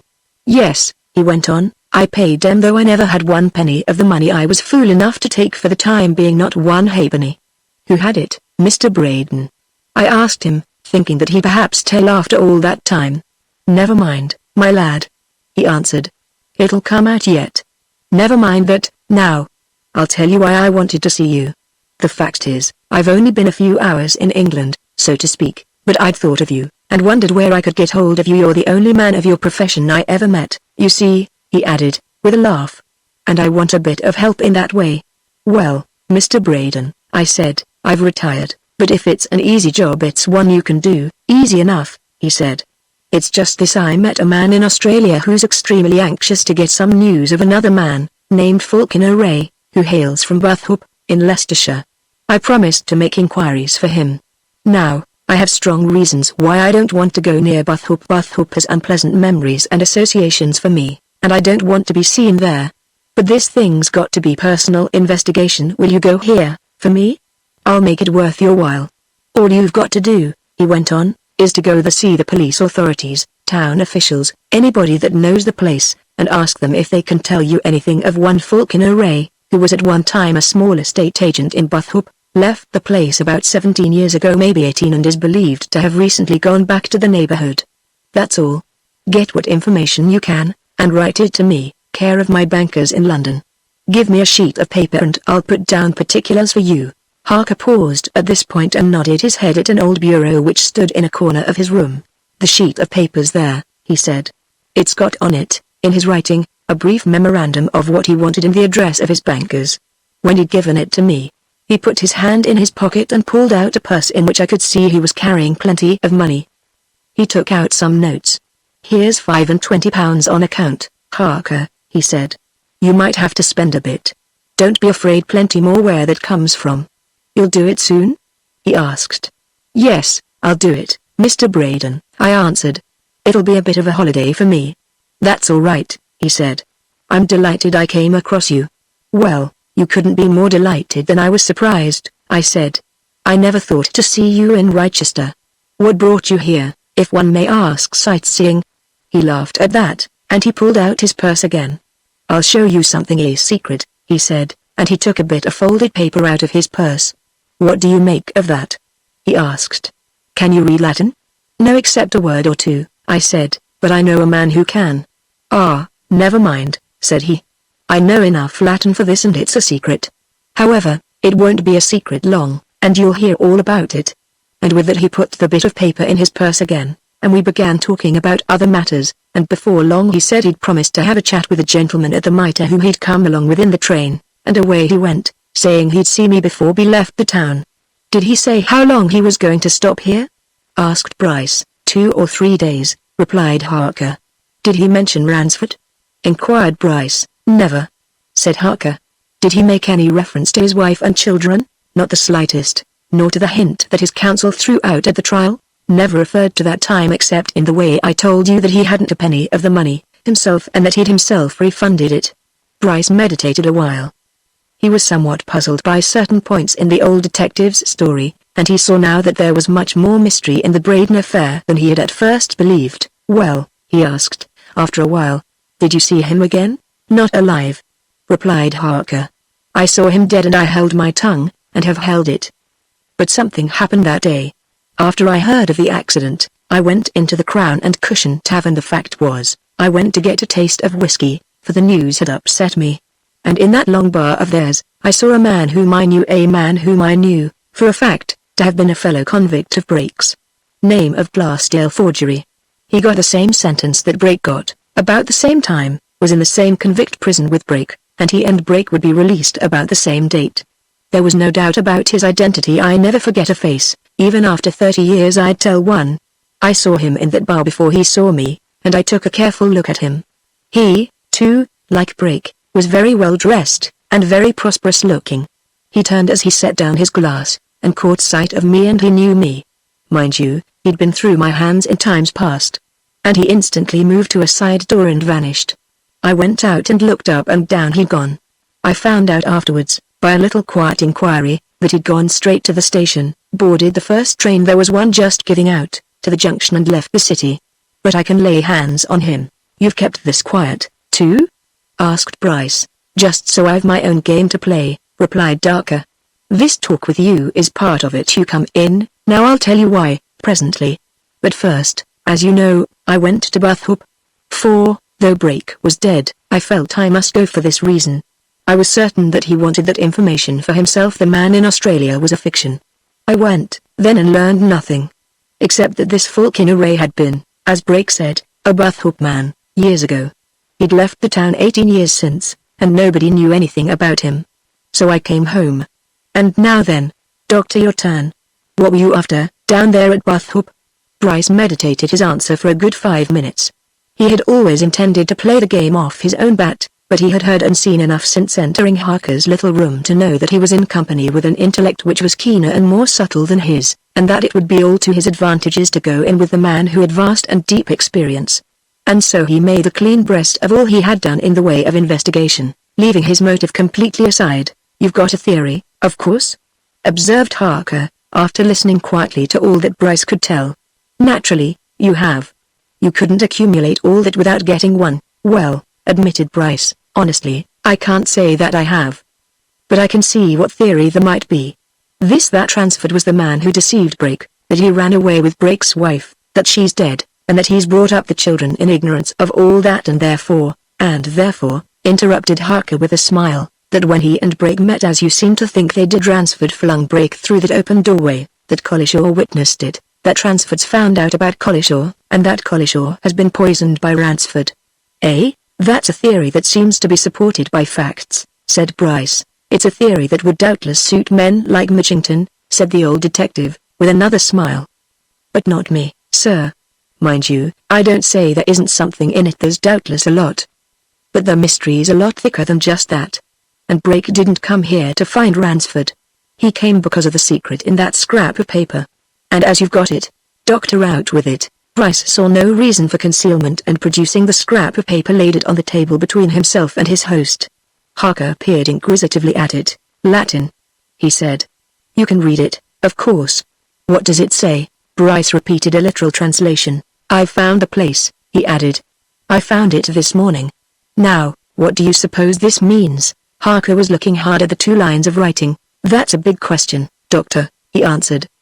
"But I'll go so far as to say this: when we've found out what it does mean, we shall know a lot more than we know now." Chapter 15. The Double Offer. Bryce, who was deriving a considerable and peculiar pleasure from his secret interview with the old detective, smiled at Harker's last remark. "That's a bit of a platitude, isn't it?" he suggested.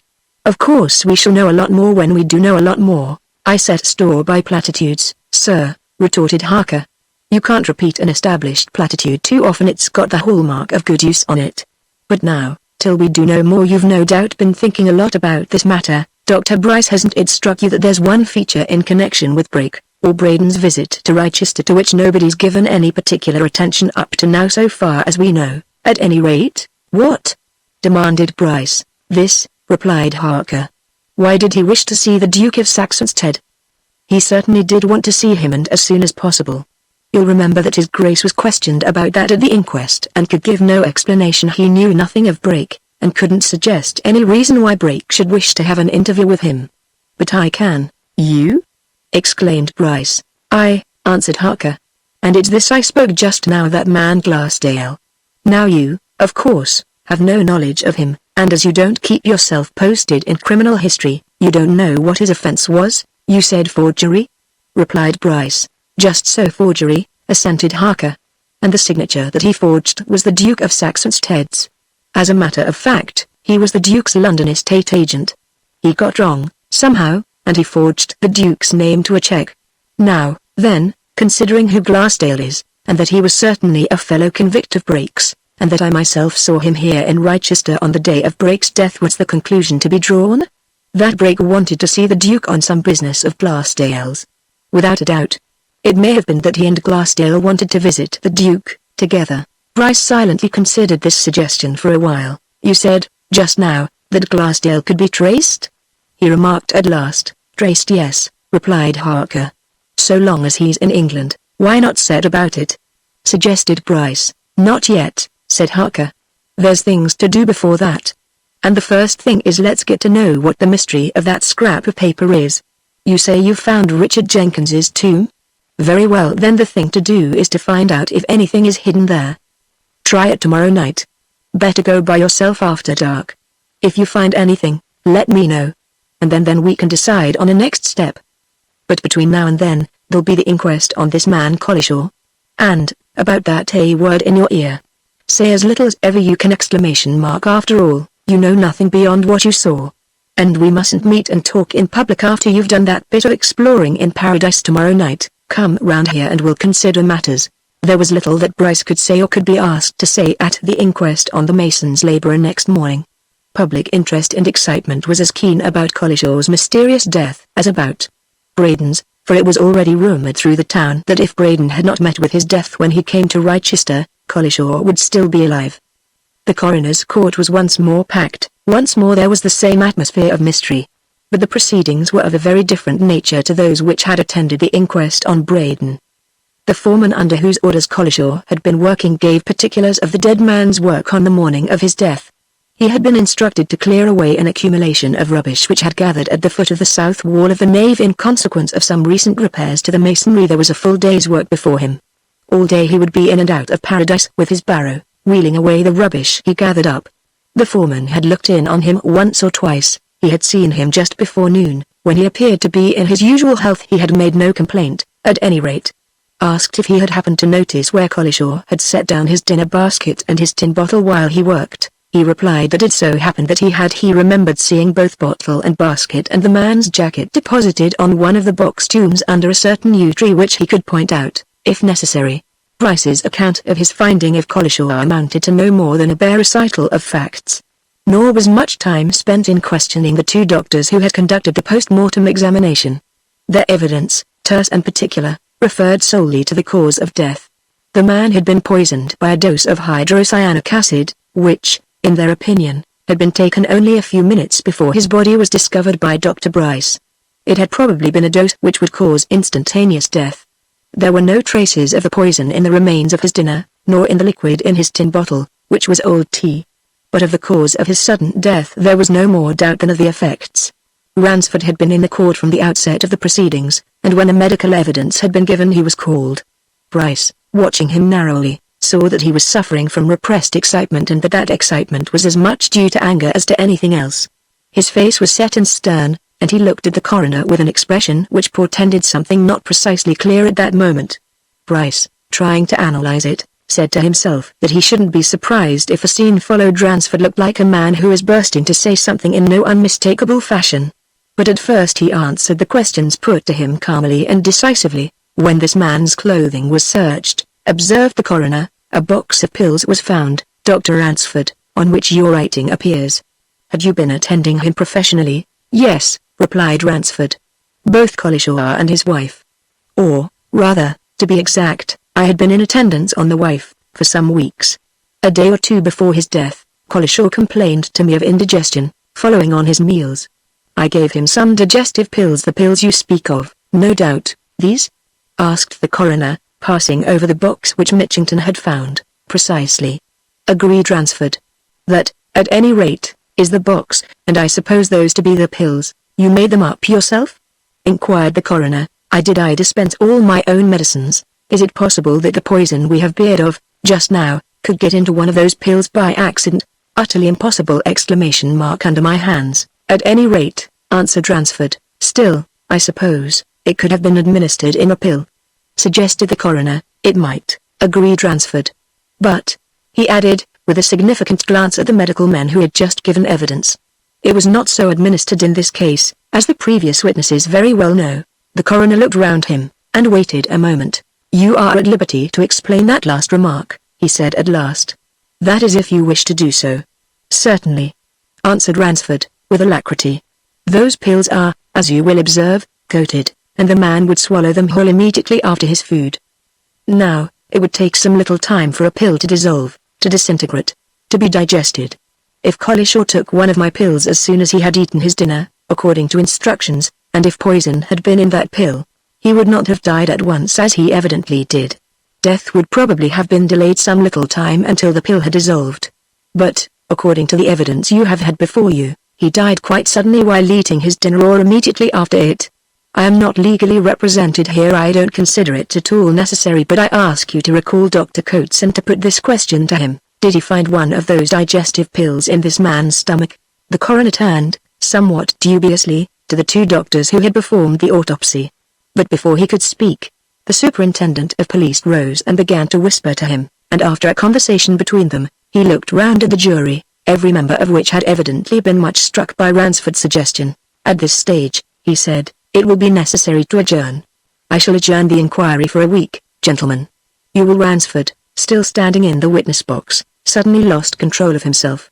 He uttered a sharp exclamation and smote the ledge before him smartly with his open hand. "I protest against that," he said vehemently.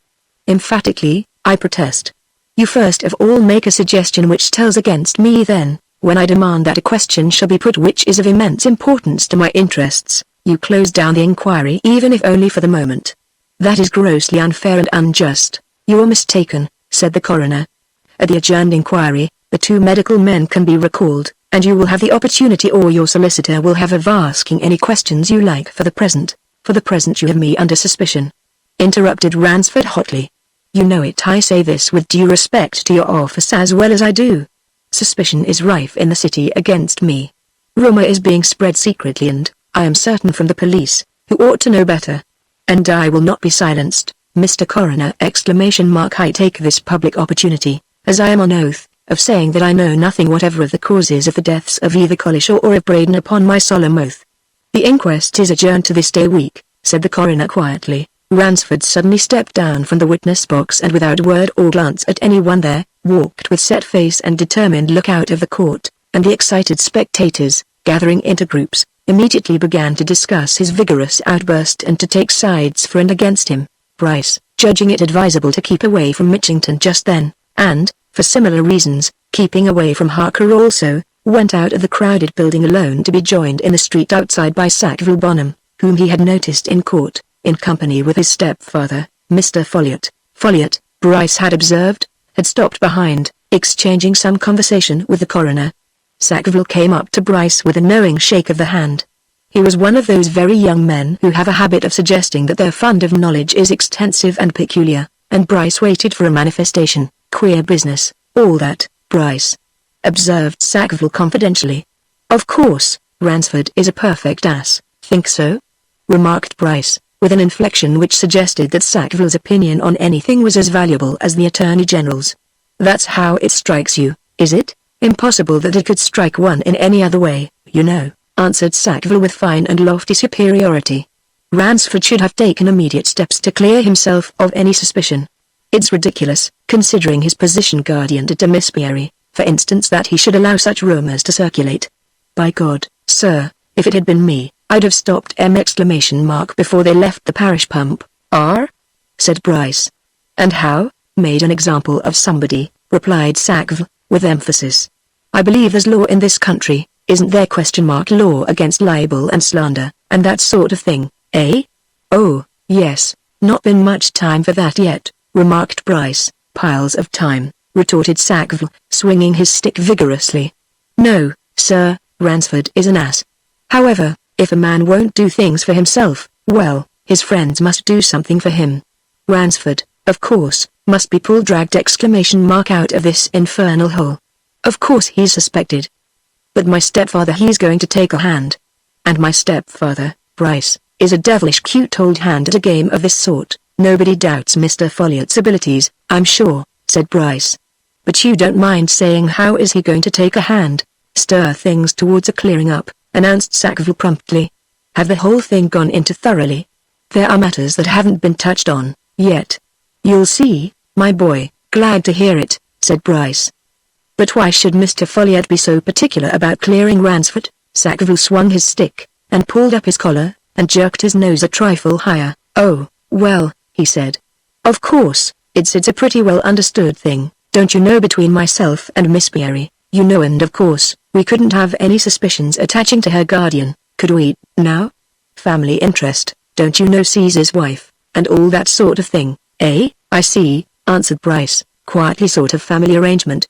With Ransford's consent and knowledge." "Of course, Ransford won't even be consulted," said Sackville, airily. "My stepfather's sharp man, that, Bryce ! He'll do things in his own fashion. You look out for sudden revelations." "I will," replied Bryce. "Bye-bye." He turned off to his rooms, wondering how much of truth there was in the fatuous Sackville's remarks. And was there some mystery still undreamt of by himself and Harker?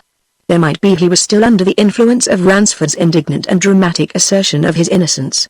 Would Ransford have allowed himself an outburst of that sort if he had not been, as he said, utterly ignorant of the immediate cause of Braden's death? Now Bryce, all through, was calculating, for his own purposes, on Ransford's share, full or partial, In that death, if Ransford really knew nothing whatever about it, where did Bryce's theory, come in, and how would his present machinations result? And, more, if Ransford's assertion were true, and if Varna's story of the hand, seen for an instant in the archway, were also true and Varna was persisting in it, then, who was the man who flung Braden to his death that morning? He realized that, instead of straightening out, things were becoming more and more complicated, but he realized something else. On the surface, there was a strong case of suspicion against Ransford. It had been suggested that the very morning before a coroner and his jury, it would grow, the police were already permeated with suspicion and distrust. Would it not pay him, Bryce, to encourage, to help it? He had his own score to pay off against Ransford, he had his own schemes as regards Mary Beery. Anyway, he was not going to share in any attempts to clear the man who had bundled him out of his house unceremoniously. He would bide his time. And in the meantime there were other things to be done, one of them that very night. But before Bryce could engage in his secret task of excavating a small portion of paradise in the rear of Richard Jenkins's tomb, another strange development came. As the dark fell over the old city that night and he was thinking of setting out on his mission, Mitchington came in, carrying 2 sheets of paper, obviously damp from the press, in his hand. He looked at Bryce with an expression of wonder. "Here's a Quigo," he said. "I can't make this out at all. Look at these big handbills, but perhaps you've seen 'em? They're being posted all over the city. We've had a bundle of 'em thrown in on us. I haven't been out since lunch," remarked Bryce. "What are they?" Mitchington spread out the 2 papers on the table, pointing from one to the other. "You see?" he said. £500 reward! £1,000 reward. And both out at the same time, from different sources. "What sources?" asked Bryce, bending over the bills. "I see. One signed by Phipps and Maynard, the other by Beechcraft." "Odd, certainly, odd," exclaimed Mitchington. "I should think so. But, do you see, Doctor?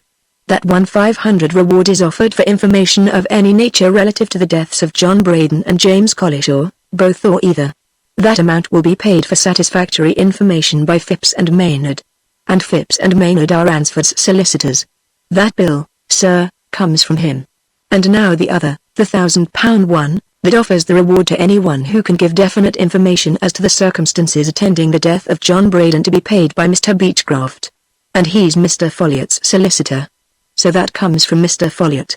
What has he to do with it? And are these 2 putting their heads together, or are these bills quite independent of each other? Hang me if I understand it." Bryce read and reread the contents of the 2 bills. And then he thought for a while before speaking. "Well," he said at last, "there's probably this in it. The Folliots are very wealthy people. Mrs. Folliot, it's pretty well known, wants her son to marry Miss Beery, Dr. Ransford's ward. Probably she doesn't wish any suspicion to hang over the family. That's all I can suggest. In the other case, Ransford wants to clear himself. For don't forget this, Mitchington ! Somewhere, somebody may know something. Only something. But that something might clear Ransford of the suspicion that's undoubtedly been cast upon him. If you're thinking to get a strong case against Ransford, you've got your work set. He gave your theory a nasty knock this morning by his few words about that pill." "Did Coates and Everest find a pill, now?" "Not at liberty to say, sir," answered Mitchington.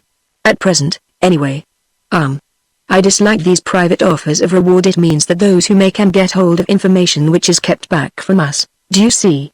They're inconvenient." Then he went away, and Bryce, after waiting a while, until night had settled down, slipped quietly out of the house and set off for the gloom of paradise. Chapter 16. Beforehand. In accordance with his undeniable capacity for contriving and scheming, Bryce had made due and careful preparations for his visit to the tomb of Richard Jenkins.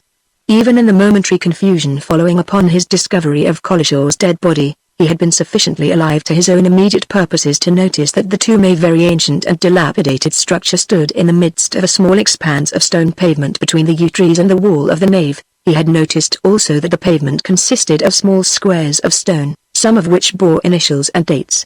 A sharp glance at the presumed whereabouts of the particular spots which he wanted, as indicated in the scrap of paper taken from Braden's purse, showed him that he would have to raise one of those small squares, possibly 2 or 3 of them.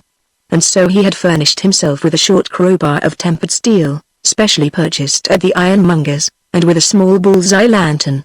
Had he been arrested and searched as he made his way towards the cathedral precincts, he might reasonably have been suspected of a design to break into the treasury and appropriate the various ornaments for which Rochester was famous. But Bryce feared neither arrest nor observation. During his residence in Rochester he had done a good deal of prowling about the old city at night, and he knew that Paradise, at any time after dark, was a deserted place. Folk might cross from the close archway to the wicket gate by the outer path, but no one would penetrate within the thick screen of yew and cypress when night had fallen. And now, in early summer, the screen of trees and bushes was so thick in leaf, that once within it, foliage on one side, the great walls of the nave on the other, there was little likelihood of any person overlooking his doings while he made his investigation. He anticipated a swift and quiet job, to be done in a few minutes. But there was another individual in Rochester who knew just as much of the geography of Paradise as Pemberton Bryce knew. Dick Beery and Betty Company had of late progressed out of the schoolboy and schoolgirl hail-fellow well-met stage to the first dawnings of love, and in spite of their frequent meetings had begun a romantic correspondence between each other, the joy and mystery of which was increased 100-fold by a secret method of exchange of these missives. Just within the wicket gate entrance of Paradise there was an old monument wherein was a convenient cavity. Dick Beery's ready wits transformed this into love's post office. In it he regularly placed letters for Betty, Betty stuffed into it letters for him. And on this particular evening Dick had gone to Paradise to collect a possible mail, and as Bryce walked leisurely up the narrow path, enclosed by trees and old masonry which led from Friary Lane to the ancient enclosure, Dick turned a corner and ran full into him. In the light of the single lamp which illumined the path, the two recovered themselves and looked at each other. "Hello," said Bryce.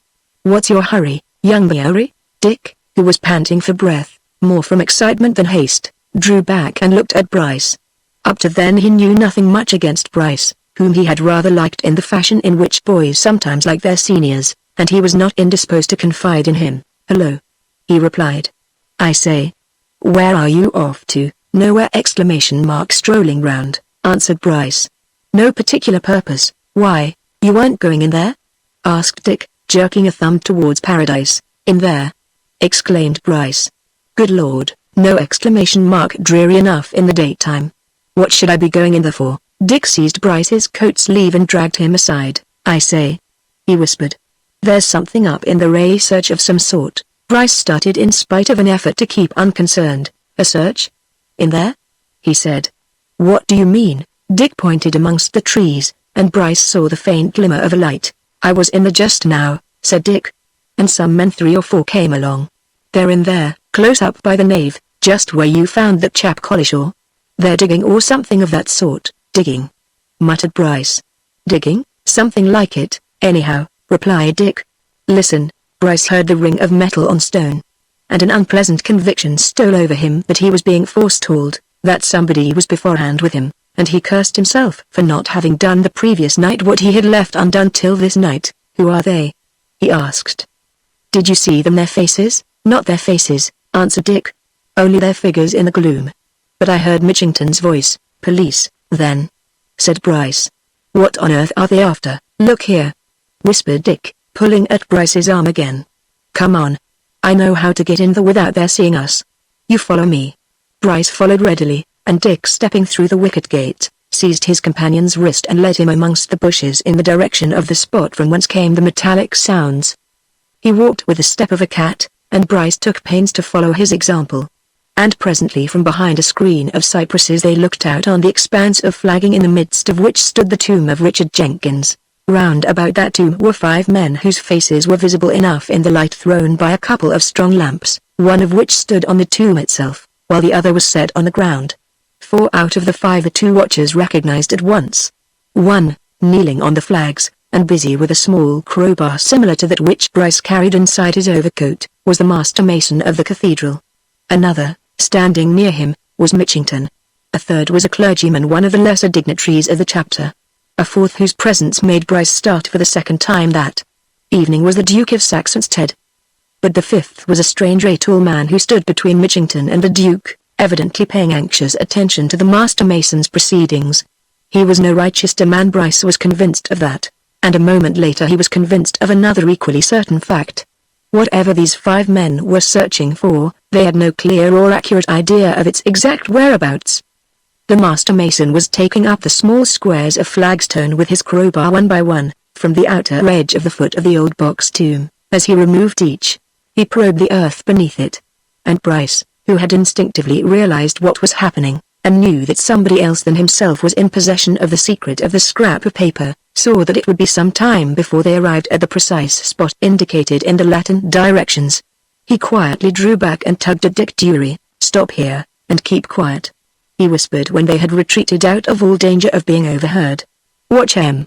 I want to fetch somebody. Want to know who that stranger is." "You don't know him?" "Never seen him before," replied Dick. "I say ! Come quietly back. Don't give it away. I want to know what it's all about." Bryce squeezed the lad's arm by way of assurance and made his way back through the bushes. He wanted to get hold of Harker, and at once, and he hurried round to the old man's house and without ceremony walked into his parlor. Harker, evidently expecting him, and meanwhile amusing himself with his pipe and book, rose from his chair as the younger man entered. "Found anything?" he asked. "We're done," answered Bryce. "I was a fool not to go last night.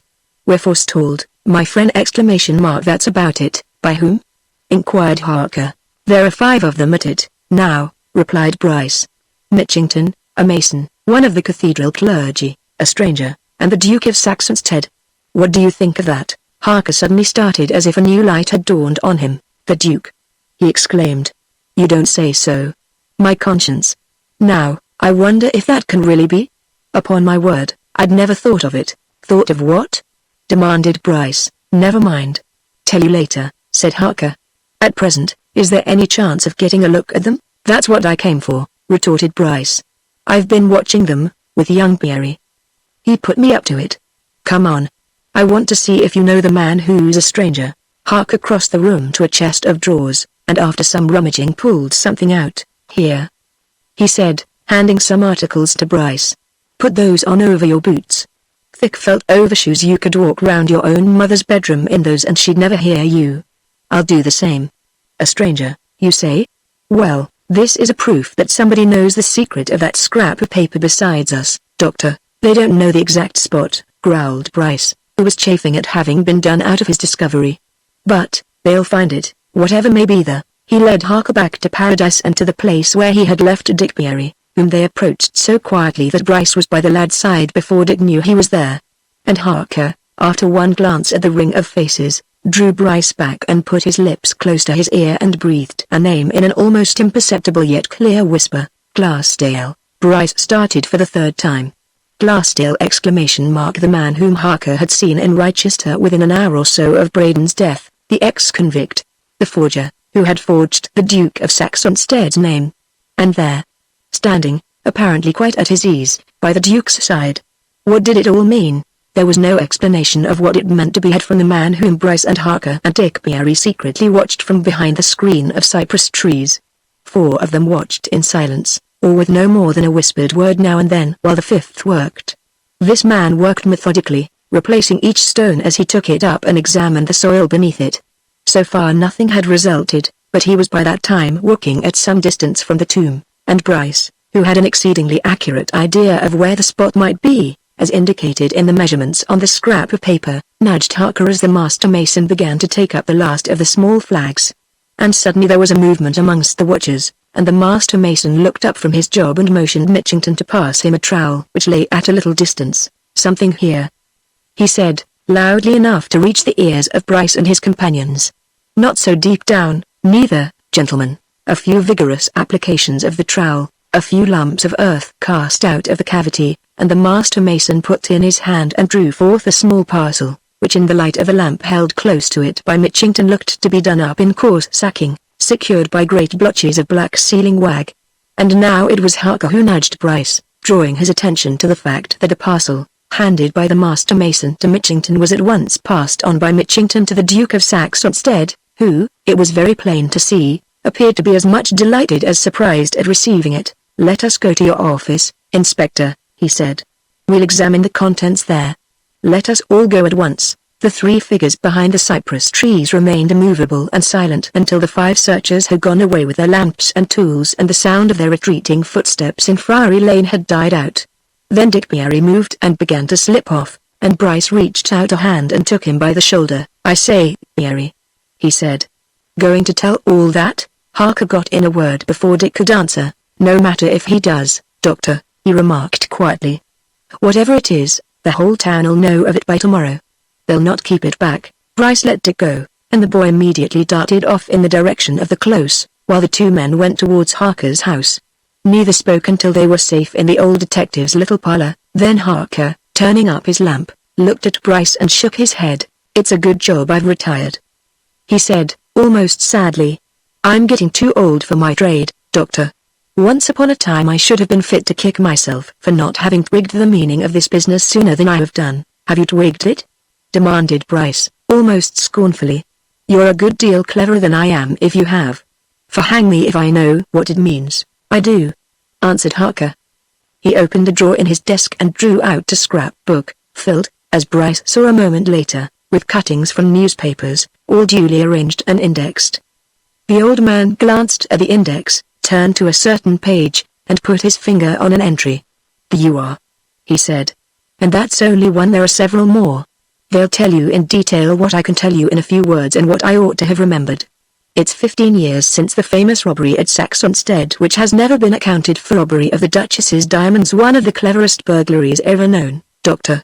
They were got one night after a grand ball there, no arrest was ever made, they were never traced. And I lay all I'm worth to a penny piece that the Duke and those men are gladding their eyes with the sight of them just now! In Mitchington's office, and that the information that they were where they've just been found was given to the Duke by Glassdale. Glassdale? That man! Exclaimed Bryce, who was puzzling his brain over possible developments. That man, sir? Repeated Harker. That's why Glassdale was in Rochester the day of Braden's death. And that's why Braden, or Brake, came to Rochester at all. He and Glassdale, of course, had somehow come into possession of the secret, and no doubt meant to tell the Duke together, and get the reward. There was 95,000 offered.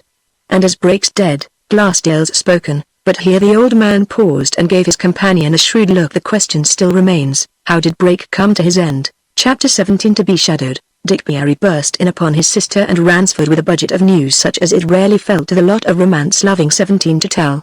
Secret and mysterious digging up of graveyards by night, discovery of sealed packets, the contents of which might only be guessed at, the whole thing observed by hidden spectators. These were things he had read of in fiction, but had never expected to have the luck to see in real life.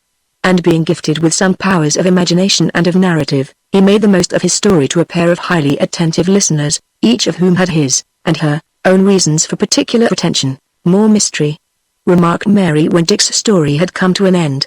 What a pity they didn't open the parcel. She looked at Ransford, who was evidently in deep thought. I suppose it will all come out? She suggested. Sure to, he answered, and turned to Dick. You say Bryce Fetch told Harker after you and Bryce had watched these operations a bit? Did he say why he fetched him? Never said anything as to his reasons, answered Dick. But, I rather guessed, at the end, that Bryce wanted me to keep quiet about it. Only old Harker said there was no need. Ransford made no comment on this, and Dick, having exhausted his stock of news, presently went off to bed. Master Bryce, observed Ransford, after a period of silence, is playing a game. What it is, I don't know, but I'm certain of it. Well, we shall see. You've been much upset by all this, he went on, after another pause, and the knowledge that you have has distressed me beyond measure. But just have a very little more patience, and things will be cleared. I can't tell all that's in my mind, even to you, Mary, who had been sewing while Ransford, as was customary with him in an evening, read the Times to her, looked down at her work. I shouldn't care, if only these rumors in the town about you could be crushed, she said. It's so cruel, so vile, that such things, Ransford snapped his fingers. I don't care that about the rumors, he answered, contemptuously. They'll be crushed out just as suddenly as they arose, and then, perhaps, I'll let certain folk in Rochester know what I think of them. And as regards the suspicion against me, I know already that the only people in the town for whose opinion I carefully accept what I said before the coroner. As to the others, let them talk. If the thing comes to a head before its due time, you make me think that you know much more than you've ever told me. Interrupted Mary. So I do, he replied. And you'll see in the end why I've kept silence. Of course, if people who don't know as much will interfere. He was interrupted by the ringing of the front door bell, at the sound of which he and Mary looked at each other. Who can that be? Said Mary. It's past 10 o'clock, Ransford offered no suggestion. He sat silently waiting, until the parlour-maid entered. Inspector Mitchington would be much obliged if you could give him a few minutes, sir, she said. Ransford got up from his chair. Take Inspector Mitchington into the study, he said. Is he alone? No, sir, there's a gentleman with him, replied the girl. All right, I'll be with them presently, answered Ransford. Take them both in there and light the gas. Police, he went on, when the parlour-maid had gone. They get hold of the first idea that strikes them, and never even look round for another. You're not frightened? Frightened, no. Uneasy, yes, replied Mary. What can they want, this time of night? Probably to tell me something about this romantic tale of Dick's, answered Ransford, as he left the room. It'll be nothing more serious, I assure you, but he was not so sure of that. He was very well aware that the Rochester police authorities had a definite suspicion of his guilt in the Braden and Collishaw matters, and he knew from experience that police suspicion is a difficult matter to dissipate. And before he opened the door of the little room which he used as a study, he warned himself to be careful and silent. The two visitors stood near the hearth. Ransford took a good look at them as he closed the door behind him. Mitchington he knew well enough. He was more interested in the other man, a stranger. A quiet-looking, very ordinary individual, who might have been half a dozen things, but Ransford instantly set him down as a detective. He turned from this man to the inspector. Well? He said, a little brusquely. What is it? Sorry to intrude so late, Dr. Ransford, answered Mitchington, but I should be much obliged if you would give us a bit of information badly wanted, Doctor, in view of recent events, he added, with a smile which was meant to be reassuring. I'm sure you can if you will. Sit down, said Ransford, pointing to chairs. He took one himself and again glanced at the stranger. To whom am I speaking, in addition to yourself, Inspector? He asked. I'm not going to talk to strangers. Oh, well, said Mitchington, a little awkwardly. Of course, Doctor, we've had to get a bit of professional help in these unpleasant matters. This gentleman's Detective Sergeant Jettison, from the Yard. What information do you want? Asked Ransford. Mitchington glanced at the door and lowered his voice. I may as well tell you, Doctor, he said confidentially, there's been a most extraordinary discovery made tonight, which has a bearing on the Braden case. I dare say you've heard of the great jewel robbery which took place at the Duke of Saxonsteade's some years ago, which has been a mystery to this very day. I have heard of it, answered Ransford. Very well, tonight those jewels, the whole lot, ! Have been discovered in Paradise yonder, where they'd been buried, at the time of the robbery, by the thief, continued Mitchington. They've just been examined, and they're now in the Duke's own hands again after all these years. And I may as well tell you we now know that the object of Braden's visit to Rochester was to tell the Duke where those jewels were hidden. Braden and another man had learned the secret, from the real thief, who's dead in Australia. All that I may tell you, Doctor, for it'll be public property tomorrow. Well? Said Ransford. Mitchington hesitated a moment, as if searching for his next words. He glanced at the detective. The detective remained immobile. He glanced at Ransford. Ransford gave him no encouragement. Now look here, Doctor, he exclaimed, suddenly. Why not tell us something? We know now who Braden really was. That's settled. Do you understand? Who was he, then? Asked Ransford, quietly. He was one John Brake, sometime manager of a branch of a London bank, who, 17 years ago, got 10 years penal servitude for embezzlement, answered Mitchington, watching Ransford steadily. That's dead certain, we know it. The man who shared this secret with him about the Saxonsteade jewels has told us that much, today. John Brake, what have you come here for? Asked Ransford. To ask you between ourselves if you can tell us anything about Brake's earlier days' antecedents that'll help us, replied Mitchington. It may be Jettison here, a man of experience, thinks it'll be found to be that Brake, or Braden as we call him, was murdered because of his possession of that secret about the jewels. Our informant tells us that Braden certainly had on him, when he came to Rochester, a sort of diagram showing the exact location of the spot where the jewels were hidden. That diagram was most assuredly not found on Braden when we examined his clothing and effects. It may be that it was wrested from him in the gallery of the cloistry that morning, and that his assailant, or assailants, for there may have been two men at the job afterwards, pitched him through that open doorway, after half stifling him.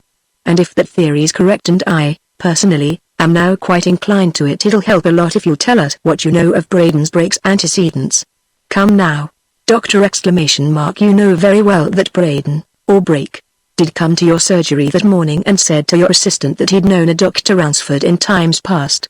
Why not speak, Ransford? instead of answering Mitchington's evidently genuine appeal, looked at the New Scotland Yard man. "Is that your theory?" he asked. Jettison nodded his head, with a movement indicative of conviction. "Yes, sir," he replied. "Having regard to all the circumstances of the case, as they've been put before me since I came here, and with special regard to the revelations which have resulted in the discovery of these jewels, it is. Of course, today's events have altered everything. If it hadn't been for our informant." "Who is your informant?" inquired Ransford. The two callers looked at each other. The detective nodded at the inspector. "Oh, well," said Mitchington. "No harm in telling you, Doctor. A man named Glassdale, once a fellow convict with Brake. It seems they left England together after their time was up, emigrated together, prospered, even went so far both of them as to make good the money they'd appropriated, and eventually came back together in possession of this secret. Brake came specially to Rochester to tell the Duke Glassdale was to join him on the very morning Brake met his death. Glassdale did come to the town that morning, and as soon as he got here, heard of Brake's strange death. That upset him and he went away, only to come back today, go to Saxonsteade, and tell everything to the Duke, with the result we've told you of." "Which result?" remarked Ransford, steadily regarding Mitchington, "has apparently altered all your ideas about me." Mitchington laughed a little awkwardly. "Oh, well, come, now, Doctor," he said. "Why, yes, frankly, I'm inclined to Jettison's theory. In fact, I'm certain that's the truth." "And your theory?" inquired Ransford, turning to the detective, "is put it in a few words." "My theory, and I'll lay anything it's the correct one, ! Is this," replied Jettison. "Brake came to Rochester with his secret. That secret wasn't confined to him and Glassdale either. He let it out to somebody, or it was known to somebody. I understand from Inspector Mitchington here that on the evening of his arrival Brake was away from the Mitre Hotel for 2 hours. During that time, he was somewhere with whom? Probably with somebody who got the secret out of him, or to whom he communicated it. According to Glassdale, who, we are quite sure, has told the exact truth about everything, Brake had on him a scrap of paper, on which were instructions, in Latin, for finding the exact spot where the missing Saxonsteade jewels had been hidden, years before, by the actual thief who, I may tell you, sir, never had the opportunity of returning to repossess himself of them. Now, after Brake's death, the police examined his clothes and effects. They never found that scrap of paper. And I work things out this way. Brake was followed into that gallery, a lonely, quiet place, by the man or men who had got possession of the secret. He was, I'm told, a slightly built, not over-strong man. He was seized and robbed of that paper and flung to his death. And all that fits in with the second mystery of Collishaw, who probably knew, if not everything, then something, of the exact circumstances of Brake's death, and let his knowledge get to the ears of Brake's assailant, who cleverly got rid of him. That's my notion, concluded the detective.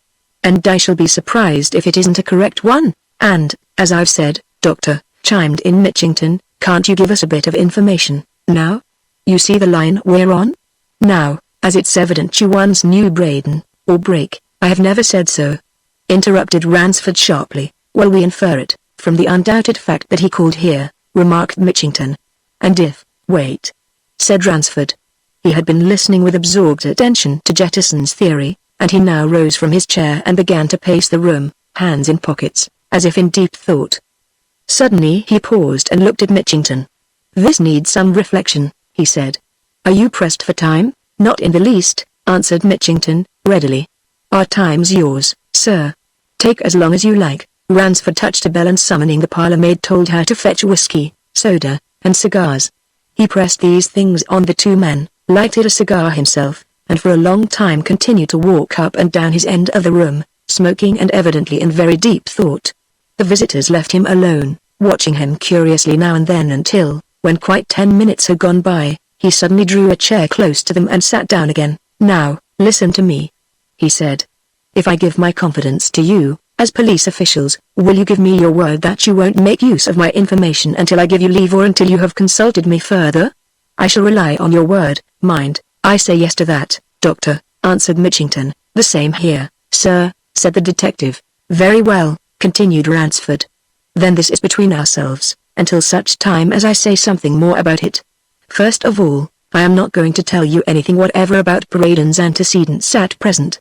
Secondly, I am not sure that your theory, Mr. Jettison, is entirely correct. though I think it is by way of coming very near to the right one, which is sure to be worked out before long. But on the understanding of secrecy for the present, I can tell you something which I should not have been able to tell you but for the events of tonight, which have made me put together certain facts. Now attention. To begin with, I know where Braden was for at any rate some time on the evening of the day on which he came to Rochester. He was with the old man whom we all know as Simpson Harker. Mitchington whistled. The detective, who knew nothing of Simpson Harker, glanced at him as if for information. But Mitchington nodded at Ransford, and Ransford went on. I know this for this reason, he continued. You know where Harker lives.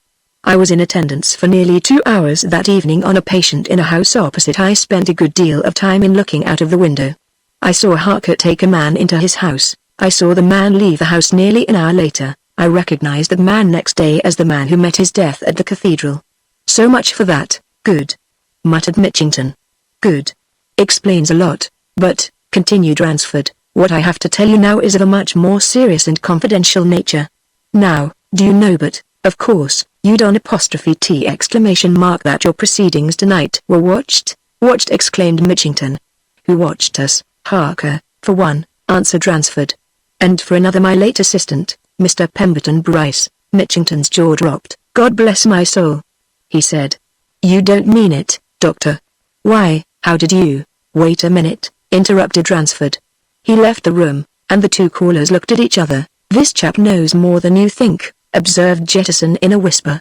More than he's telling now. Let's get all we can, then, said Mitchington, who was obviously much surprised by Ransford's last information. Get it while he's in the mood. Let him take his own time, advised Jettison. But you mark me, exclamation mark, he knows a lot. This is only an installment. Ransford came back with Dick Beery, clad in a loud patterned and gaily colored suit of pajamas. Now, Dick, said Ransford, tell Inspector Mitchington precisely what happened this evening, within your own knowledge. Dick was nothing loath to tell his story for the second time, especially to a couple of professional listeners. And he told it in full detail, from the moment of his sudden encounter with Bryce to that in which he parted with Bryce and Harker. Ransford, watching the official faces, saw what it was in the story that caught the official attention and excited the official mind. Dr. Bryce went off at once to fetch Harker. Did he? Asked Mitchington, when Dick had made an end. At once, answered Dick. And was jolly quick back with him. And Harker said it didn't matter about your telling as it would be public news soon enough? Continued Mitchington. Just that, said Dick. Mitchington looked at Ransford, and Ransford nodded to his ward. All right, Dick, he said. That'll do. The boy went off again, and Mitchington shook his head. Queer, he said. Now what have those two been up to? Something, that's certain. Can you tell us more, Doctor? Under the same conditions, yes, answered Ransford, taking his seat again. The fact is, affairs have got to a stage where I consider it my duty to tell you more. Some of what I shall tell you is hearsay, but it's hearsay that you can easily verify for yourselves when the right moment comes. Mr. Campany, the librarian, lately remarked to me that my old assistant, Mr. Bryce, seemed to be taking an extraordinary interest in archaeological matters since he left me. He was now, said Campany, always examining documents about the old tombs and the monuments of the cathedral and its precincts. Ah, just so, exclaimed Mitchington. To be sure, exclamation mark, I'm beginning to see. And, continued Ransford, Campany further remarked, as a matter for humorous comment, that Bryce was also spending much time looking round our old tombs. Now you made this discovery near an old tomb, I understand? Close by one, yes, assented the inspector. Then let me draw your attention to one or two strange facts which are undoubted facts, continued Ransford. Bryce was left alone with the dead body of Braden for some minutes, while Varner went to fetch the police. That's one, that's true, muttered Mitchington. He was several minutes. Bryce it was who discovered Collishaw in Paradise, said Ransford. That's fact two. And fact three, Bryce evidently had a motive in fetching Harker at night to overlook your operations. What was his motive? And taking things all together, what are, or have been, these secret affairs which Bryce and Harker have evidently been engaged in? Jettison suddenly rose, buttoning his light overcoat. The action seemed to indicate a newly formed idea, a definite conclusion. He turned sharply to Mitchington. There's one thing certain, Inspector, he said. You'll keep an eye on those two from this out. From just now, I shall, assented Mitchington. I'll have both of 'em shadowed wherever they go or are, day or night. Harker, now, has always been a bit of a mystery, But Bryce hang me if I don't believe he's been having me. Double game exclamation mark. But, never mind. There's no more, Doctor. Not yet, replied Ransford. And I don't know the real meaning or value of what I have told you. But in 2 days from now, I can tell you more. In the meantime, remember your promise. He let his visitors out then, and went back to Mary. You'll not have to wait long for things to clear, he said. The mystery's nearly over. Chapter 18. Surprise. Mitchington and the man from New Scotland Yard walked away in silence from Ransford's house and kept the silence up until they were in the middle of the close and accordingly in solitude. Then Mitchington turned to his companion. What do you think of that? He asked, with a half laugh. Different complexion it puts on things, eh? I think just what I said before in there, replied the detective. That man knows more than he's told, even now. Why hasn't he spoken sooner, then? Demanded Mitchington. He's had too good chance at the inquests, from what I saw of him, just now, said Jettison. I should say he's the sort of man who can keep his own counsel till he considers the right time has come for speaking. Not the sort of man who'll care tuppence whatever's said about him, you understand? I should say he's known a good lot all along, and is just keeping it back till he can put a finishing touch to it. 2 days, didn't he say? Aye, well, a lot can happen in 2 days. But about your theory? Questioned Mitchington. What do you think of it now in relation to what we've just heard? I'll tell you what I can see, answered Jettison. I can see how one bit of this puzzle fits into another in view of what Ransford has just told us. Of course, one's got to do a good deal of supposing it's unavoidable in these cases. Now supposing Braden let this man Harker into the secret of the hidden jewels that night, and supposing that Harker and Bryce are in collusion as they evidently are, from what that boy told us, and supposing they between them, together or separately, had to do with Braden's death, and supposing that man Collishaw saw something that would incriminate one or both, eh? Well? Asked Mitchington. Bryce is a medical man, observed Jettison. It would be an easy thing for a medical man to get rid of Collishaw as he undoubtedly was got rid of. Do you see my point? I can see that Bryce is a clever hand at throwing dust in anybody's eyes, muttered Mitchington. I've had some dealings with him over this affair and I'm beginning to think only now that he's been having me for the mug.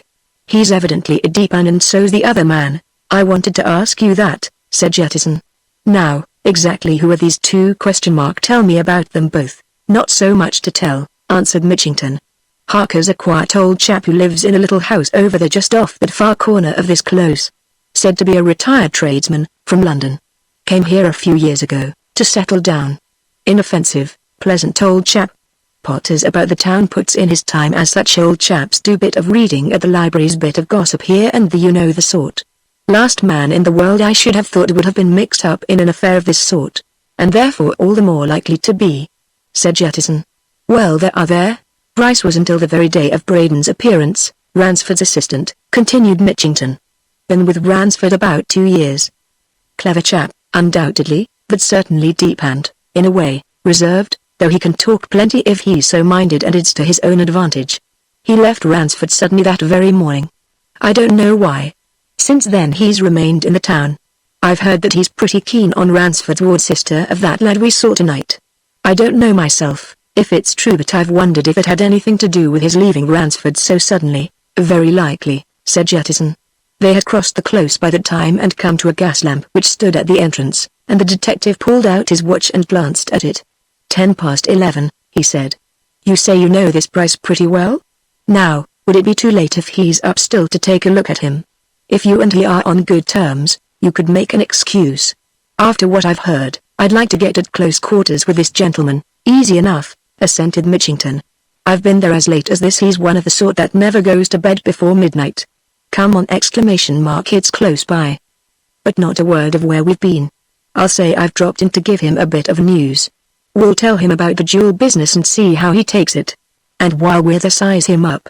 Mitchington was right in his description of Bryce's habits. Bryce rarely went to bed before 1 o'clock in the morning. He liked to sit up, reading. His favorite mental food was found in the lives of statesmen and diplomatists, most of them of the sort famous for trickery and chicanery. He not only made a close study of the ways of these gentry but wrote down notes and abstracts of passages which particularly appealed to him. His lamp was burning when Mitchington and Jettison came in view of his windows, but that night Bryce was doing no thinking about statecraft. His mind was fixed on his own affairs. He had lighted his fire on going home and for an hour had sat with his legs stretched out on a fender, carefully weighing things up. The event of the night had convinced him that he was at a critical phase of his present adventure, and it behoved him, as a good general, to review his forces. The forestalling of his plans about the hiding place in Paradise had upset Bryce's schemes. He had figured on being able to turn that secret, whatever it was, to his own advantage. It struck him now, as he meditated, that he had never known exactly what he expected to get out of that secret, but he had hoped that it would have been something which would make a few more considerable and tightly strung meshes in the net which he was endeavoring to weave around Ransford. Now he was faced by the fact that it was not going to yield anything in the way of help. It was a secret no longer, and it had yielded nothing beyond the mere knowledge that John Braden, who was in reality John Brake, had carried the secret to Worcester to reveal it in the proper quarter. That helped Bryce in no way so far as he could see. And therefore it was necessary to restate his case to himself, to take stock, to see where he stood, and more than all, to put plainly before his own mind exactly what he wanted. And just before Mitchington and the detective came up the path to his door, Bryce had put his notions into clear phraseology. His aim was definitely wanted to get Ransford completely into his power, through suspicion of Ransford's guilt in the affairs of Braden and Collishaw. He wanted, at the same time, to have the means of exonerating him whether by fact or by craft, so that, as an ultimate method of success for his own projects, he would be able to go to Maryberry and say, Ransford's very life is at my mercy. If I keep silence, he's lost. If I speak, he's saved. It's now for you to say whether I'm to speak or hold my tongue, and you're the price I want for my speaking to save him. It was in accordance with his views of human nature that Maryberry would accede to his terms. He had not known her and Ransford for nothing, and he was aware that she had a profound gratitude for her guardian, which might even be akin to a yet unawakened warmer feeling. The probability was that she would willingly sacrifice herself to save Ransford, and Bryce cared little by what means he won her, fair or foul, so long as he was successful. So now, he said to himself, he must make a still more definite move against Ransford. He must strengthen and deepen the suspicions which the police already had. He must give them chapter and verse and supply them with information, and get Ransford into the tightest of corners, solely that, in order to win Maryberry, he might have the credit of pulling him out again. That, he felt certain, he could do if he could make a net in which to enclose Ransford. He could also invent a two-edged sword which would cut every mesh of that net into fragments. That would be child's play, mere statecraft, elementary diplomacy. But first to get Ransford fairly bottled up, that was the thing. He determined to lose no more time, and he was thinking of visiting Mitchington immediately after breakfast neat morning when Mitchington knocked at his door. Bryce was rarely taken back, and on seeing Mitchington and a companion, he forthwith invited them into his parlor, put out his whiskey and cigars, and pressed both on them as if their late call were a matter of usual occurrence. And when he had helped both to a drink, he took one himself, and tumbler in hand, dropped into his easy chair again. "We saw your light, Doctor, so I took the liberty of dropping in to tell you a bit of news," observed the inspector. "But I haven't introduced my friend. This is Detective Sergeant Jettison, of the Yard. We've got him down about this business. Must have help, you know." Bryce gave the detective a half-sharp, half-careless look and nodded. "Mr. Jettison will have abundant opportunities for the exercise of his talents," he observed in his best cynical manner. "I dare say he's found that out already." "Not an easy affair, sir, to be sure," assented Jettison. "Complicated, highly so," agreed Bryce. He yawned, and glanced at the inspector. "What's your news, Mitchington?" he asked, almost indifferently. "Oh, well," answered Mitchington. "As the Herald's published tomorrow, you'll see it in there, Doctor. I've supplied an account for this week's issue, just a short one, but I thought you'd like to know. You've heard of the famous jewel robbery at the Duke's, some years ago?" "Yes?" Well, we found all the whole bundle tonight buried in Paradise." "And how do you think the secret came out?" "No good at guessing," said Bryce. "It came out," continued Mitchington, "through a man who, with Braden, got in possession of it. It's a long story, and, with Braden, was going to reveal it to the Duke that very day Braden was killed.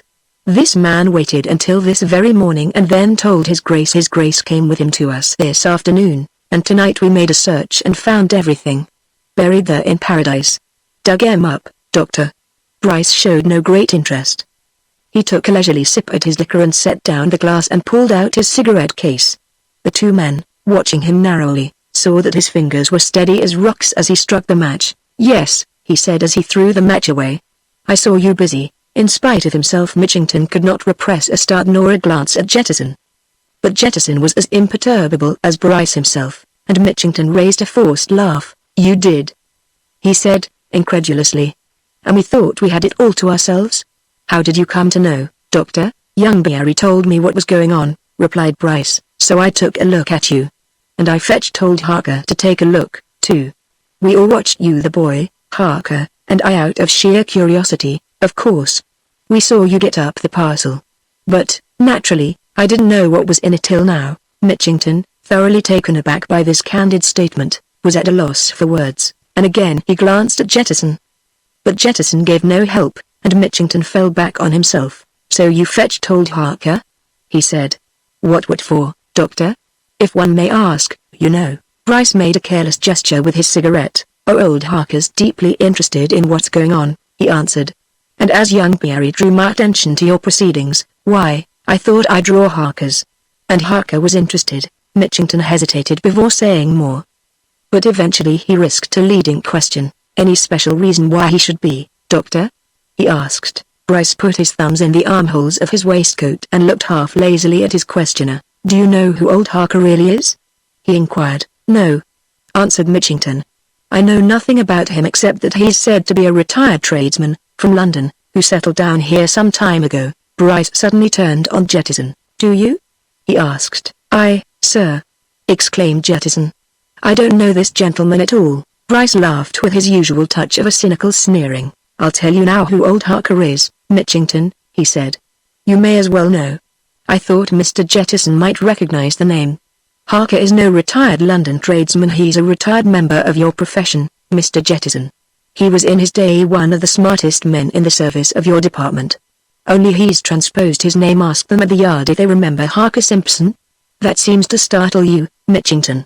Well, as you're here, perhaps I'd better startle you a bit more." Chapter 19 The Subtlety of the Devil. There was a sudden determination and alertness in Bryce's last words which contrasted strongly, and even strangely, with the almost cynical indifferences that had characterized him since his visitors came in, and the two men recognized it and glanced questioningly at each other. There was an alteration, too, in his manner. Instead of lounging lazily in his chair, as if he had no other thought than of personal ease, he was now sitting erect, looking sharply from one man to the other. His whole attitude, bearing, speech seemed to indicate that he had suddenly made up his mind to adopt some definite course of action. "I'll tell you more," he repeated. "And, since you're here now," Mitchington, who felt a curious uneasiness, gave Jettison another glance. And this time it was Jettison who spoke. "I should say," he remarked quietly, "knowing what I've gathered of the matter, that we ought to be glad of any information Dr. Bryce can give us." "Oh, to be sure," assented Mitchington. "You know more, then, Doctor?" Bryce motioned his visitors to draw their chairs nearer to his, and when he spoke it was in the low, concentrated tones of a man who means business and confidential business. "Now look here, Mitchington," he said, "and you, too, Mr. Jettison, as you're on this job I'm going to talk straight to both of you. And to begin with, I'll make a bold assertion: I know more of this Rochester Paradise mystery involving the deaths of both Braden and Collishaw than any man living because, though you don't know it, Mitchington, I've gone right into it. And I'll tell you in confidence why I went into it. I want to marry Dr. Ransford's ward, Miss Beery." Bryce accompanied this candid admission with a look which seemed to say, "Here we are, three men of the world, who know what things are. We understand each other." And while Jettison merely nodded comprehendingly, Mitchington put his thoughts into words. "To be sure, Doctor, to be sure," he said. "And accordingly what's their affair, is yours." "Of course, something like that," assented Bryce. "Naturally no man wishes to marry unless he knows as much as he can get to know about the woman he wants, her family, her antecedents and all that. Now, pretty nearly everybody in Rochester who knows them, knows that there's a mystery about Dr. Ransford and his two wards. It's been talked of, no end, amongst the old dowagers and gossips of the close, particularly you know what they are. Miss Beery herself, and her brother, young Dick, in a lesser degree, know there's a mystery. And if there's one man in the world who knows the secret, it's Ransford. And, up to now, Ransford won't tell. He won't even tell Miss Beery. I know that. She's asked him. He keeps up an obstinate silence. And so I determined to find things out for myself." "And when did you start on that little game, now, Doctor?" asked Mitchington. "Was it before, or since, this affair developed?" "In a really serious way since," replied Bryce. What happened on the day of Braden's death made me go thoroughly into the whole matter. Now, what did happen? I'll tell you frankly, now, Mitchington, that when we talked once before about this affair, I didn't tell you all I might have told. I'd my reasons for reticence. But now I'll give you full particulars of what happened that morning within my knowledge. Pay attention, both of you, and you'll see how one thing fits into another. That morning, about 9:30, Ransford left his surgery and went across the close. Not long after he'd gone, this man Braden came to the door, and asked me if Dr. Ransford was in. I said he wasn't, he'd just gone out, and I showed the man in which direction. He said he'd once known a Dr. Ransford, and went away. A little later, I followed. Near the entrance of Paradise, I saw Ransford leaving the west porch of the cathedral. He was undeniably in a state of agitation, pale, nervous. He didn't see me. I went on and met Varner, who told me of the accident.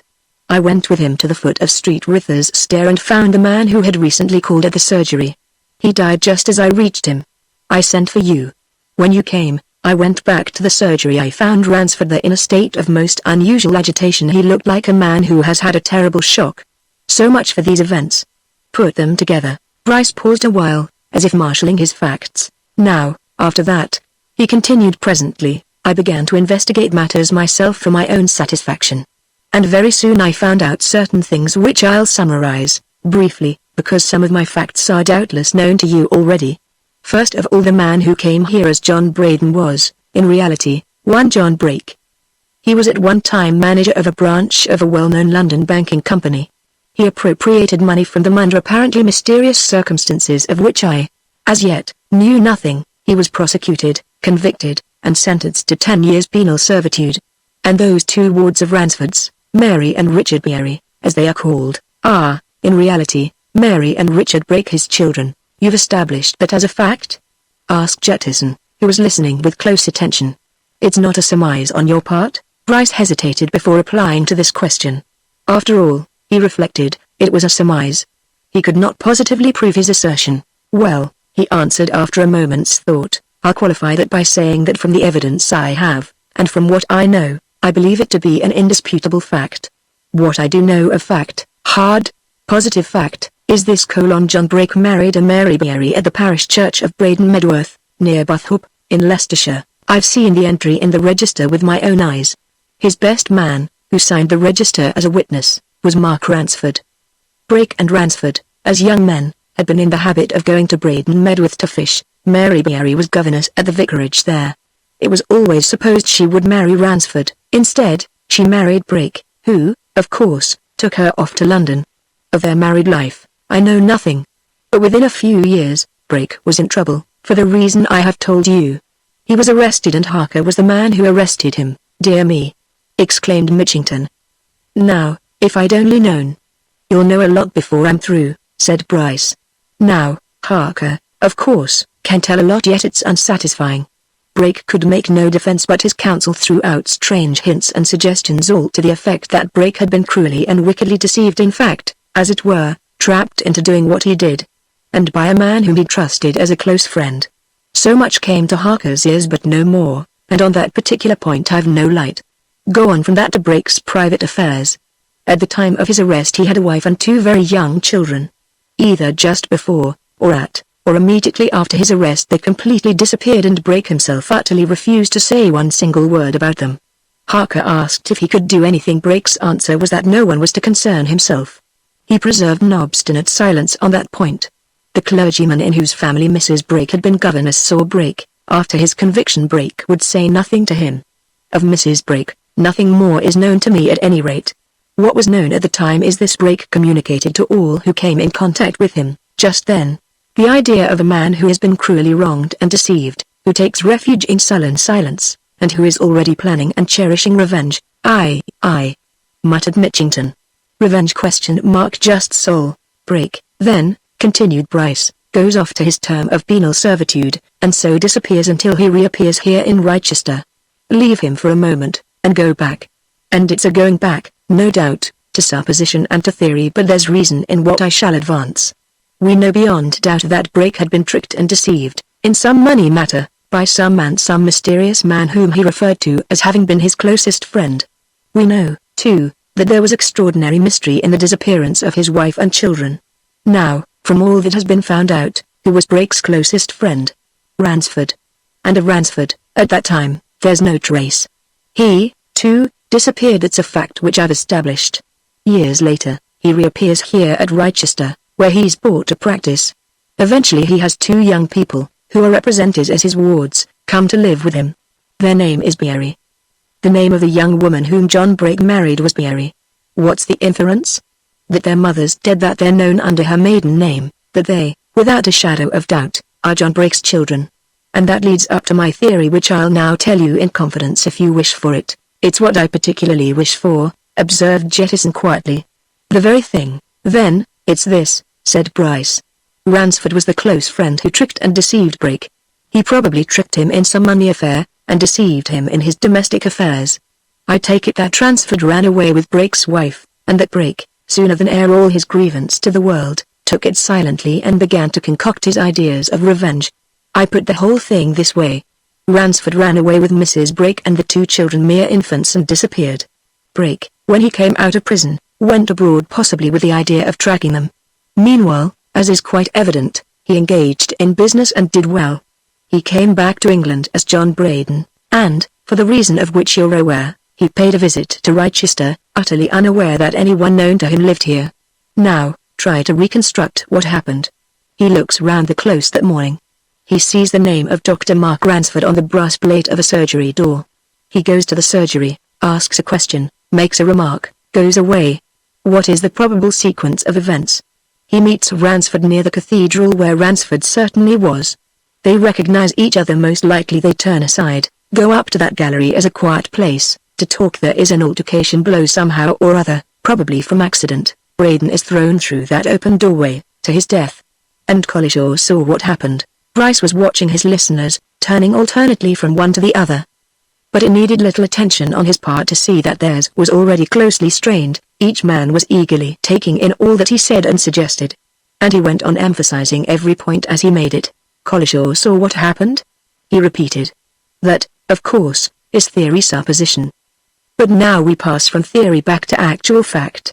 I'll tell you something now, Mitchington, which you've never heard of, I'm certain. I made it in my way, after Collishaw's death, to get some information, secretly, from his widows, who's a fairly shrewd, intelligent woman for her class. Now, the widows, in looking over her husband's effects, in a certain drawer in which he kept various personal matters, came across the deposit book of a friendly society of which Collishaw had been a member for some years. It appears that he, Collishaw, was something of a saving man, and every year he managed to put by a bit of money out of his wages, and twice or thrice in the year he took these savings, never very much, merely £1 or 2, to this friendly society, which, it seems, takes deposits in that way from its members. Now, in this book is an entry, I saw it, which shows that only 2 days before his death, Collishaw paid £50, into the friendly society.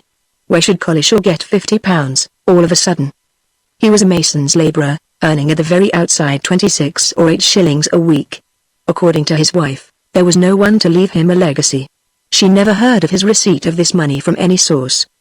But there's the fact. What explains it?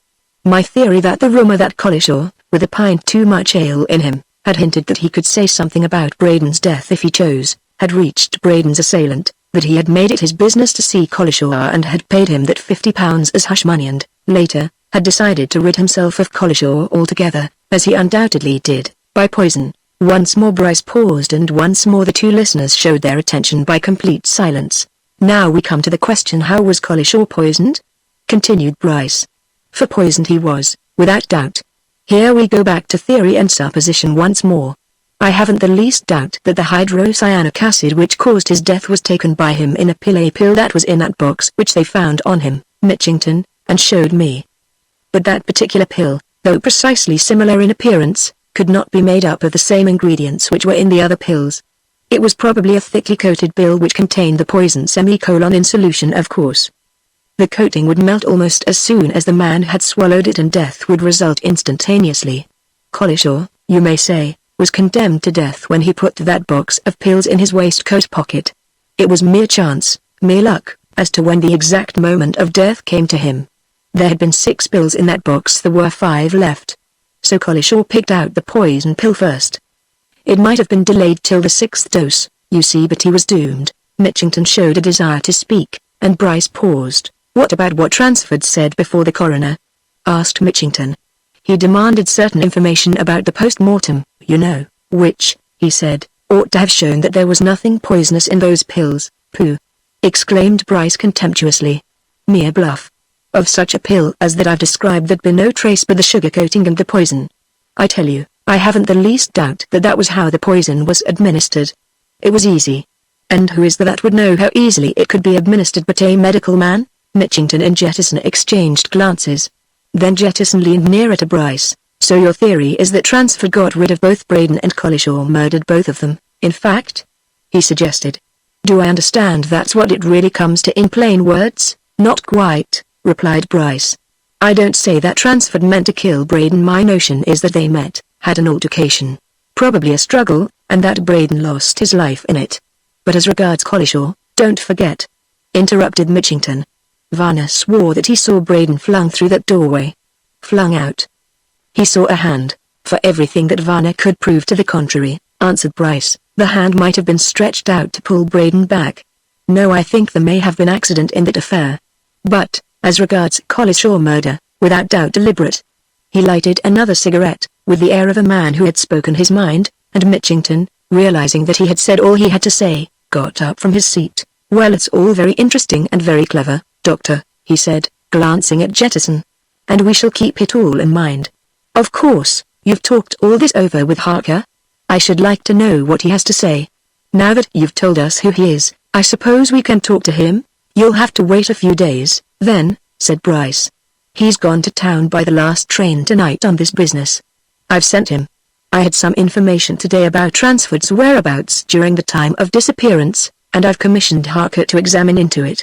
When I hear what he's found out, I'll let you know. You're taking some trouble, remarked Mitchington. I've told you the reason, answered Bryce. Mitchington hesitated a little, then, with a motion of his head towards the door, beckoned Jettison to follow him. All right, he said. There's plenty for us to see into, I'm thinking. Bryce laughed and pointed to a shelf of books near the fireplace. Do you know what Napoleon Bonaparte once gave as sound advice to police? He asked. No. Then I'll tell you. The art of the police, he said, is not to see that which it is useless for it to see. Good counsel, Mitchington. The two men went away through the midnight streets, and kept silence until they were near the door of Jettison's hotel. Then Mitchington spoke. Well, he said. We've had a couple of tales, anyhow. What do you think of things, now? Jettison threw back his head with a dry laugh. Never been better puzzled in all my time, he said. Never. But if that young doctor's playing a game, then, by the Lord Harry, Inspector, it's a damned deep one. And my advice is watch the lot. Chapter 20. Jettison takes a hand. By breakfast time next morning the man from New Scotland Yard had accomplished a series of meditations on the confidences made to him and Mitchington the night before and had determined on at least one course of action. But before entering upon it he had 1 or 2 important letters to write, the composition of which required much thought and trouble, and by the time he had finished them, and deposited them by his own hand in the General Post Office, it was drawing near to noon. The great bell of the cathedral, indeed, was proclaiming noontide to Chichester as Jettison turned into the police station and sought Mitchington in his office. I was just coming round to see if you'd overslept yourself, said Mitchington good-humouredly. We were up pretty late last night, or, rather, this morning. I've had letters to write, said Jettison. He sat down and picked up a newspaper and cast a casual glance over it. Got anything fresh? Well, this much, answered Mitchington. The 2 gentlemen who told us so much last night are both out of town. I made an excuse to call on them both early this morning just on 9 o'clock.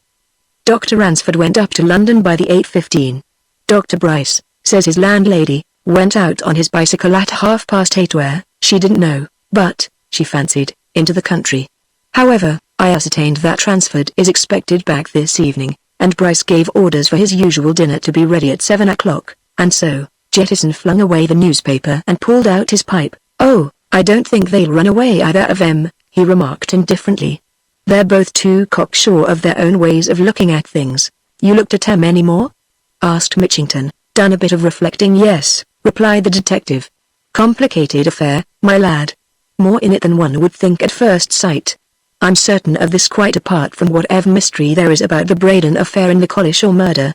There's a lot of scheming and contriving been going on and is going on somewhere, by somebody. Underhand work, you understand? However, my particular job is the Collishaw business and there's a bit of information I'd like to get hold of at once. Where's the office of that friendly society we heard about last night? That'll be the Rochester Second Friendly, answered Mitchington. There are two such societies in the town. The first's patronized by small tradesmen and the like, the second by workingmen. The second does take deposits from its members. The office is in Flagate, secretary's name outside Mr. Stebbing. What are you after? Tell you later, said Jettison. Just an idea. He went leisurely out and across the market square and into the narrow, old-world street called Flagate, along which he strolled as if doing no more than looking about him until he came to an ancient shop which had been converted into an office, and had a wire blind over the lower half of its front windows, wherein was woven in conspicuous gilt letters Rochester Second Friendly Society, George Stebbing, Secretary. Nothing betokened romance or mystery in that essentially humble place, but it was in Jettison's mind that when he crossed its threshold he was on his way to discovering something that would possibly clear up the problem on which he was engaged. The staff of the Second Friendly was inconsiderable in numbers. An outer office harbored a small boy and a tall young man. An inner one accommodated Mr. Stebbing, also a young man, sandy-haired and freckled, who, having inspected Detective Sergeant Jettison's professional card, gave him the best chair in the room and stared at him with a mingling of awe and curiosity which plainly showed that he had never entertained a detective before. And as if to show his visitor that he realized the seriousness of the occasion, he nodded meaningly at his door. All safe, here, sir? He whispered. Well-fitting doors in these old houses knew how to make 'em in those days. No chance of being overheard here. What can I do for you, sir? Thank you, much obliged to you, said Jettison. No objection to my pipe, I suppose? Just so. Well, between you and me, Mr. Stebbing, I'm down here in connection with that Collishaw case, you know. I know, sir, poor fellow, said the secretary. Cruel thing, sir, if the man was put an end to. One of our members was Collishaw, sir, so I understand, remarked Jettison. That's what I've come about. Bit of information, on the quiet, eh? Strictly between our two selves for the present. Stebbing nodded and winked, as if he had been doing business with detectives all his life. To be sure, sir, to be sure, he responded with alacrity. Just between you and me and the doorpost! All right. Anything I can do, Mr. Jettison, shall be done. But it's more in the way of what I can tell, I suppose? Something of that sort, replied Jettison in his slow, easygoing fashion. I want to know a thing or two. Yours is a working man's society, I think? I understand you've a system whereby such a man can put his bits of savings by in your hands? A capital system, too, answered the secretary, seizing on a pamphlet and pushing it into his visitor's hand. I don't believe there's better in England. If you read that, I'll take a look at it sometime, said Jettison, putting the pamphlet in his pocket. Well, now, I also understand that Collishaw was in the habit of bringing you a bit of saved money now and then, a sort of saving fellow, wasn't he? Stebbing nodded assent and reached for a ledger which lay on the farther side of his desk. Collishaw, he answered, had been a member of our society ever since it started 14 years ago. And he'd been putting in savings for some 8 or 9 years. Not much, you'll understand. Say, as an average, £2 to £3 every half year, never more. But, just before his death, or murder, or whatever you like to call it, he came in here one day with £50. Fairly astounded me, sir. £50 all in a lump. It's about that £50 I want to know something, said Jettison. He didn't tell you how he'd come by it? Wasn't a legacy, for instance? He didn't say anything but that he'd had a bit of luck, answered Stebbing. I asked no questions. Legacy, now ? No. He didn't mention that. Here it is, he continued, turning over the pages of the ledger. There. £50. You see the date that you'd be 2 days before his death. Jettison glanced at the ledger and resumed his seat. Now, then, Mr. Stebbing, I want you to tell me something very definite, he said. It's not so long since this happened, so you'll not have to tag your memory to any great extent. In what form did Collishaw pay that £50 to you? That easy answered, sir, said the secretary. It was in gold. 50 sovereigns he had in a bit of a bag. Jettison reflected on this information for a moment or two. Then he rose. Much obliged to you, Mr. Stebbing, he said. That's something worth knowing. Now there's something else you can tell me as long as I'm here though. To be sure, I could save you the trouble by using my own eyes. How many banks are there in this little city of yours? 3, answered Stebbing promptly. Old Bank, in Monday Market, Botham and Hargreaves, in the Square, Rochester Bank, in Spurrygate. That's the lot, much obliged, said Jettison. And for the present not a word of what we've talked about. You'll be hearing more later. He went away, memorizing the names of the 3 banking establishments. 10 minutes later he was in the private parlor of the first, in serious conversation with its manager. Here it was necessary to be more secret, and to insist on more secrecy than with the secretary of the second friendly, and to produce all his credentials and give all his reasons. But Jettison drew that covered blank, and the next, too, and it was not until he had been closeted for some time with the authorities of the third bank that he got the information he wanted. And when he had got it, he impressed secrecy and silence on his informants in a fashion which showed them that however easygoing his manner might be, he knew his business as thoroughly as they knew theirs. It was by that time past 1 o'clock, and Jettison turned into the small hotel at which he had lodged himself. He thought much and gravely while he ate his dinner. He thought still more while he smoked his after-dinner pipe. And his face was still heavy with thought when, at 3 o'clock, he walked into Mitchington's office and finding the inspector alone shut the door and drew a chair to Mitchington's desk. Now then, he said. I've had a rare morning's work, and made a discovery, and you and me, my lad, have got to have about as serious a bit of talk as we've had since I came here. Mitchington pushed his papers aside and showed his keen attention. You remember what that young fellow told us last night about that man Collishaw paying in £50 to the second friendly 2 days before his death, said Jettison.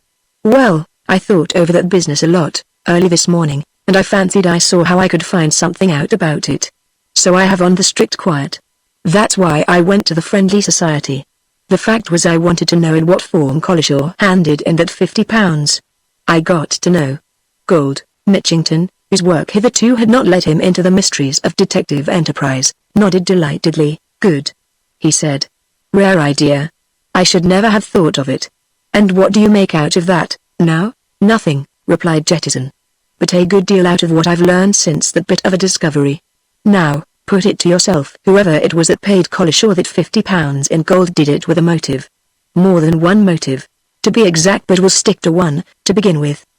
The motive for paying in gold was avoidance of discovery. A check can be readily traced. So can bank notes. But gold is not easily traced. Therefore the man who paid Collishaw £50 took care to provide himself with gold. Now then, how many men are there in a small place like this who are likely to carry £50 in gold in their pockets, or to have it at hand? Not many, agreed Mitchington. Just so, and therefore I've been doing a bit of secret inquiry amongst the bankers, as to who supplied himself with gold about that date, continued Jettison. I'd to convince M of the absolute necessity of information, too, before I got any. But I got some at the third attempt. On the day previous to that on which Collishaw handed that £50 to Stebbing, a certain Rochester man drew £50 in gold at his bank. Who do you think he was? Who? Demanded Mitchington. Jettison leaned half across the desk. Bryce, he said in a whisper. Bryce. Mitchington sat up in his chair and opened his mouth in sheer astonishment. Good heavens, he muttered after a moment's silence. You don't mean it? Fact, answered Jettison. Plain, incontestable fact, my lad. Dr. Bryce keeps an account at the Rochester Bank. On the day I'm speaking of he cashed a check to self for £50 and took it all in gold. The two men looked at each other as if each were asking his companion a question. Well? Said Mitchington at last. You're a cut above me, Jettison. What do you make of it? I said last night that the young man was playing a deep game, replied Jettison. But what game? What's he building up? For mark you, Mitchington, if I say if, mine exclamation mark if that £50 which he drew in gold is the identical 50 paid to Collishaw, Bryce didn't pay it as hush money, think not? Said Mitchington, evidently surprised. Now, that was my first impression. If it wasn't hush money, it wasn't hush money, for this reason, interrupted Jettison. We know that whatever else he knew, Bryce didn't know of the accident to Braden until Varner fetched him to Braden. That's established on what you've put before me.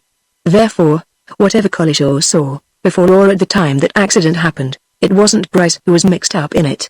Therefore, why should Bryce pay Collishaw hush money? Mitchington, who had evidently been thinking, suddenly pulled out a drawer in his desk and took some papers from it which he began to turn over. "Wait a minute," he said. "I've an abstract here of what the foreman at the Cathedral Mason's Yard told me of what he knew as to where Collishaw was working that morning when the accident happened. I made a note of it when I questioned him after Collishaw's death. Here you are. Foreman says that on morning of Braden's accident, Collishaw was at work in the north gallery of the cloistry, clearing away some timber which the carpenters had left there. Collishaw was certainly thus engaged from 9 o'clock until past 11 that morning. Have investigated this myself. From the exact spot where C.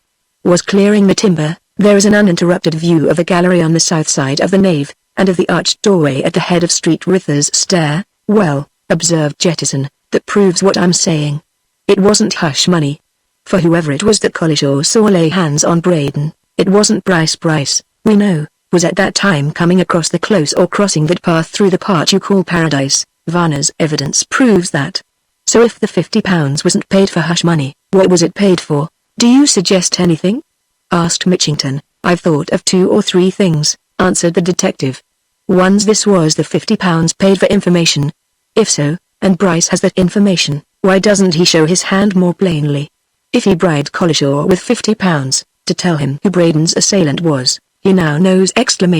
So why doesn't he let it out, and have done with it? Part of his game if that theory's right, murmured Mitchington. It mayn't be right, said Jettison. But it's one. And there's another. Supposing he paid Collishaw that money on behalf of somebody else. I've thought this business out right and left, top side and bottom side, and hang me if I don't feel certain there is somebody else. What did Ransford tell us about Bryce and this old Harker? Think of that. And yet, according to Bryce, Harker is one of our old yard men! And therefore ought to be above suspicion. Mitchington suddenly started as if an idea had occurred to him. I say, you know, he exclaimed. We've only Bryce's word for it that Harker is an ex-detective.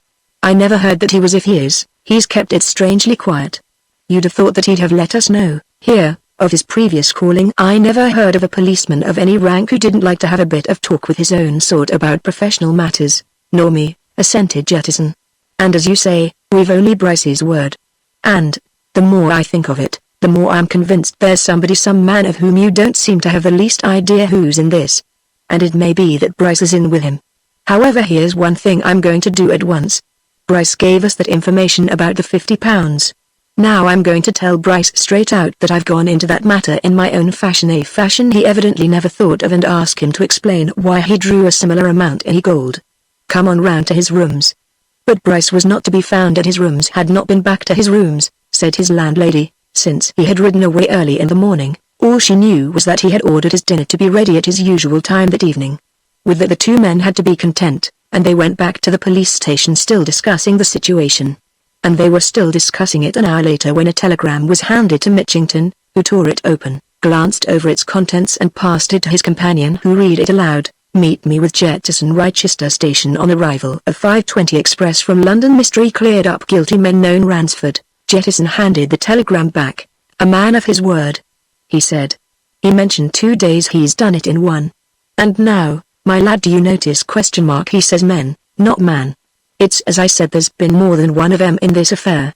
Now then, who are they? Chapter 21. The Saxonsteade RMS. Bryce had ridden away on his bicycle from Rochester that morning, intent on a new piece of diplomacy. He had sat up thinking for some time after the 2 police officials had left him at midnight, and it had occurred to him that there was a man from whom information could be had, of whose services he had as yet made no use, but who must be somewhere in the neighborhood. The man Glassdale.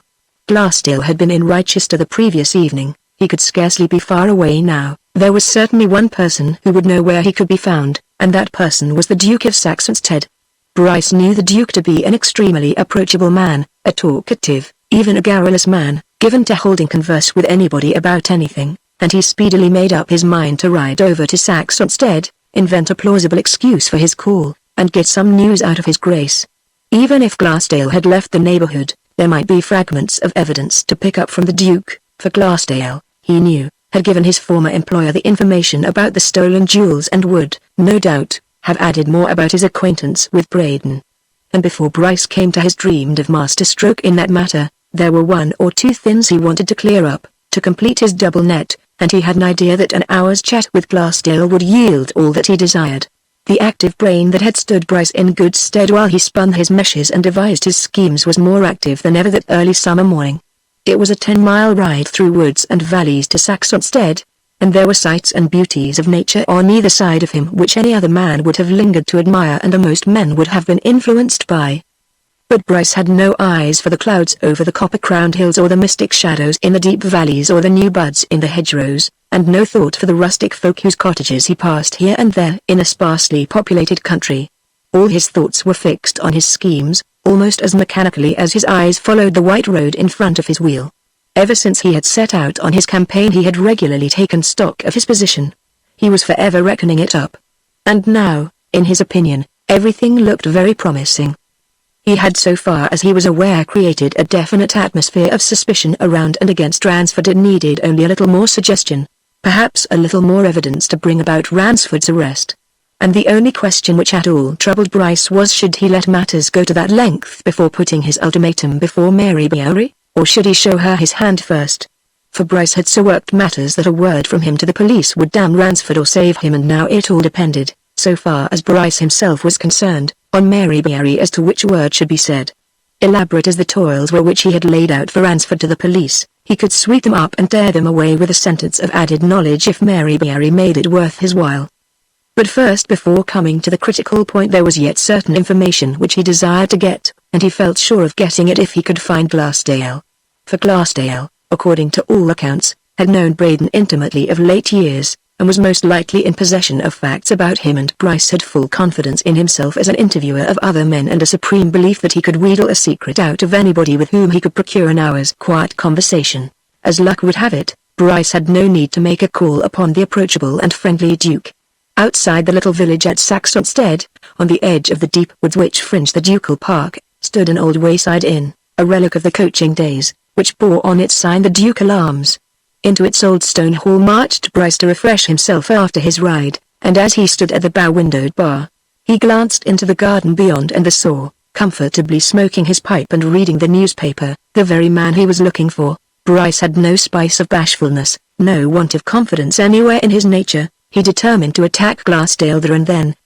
But he took a good look at his man before going out into the garden. To him, a plain and ordinary sort of fellow, he thought, rather over middle age, with a tinge of grey in his hair and moustache, prosperous-looking and well-dressed, and at that moment of the appearance of what he was probably taken for by the MPPLA tourist. Whether he was the sort who would be communicative or not, Bryce could not tell from outward signs, but he was going to try, and he presently found his card case, took out a card, and strolling down the garden to the shady spot in which Glassdale sat, assumed his politest and suavest manner and presented himself. "Allow me, sir," he said, carefully abstaining from any mention of names. "May I have the pleasure of a few minutes' conversation with you?" Glassdale cast a swift glance of surprise, not unmingled with suspicion, at the intruder, the sort of glance that a man used to watchfulness would throw at anybody, thought Bryce. But his face cleared as he read the card, though it was still doubtful as he lifted it again. "You've the advantage of me, sir," he said. "Dr. Bryce, I see." But Bryce smiled and dropped into a garden chair at Glassdale's side. "You needn't be afraid of talking to me," he answered. "I'm well known in Rochester. The Duke," he went on, nodding his head in the direction of the great house which lay behind the woods at the foot of the garden, "knows me well enough. In fact, I was on my way to see His Grace now, to ask him if he could tell me where you could be found. The fact is, I'm aware of what happened last night, the duel affair. You know Mitchington told me, and of your friendship with Braden, and I want to ask you a question or two about Braden." Glassdale, who had looked somewhat mystified at the beginning of this address, seemed to understand matters better by the end of it. "Oh, well, of course, Doctor," he said, "if that's it, but, of course, a word first! These folk here at the inn don't know who I am or that I've any connection with the Duke on that affair. I'm Mr. Gordon here, just staying for a bit." "That's all right," answered Bryce with a smile of understanding. "All this is between ourselves. I saw you with the Duke and the rest of them last night, and I recognized you just now. And all I want is a bit of talk about Braden." "You knew him pretty well of late years." "Knew him for a good many years," replied Glassdale. He looked narrowly at his visitor. "I suppose you know his story and mine?" he asked. "Bygone affairs, eh?" Yes, answered Bryce reassuringly. "No need to go into that, that's all done with." "Aye, well, we both put things right," said Glassdale. "Made restitution, both of us, you understand. So that is done with. And you know, then, of course, who Braden really was." John Brake, ex-bank manager, answered Bryce promptly. I know all about it. I've been deeply interested and concerned in his death. And I'll tell you why. I want to marry his daughter. Glassdale turned and stared at his companion. His daughter? He exclaimed. Brake's daughter. God bless my soul. I never knew he had a daughter. It was Bryce's turn to stare now. He looked at Glassdale incredulously. Do you mean to tell me that you knew Brake all those years and that he never mentioned his children? He exclaimed. Never a word of them, replied Glassdale. Never knew he had any. Did he never speak of his past? Asked Bryce. Not in that respect, answered Glassdale. I'd no idea that he was or had been a married man. He certainly never mentioned wife nor children to me, sir, and yet I knew Brake about as intimately as two men can know each other for some years before we came back to England. Bryce fell into one of his fits of musing. What could be the meaning of this extraordinary silence on Brake's part? Was there still some hidden secret, some other mystery at which he had not yet guessed? Odd, he remarked at last after a long pause during which Glassdale had watched him curiously. But, did he ever speak to you of an old friend of his named Ransford, doctor? Never, said Glassdale. Never mentioned such a man. Bryce reflected again, and suddenly determined to be explicit. John Brake, the bank manager, he said, was married at a place called Braden Medworth, in Leicestershire, to a girl named Mary Beery. He had two children, who would be, respectively, about 4 and 1 years of age when his we'll call it misfortune happened. That's a fact. First I ever heard of it, then, said Glassdale. And that's a fact, too. He'd also a very close friend named Ransford, Mark Ransford, continued Bryce. This Ransford was best man at Brake's wedding. Never heard him speak of Ransford, nor of any wedding, affirmed Glassdale. All news to me, doctor. This Ransford is now in practice in Rochester, said Bryce. And he has 2 young people living with him as his wards, a girl of 20, a boy of 17 who are, without doubt, John Brake's children. It is the daughter that I want to marry. Glassdale shook his head as if in sheer perplexity. Well, all I can say is, you surprise me, he remarked. I'd no idea of any such thing. Do you think Brake came to Rochester because of that?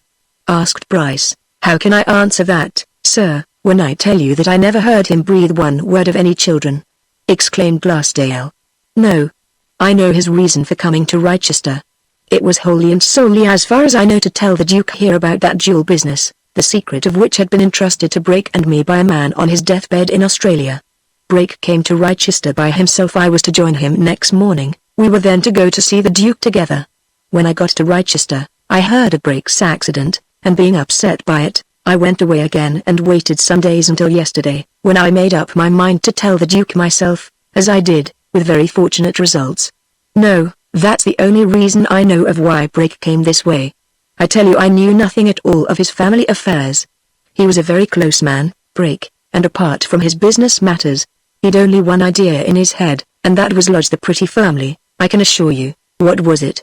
Asked Bryce. He wanted to find a certain man, or, rather, 2 men who'd cruelly deceived and wronged him, but one of them in particular, answered Glassdale. The particular one he believed to be in Australia, until near the end, when he got an idea that he'd left for England. As for the other, he didn't bother much about him. But the man that he did want. He wanted him badly. Who was that man?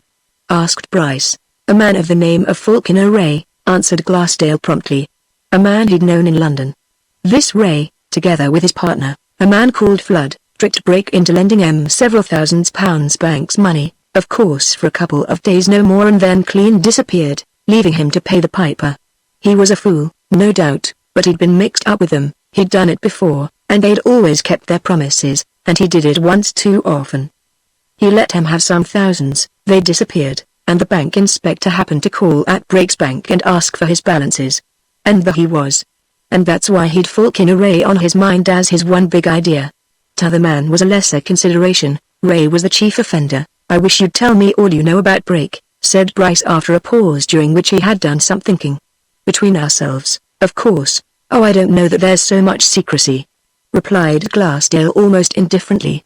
Of course, I knew him first when we were both inmates of, you understand where, no need for particulars. But after we left that place, I never saw him again until we met in Australia a few years ago. We were both in the same trade, speculating in wool. We got pretty thick and used to see each other a great deal, and of course, grew confidential.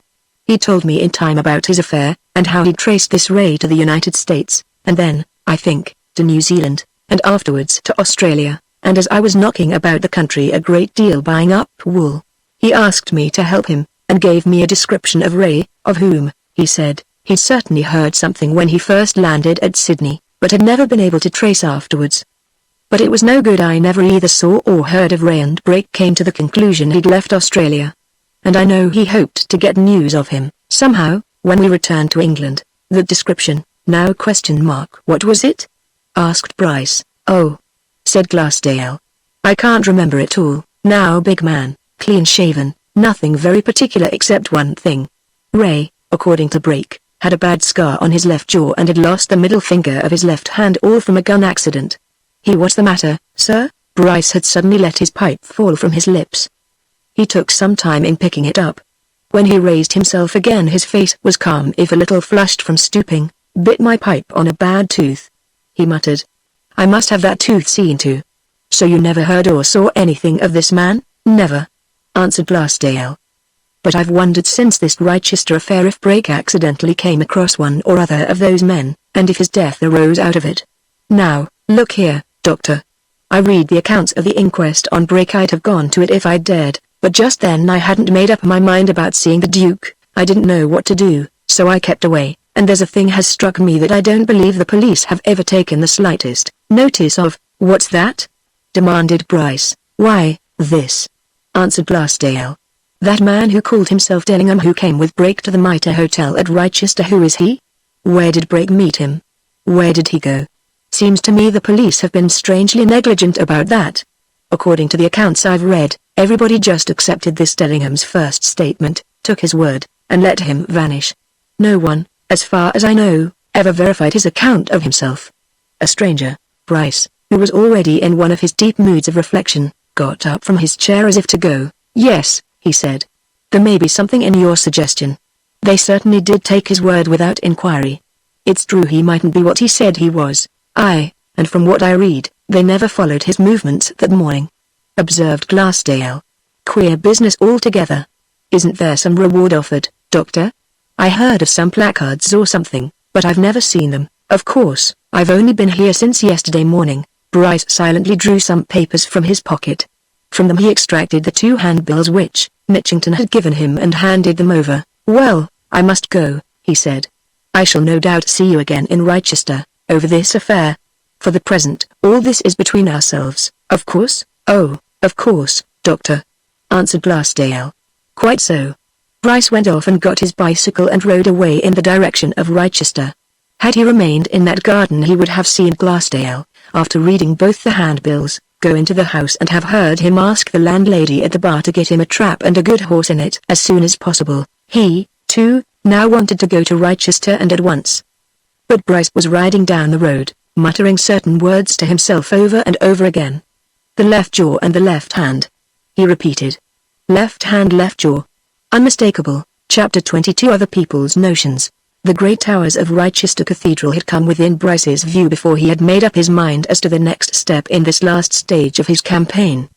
He had ridden away from the Saxon's dead arms feeling that he had got to do something at once, but he was not quite clear in his mind as to what that something exactly was.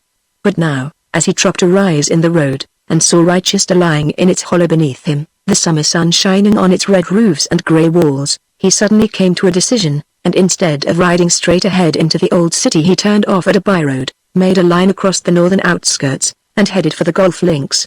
He was almost certain to find Mary Beary there at that hour, and he wanted to see her at once. The time for his great stroke had come, but Mary Beary was not there, had not been there that morning, said the caddy master. There were only a few players out. In one of them, coming towards the clubhouse, Bryce recognized Sackville Bonham. And at sight of Sackville, Bryce had an inspiration. Mary Beary would not come up to the links now before afternoon. He, Bryce, would lunch there and then go towards Rochester to meet her by the path across the fields on which he had waylaid her after his visit to Leicestershire. And meanwhile he would inveigle Sackville Bonham into conversation. Sackville fell readily into Bryce's trap. He was the sort of youth who loves to talk, especially in a hinting and mysterious fashion. And when Bryce, after treating him to an appetizer in the bar of the clubhouse, had suggested that they should lunch together and got him into a quiet corner of the dining room, He launched forth at once on the pertinent matter of the day. Heard all about this discovery of those missing Saxonsteade diamonds? He asked as he and Bryce picked up their knives and forks. Queer business that, isn't it? Of course, it's got to do with those murders. Think so? Asked Bryce. Can anybody think anything else? Said Sackville in his best dogmatic manner. Why, the thing's plain. From what's been let out, not much, certainly, but enough it's quite evident. What's your theory? Inquired Bryce. My stepfather, knowing old bird he is, 2 exclamation marks sums the whole thing up to a nicety, answered Sackville. That old chap, Braden, you know, is in possession of that secret. He comes to Rochester about it. But somebody else knows. That somebody gets rid of Braden. Why? So that the secret will be known then only to one, the murderer. See? And why? Why, well, why? Repeated Bryce. Don't see, so far, you must be dense, then, said Sackville with the lofty superiority of youth. Because of the reward, of course. Don't you know that there's been a standing off and ever withdrawn exclamation mark of £5,000 for news of those jewels? No, I didn't, answered Bryce. Fact, sir, pure fact, continued Sackville. Now, 5,000, divided in 2, is 2,500 each. But 5,000, undivided, is what? 5,000 apparently, said Bryce. Just so. And, remarked Sackville knowingly, a man'll do a lot for 5,000, or according to your argument for half of it, said Bryce. What you or your stepfather's aiming at comes to this, that suspicion rests on Braden's sharer in the secret. That it? And why not? Asked Sackville. Look at what we know from the account in the paper this morning. This other chap, Glassdale, waits a bit until the first excitement about Braden is over, then he comes forward and tells the Duke where the Duchess's diamonds are planted. Why? So that he can get the £5,000 reward. Plain as a pikestaff. Only, the police are such fools. And what about Collishaw? Asked Bryce, willing to absorb all his companion's ideas. Part of the game, declared Sackville. Same man that got rid of Braden got rid of that chap. Probably Collishaw knew a bit and had to be silenced. But, whether that Glassdale did it all off his own bat or whether he's somebody in with him, that's where the guilt'll be fastened in the end, my stepfather says. And it'll be so. Stands to reason. Anybody come forward about that reward your stepfather offered? Asked Bryce. I'm not permitted to say, answered Sackville. But, he added, leaning closer to his companion across the table, I can tell you this, there's wheels within wheels. You understand? And things'll be coming out. Got to. We can't as a family let Ransford lie under that cloud, don't you know? We must clear him. That's precisely why Mr. Folliot offered his reward. Ransford, of course, you know, Bryce, is very much to blame. He ought to have done more himself. And, of course, as my mother and my stepfather say, if Ransford won't do things for himself, well, we must do 'em for him.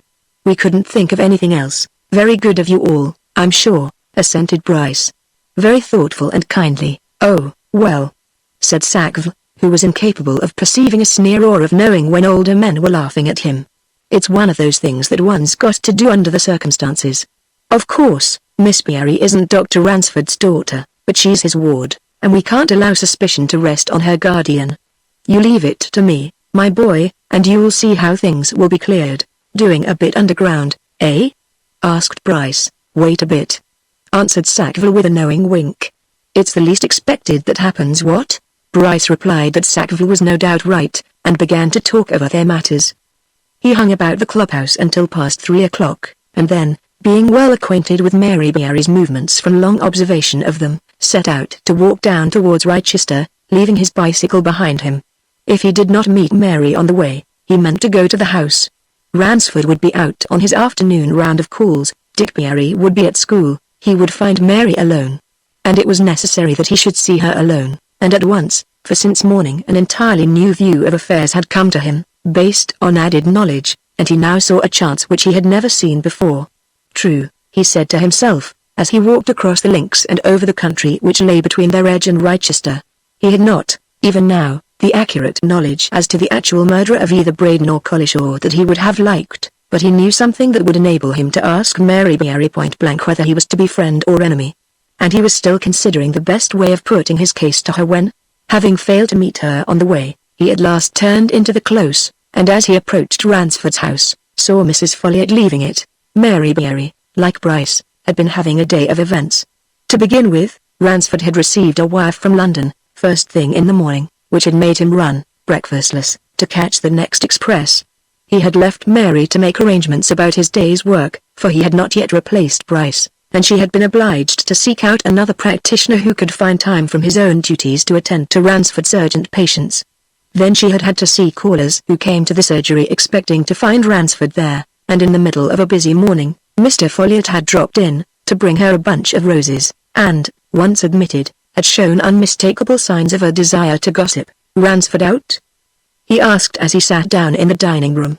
"Suppose he is, this time of day." "He's away," replied Mary. "He went to town by the first express, and I have had a lot of bother arranging about his patients." "Did he hear about this discovery of the Saxonsteade jewels before he went?" asked Folliot. "Suppose he wouldn't, though wasn't known until the weekly paper came out this morning. Queer business." "You've heard, of course?" "Dr. Short told me," answered Mary. "I don't know any details." Folliot looked meditatively at her a moment. "Got something to do with those other matters, you know," he remarked. "I say. What's Ransford doing about all that?" "About all what, Mr. Folliot?" asked Mary, at once on her guard. "I don't understand you. You know all that suspicion and so on," said Folliot. "Bad position for a professional man, you know, ought to clear himself. Anybody been applying for that reward Ransford offered?" "I don't know anything about it," replied Mary. "Dr. Ransford is very well able to take care of himself, I think. Has anybody applied for yours?" Folliot rose from his chair again, as if he had changed his mind about lingering, and shook his head. "Can't say what my solicitors may or may not have heard or done," he answered. "But queer business, you know, and ought to be settled. Bad for Ransford to have any sort of a cloud over him." "Sorry to see it. Is that why you came forward with a reward?" asked Mary. But to this direct question Folliot made no answer. Eel muttered something about the advisability of somebody doing something and went away, to Mary's relief. She had no desire to discuss the Paradise mysteries with anybody, especially after Ransford's assurance of the previous evening. But in the middle of the afternoon in walked Mrs. Folliot, a rare caller, and before she had been closeted with Mary 5 minutes brought up the subject again. "I want to speak to you on a very serious matter, my dear Miss Berry," she said. "You must allow me to speak plainly on account of several things. My superiority in age, you know, and all that." "What's the matter, Mrs. Folliot?" asked Mary, steeling herself against what she felt sure was coming. "Is it very serious? And pardon me, is it about what Mr. Folliot mentioned to me this morning?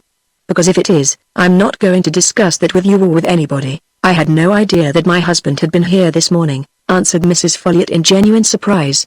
"What did he want to talk about?" "In that case, what do you want to talk about?" asked Mary. "Though that doesn't mean that I'm going to talk about it with you." Mrs. Folliot made an effort to understand this remark, and after inspecting her hostess critically for a moment, proceeded in her most judicial manner. "You must see, my dear Miss Berry, that it is highly necessary that someone should use the utmost persuasion on Dr. Ransford," she said. "He is placing all of you himself, yourself, your young brother in most invidious positions by his silence. In society such as you get in a cathedral town, you know, no man of reputation can afford to keep silence when his character is affected." Mary picked up some needlework and began to be much occupied with it. "Is Dr. Ransford's character affected?" she asked.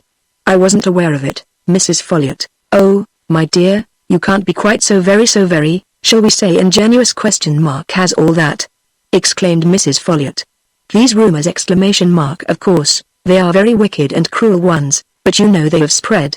Dear me ! Why, they have been common talk." "I don't think my guardian cares tuppence for common talk, Mrs. Folliot," answered Mary. "And I am quite sure I don't. None of us, especially people in our position, can afford to ignore rumors and common talk," said Mrs. Folliot in her loftiest manner. "If we are, unfortunately, talked about, then it is our solemn, bounden duty to put ourselves right in the eyes of our friends and of society. If I, for instance, my dear, heard anything affecting my, let me say, moral character, I should take steps, the most stringent, drastic, and forceful steps, to put matters to the test. I would not remain under a stigma, no, not for 1 minute. I hope you will never have occasion to rehabilitate your moral character, Mrs. Folliot," remarked Mary, bending closely over her work. "Such a necessity would indeed be dreadful, and yet you do not insist." "Yes, insist exclamation mark on Dr. Ransford's taking strong steps to clear himself. Exclaimed Mrs. Folliot. Now that, indeed, is a dreadful necessity. Dr. Ransford, answered Mary, is quite able to defend and to take care of himself. It is not for me to tell him what to do, or even to advise him what to do. Even since you will talk of this matter, I tell you frankly, Mrs. Folliot, that I don't believe any decent person in Rochester has the least suspicion or doubt of Dr. Ransford. His denial of any share or complicity in those sad affairs, the mere idea of it as ridiculous as its wicked, was quite sufficient. You know very well that at that second inquest he said on oath, too, that he knew nothing of these affairs. I repeat, there isn't a decent soul in the city doubts that. Oh, but you're quite wrong, said Mrs. Folliot, hurriedly. Quite wrong, I assure you, my dear. Of course, everybody knows what Dr. Ransford said very excitedly. Poor man, I'm given to understand on the occasion you refer to. But then, what else could he have said in his own interest? What people want is the proof of his innocence. I could, but I won't tell you of many of the very best people who are well, very much exercised over the matter. I could indeed. Do you count yourself among them? Asked Mary in a cold fashion which would have been a warning to anyone but her visitor. Am I to understand that, Mrs. Folliot? Certainly not, my dear, answered Mrs. Folliot promptly. Otherwise I should not have done what I have done towards establishing the foolish man's innocence. Mary dropped her work and turned a pair of astonished eyes on Mrs. Folliot's large countenance. You! She exclaimed. To establish Dr. Ransford's innocence? Why, Mrs. Folliot, what have you done? Mrs. Folliot toyed a little with the jeweled head of her sunshade. Her expression became almost coy. Oh, well, she answered after a brief spell of indecision. Perhaps it is as well that you should know, Miss Mary. Of course, when all this sad trouble was made far worse by that second affair, the working man's death, you know, I said to my husband that really one must do something, seeing that Dr. Ransford was so very obdurate and wouldn't speak.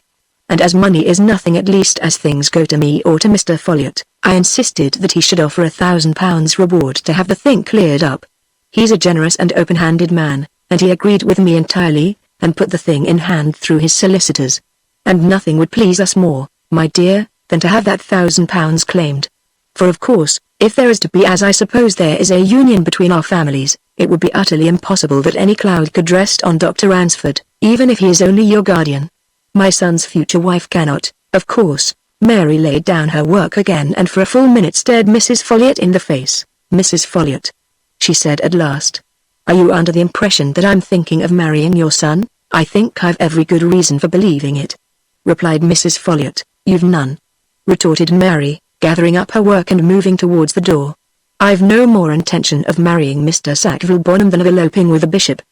The idea's too absurd to even be thought of. 5 minutes later Mrs. Folliot, heightened in color, had gone. And presently Mary, glancing after her across the close, saw Bryce approaching the gate of the garden. Chapter 23 The Unexpected. Mary's first instinct on seeing the approach of Pemberton Bryce, the one man she least desired to see, was to retreat to the back of the house and send the parlour maid to the door to say her mistress was not at home. But she had lately become aware of Bryce's curiously dogged persistence in following up whatever he had in view, and she reflected that if he were sent away then he would be sure to come back until he had got whatever it was that he wanted. And after a moment's further consideration, she walked out of the front door and confronted him resolutely in the garden. Dr. Ransford is away, she said with almost unnecessary brusqueness. He's away until evening. I don't want him, replied Bryce just as brusquely. I came to see you. Mary hesitated. She continued to regard Bryce steadily, and Bryce did not like the way in which she was looking at him. He made haste to speak before she could either leave or dismiss him. You'd better give me a few minutes, he said, with a note of warning. I'm here in your interests or in Ransford's. I may as well tell you, straight out, Ransford's in serious and imminent danger. That's a fact. Danger of what? She demanded. Arrest, instant arrest, replied Bryce. I'm telling you the truth. He'll probably be arrested tonight, on his return. There's no imagination in all this. I'm speaking of what I know.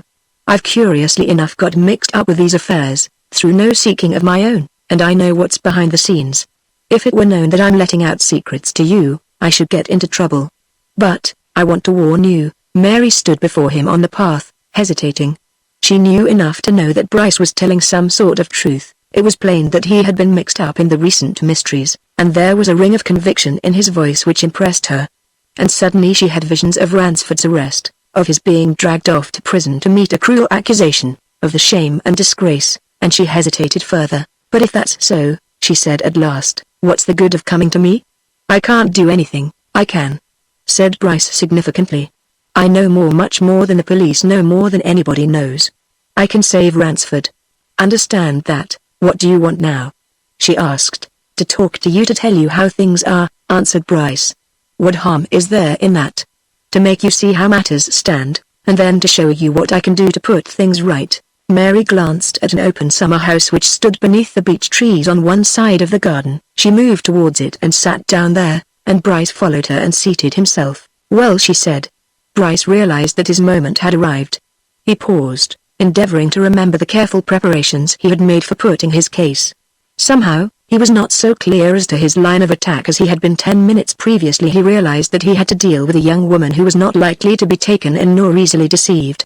And suddenly he plunged into what he felt to be the thick of things. "Whether you, or whether Ransford, whether both or either of you, know it or not," he said, "the police have been on to Ransford ever since that Collishaw affair. Underground work, you know.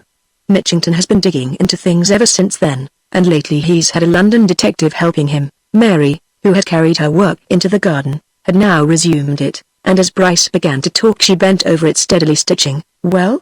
she said. "Look here," continued Bryce. "Has it never struck you, it must have done, that there's considerable mystery about Ransford? But whether it has struck you or not, it's there, and it's struck the police forcibly. Mystery connected with him long before he ever came here. And associated, in some way, with that man Braden. Not of late, in years past. And, naturally, the police have tried to find out what that was." "What have they found out?" asked Mary quietly. "That I'm not at liberty to tell," replied Bryce.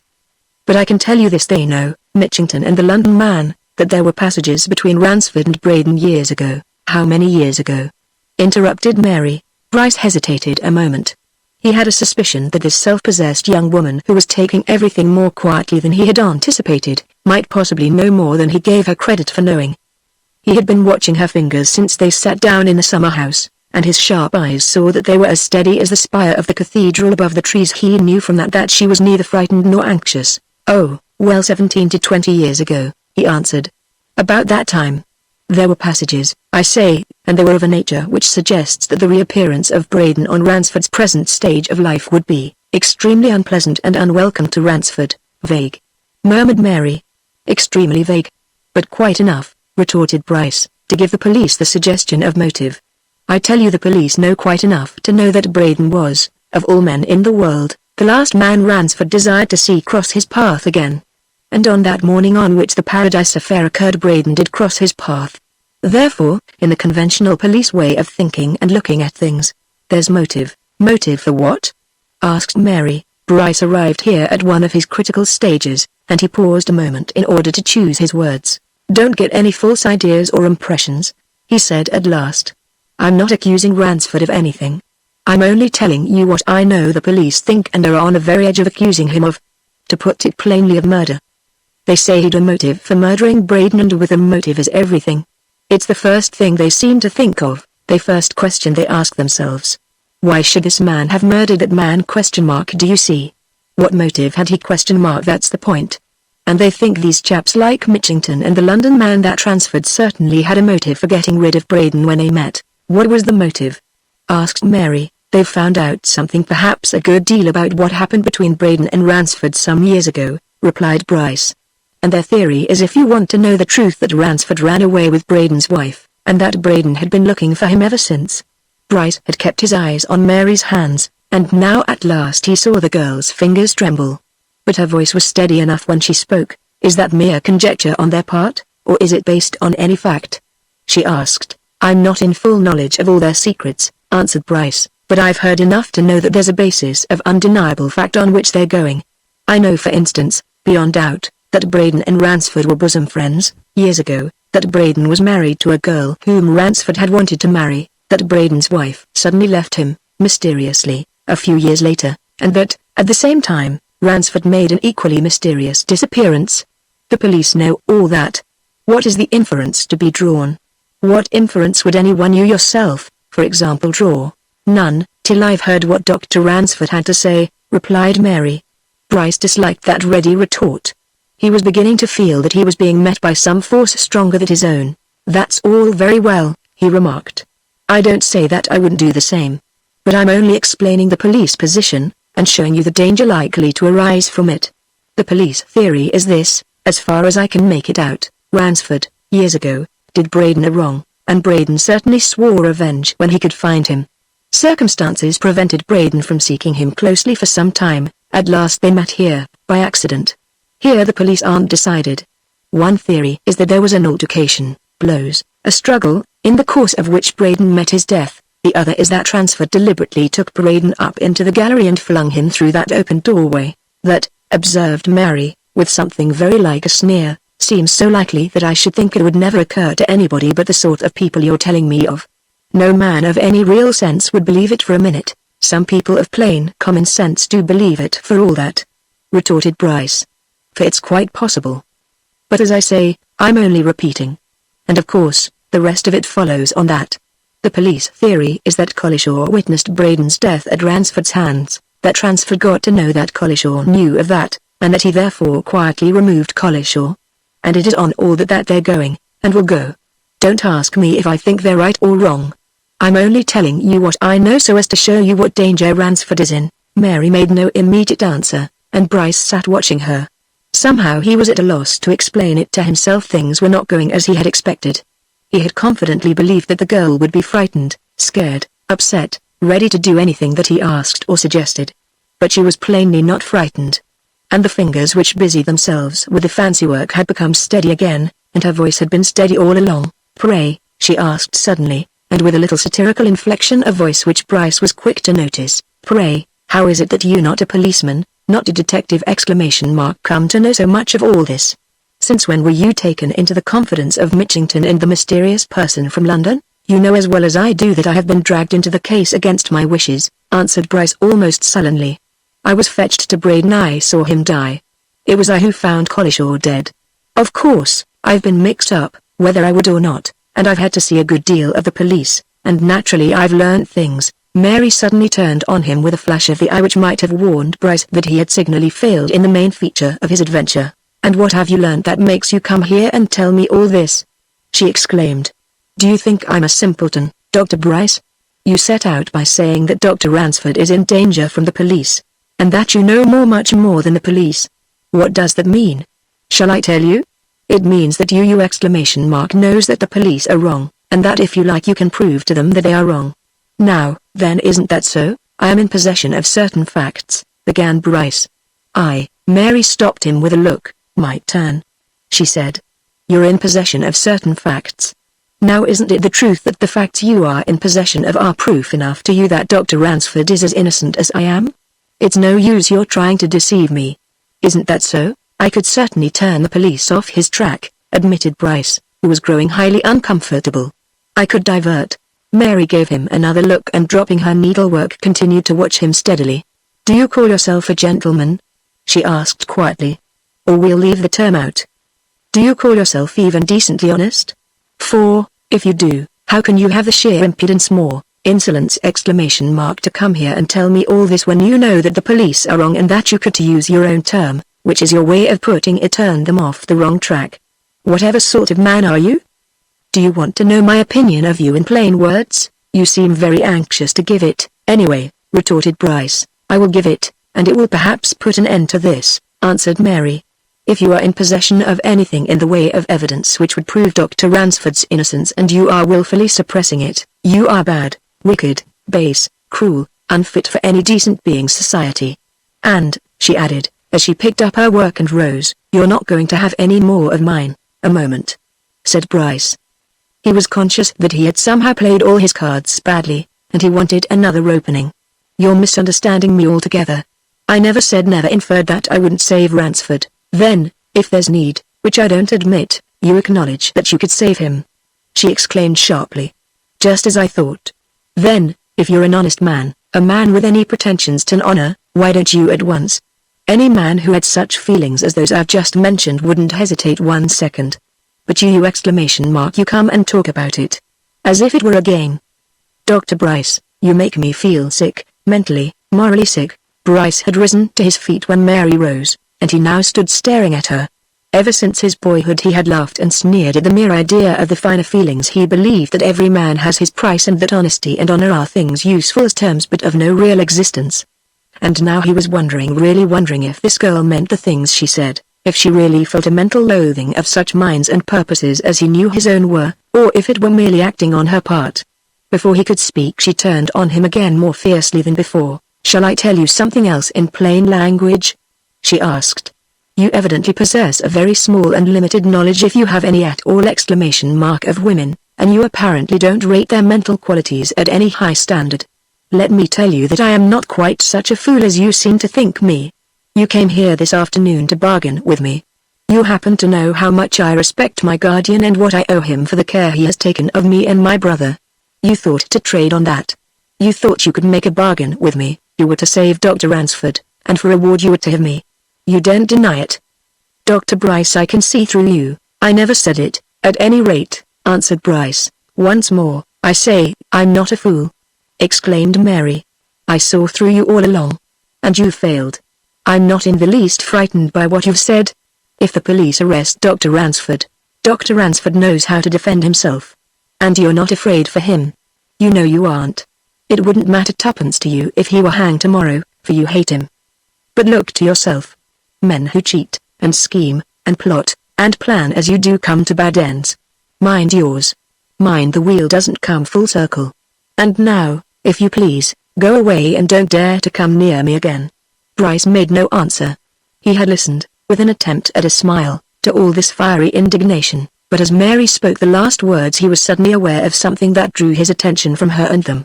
Through an opening in Ransford's garden hedge he could see the garden door of the Folliot's house across the close. And at that moment out of it emerged Folliot himself in conversation with Glassdale. Without a word, Bryce snatched up his hat from the table of the summer house, and went swiftly away, a new scheme, a new idea in his mind. Chapter 24 Finesse. Glassdale, journeying into Rochester half an hour after Bryce had left him at the Saxonsteade Arms, occupied himself during his ride across country in considering the merits of the two handbills which Bryce had given him. One announced an offer of £500 reward for information in the Braden Collishaw matter. The other, of £1,000. It struck him as a curious thing that two offers should be made. It suggested, at once, that more than one person was deeply interested in this affair. But who were they? No answer to that question appeared on the handbills, which were, in each case, signed by Rochester solicitors. To one of these Glassdale, on arriving in the old city, promptly proceeded selecting the offer of the larger reward. He presently found himself in the presence of an astute-looking man who, having had his visitor's name sent in to him, regarded Glassdale with very obvious curiosity. "Mr. Glassdale?"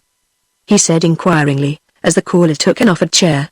"Are you, by any chance, the Mr. Glassdale whose name is mentioned in connection with last night's remarkable affair?" He pointed to a copy of the weekly newspaper, lying on his desk, and to a formal account of the discovery of the Saxonsteade jewels which had been furnished to the press, at the Duke's request, by Mitchington. Glassdale glanced at it unconcernedly. "The same," he answered. "But I didn't call here on that matter, though what I did call about is certainly relative to it. You've offered a reward for any information that would lead to the solution of that mystery about Braden and the other man, Collishaw, of £1,000. "Yes," replied the solicitor, looking at his visitor with still more curiosity, mingled with expectancy. "Can you give any?" Glassdale pulled out the two handbills which he had obtained from Bryce. "There are two rewards offered," he remarked. "Are they entirely independent of each other?" "We know nothing of the other," answered the solicitor. "Except, of course, that it exists." "They're quite independent. Who's offering the £500 one?" asked Glassdale. The solicitor paused, looking his man over. He saw at once that Glassdale had, or believed he had, something to tell and was disposed to be unusually cautious about telling it. "Well," he replied, after a pause. "I believe in fact, it's an open secret that the offer of £500 is made by Dr. Ransford." "And yours?" inquired Glassdale. "Who's at the back of yours, 1,000? The solicitor smiled. "You haven't answered my question, Mr. Glassdale," he observed. "Can you give any information?" Glassdale threw his questioner a significant glance. "Whatever information I might give," he said, "I'd only give to a principal. The principal." From what I've seen and known of all this, there's more in it than is on the surface. I can tell something. I knew John Braden, who, of course, was John Brake, very well, for some years. Naturally, I was in his confidence. About more than the Saxonsteade jewels, you mean? Asked the solicitor. About more than that, assented Glassdale. Private matters. I've no doubt I can throw some light, some exclamation mark, on this righteous to paradise affair. But, as I said just now, I'll only deal with the principal. I wouldn't tell you, for instance, as your principal's solicitor. The solicitor smiled again. Your ideas, Mr. Glassdale, appear to fit in with our principles, he remarked.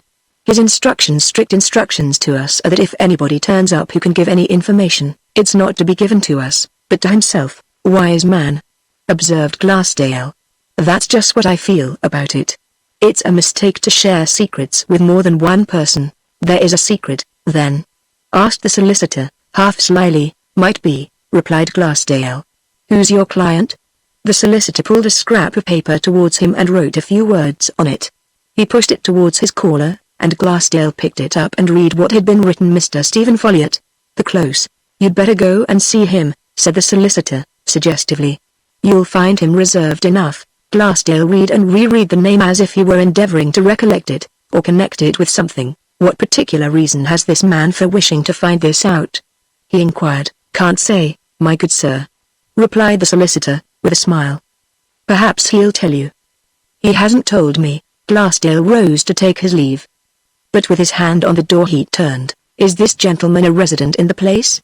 He asked. A well-known townsman, replied the solicitor. You'll easily find his house in the Close, everybody knows it. Glassdale went away then and walked slowly towards the cathedral precincts. On his way he passed two places at which he was half inclined to call. One was the police station, the other, the office of the solicitors who were acting on behalf of the offerer of £500. He half glanced at the solicitor's door, but on reflection went forward.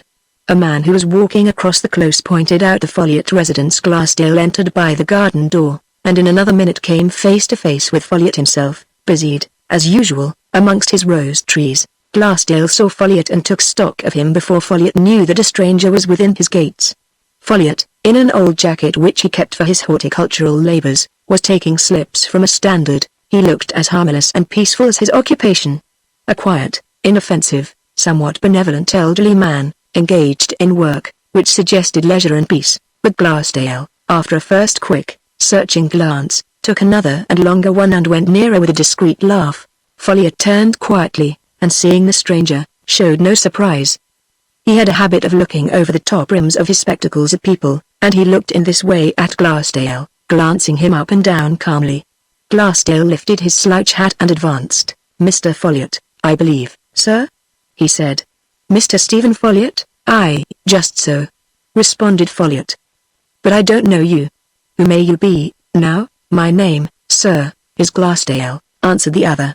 I've just come from your solicitor's.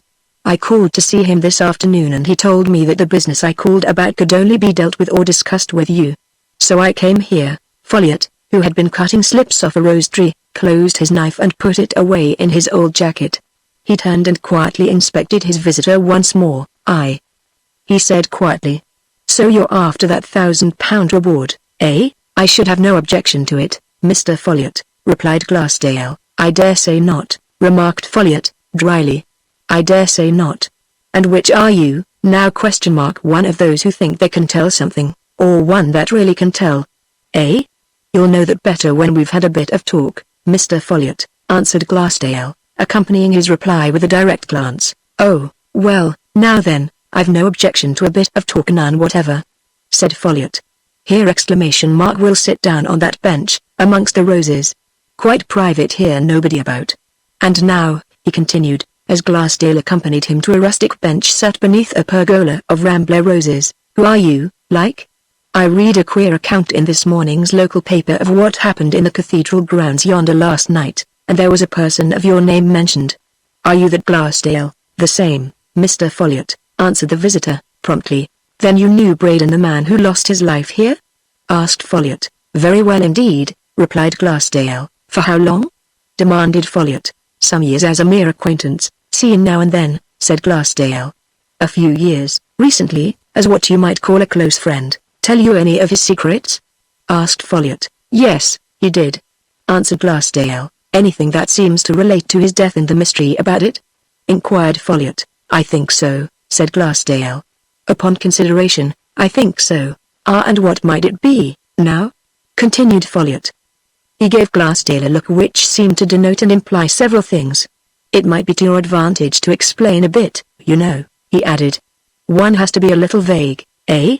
There was a certain man that Braden was very anxious to find, said Glassdale. He'd been looking for him for a good many years. A man? Asked Folliot. One? Well, as a matter of fact, there were two, admitted Glassdale, but there was one in particular. The other the second, so Braden said. Didn't matter, he was or had been, only a sort of cat's paw of the man he especially wanted. I see, said Folliot. He pulled out a cigar case and offered a cigar to his visitor, afterwards lighting one himself. And what did Braden want that man for? He asked. Glassdale waited until his cigar was in full going order before he answered this question. Then he replied in one word, revenge. Folliot put his thumbs in the armholes of his buff waistcoat and leaning back, seemed to be admiring his roses. Ah, he said at last. Revenge, now? A sort of vindictive man, was he? Wanted to get his knife into somebody, eh? He wanted to get something of his own back from a man who'd done him, answered Glassdale, with a short laugh. That's about it. For a minute or two both men smoked in silence. Then Folliot, still regarding his roses, put a leading question. Give you any details? He asked. Enough, said Glassdale. Braden had been done over a money transaction by these men, one especially, as head and front of the affair, and it had cost him more than anybody would think. Naturally, he wanted, if he ever got the chance, his revenge. Who wouldn't? And he'd tracked him down, eh? Asked Folliot. There are questions I can answer, and there are questions I can't answer, responded Glassdale. That's one of the questions I've no reply to. For I don't know. But I can say this. He hadn't tracked him down the day before he came to Rochester. You're sure of that? Asked Folliot. He didn't come here on that account? No, I'm sure he didn't, answered Glassdale, readily. If he had, I should have known. I was with him till noon the day he came here in London, and when he took his ticket at Victoria for Rochester, he'd no more idea than the man in the moon as to where those men had got to. He mentioned it as we were having a bit of lunch together before he got into the train. No, he didn't come to Rochester for any such purpose as that. But... He paused and gave Folliot a meaning glance out of the corner of his eyes. I what? Asked Folliot. I think he met at least one of them here, said Glassdale, quietly. And perhaps both, leading to misfortune for him? Suggested Folliot. If you like to put it that way, yes, assented Glassdale. Folliot smoked a while in more reflective silence. Well, he said at last. I suppose you haven't put these ideas of yours before anybody, now? Present ideas? Asked Glassdale, sharply. Not to a soul. I've not had them very long. You're the sort of man that another man can do a deal with, I suppose? Suggested Folliot. That is, if it's made worth your while, of course, I shouldn't wonder, replied Glassdale. And if it is made worth my while, Folliot mused a little. Then he tapped Glassdale's elbow. You see, he said, confidentially, it might be, you know, that I had a little purpose of my own in offering that reward. It might be that it was a very particular friend of mine that had the misfortune to have incurred this man Braden's hatred. And I might want to save him, from the consequence of what's happened, and to hear about it first if anybody came forward, eh? As I've done, said Glassdale. As you've done, assented Folliot. Now, perhaps it would be in the interest of this particular friend of mine if he made it worth your while to say no more to anybody, eh? Very much worth his while, Mr. Folliot, declared Glassdale. Well, continued Folliot. This very particular friend would just want to know, you know, how much you really, truly know. Now, for instance, about these two men and one in particular that Braden was after.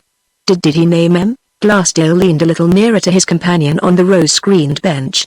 He named them to me, he said in a whisper. One was a man called Falconeret, and the other man was a man named Flood. Is that enough? I think you'd better come and see me this evening, answered Folliot. Come just about dusk to that door. I'll meet you there. Fine roses these of mine, aren't they? He continued, as they rose. I occupy myself entirely with them. He walked with Glassdale to the garden door, and stood there watching his visitor go away up the side of the high wall until he turned into the path across Paradise. And then, as Folliot was retreating to his roses. He saw Bryce coming over the close and Bryce beckoned to him. Chapter 25 The Old Well House. When Bryce came hurrying up to him, Folliot was standing at his garden door with his hands thrust under his coattails, the very picture of a benevolent, leisured gentleman who has nothing to do and is disposed to give his time to anybody. He glanced at Bryce as he had glanced at Glassdale over the tops of his spectacles, and the glance had no more than mild inquiry in it. But if Bryce had been less excited, he would have seen that Folliot, as he beckoned him inside the garden, swept a sharp look over the close and ascertained that there was no one about, that Bryce's entrance was unobserved. Save for a child or two, playing under the tall elms near one of the gates, and for a clerical figure that stalked a path in the far distance, the close was empty of life.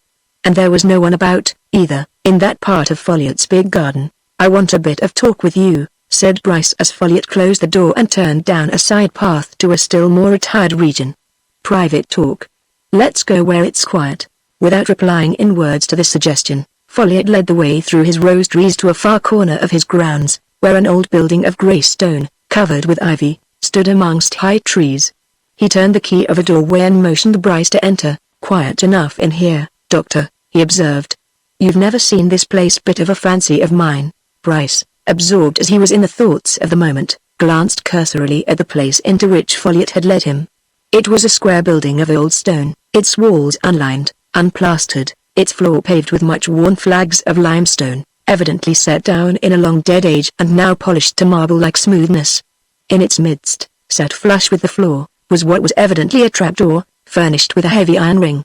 To this Folliot pointed, with a glance of significant interest. "Deepest well in all Rochester under that," he remarked.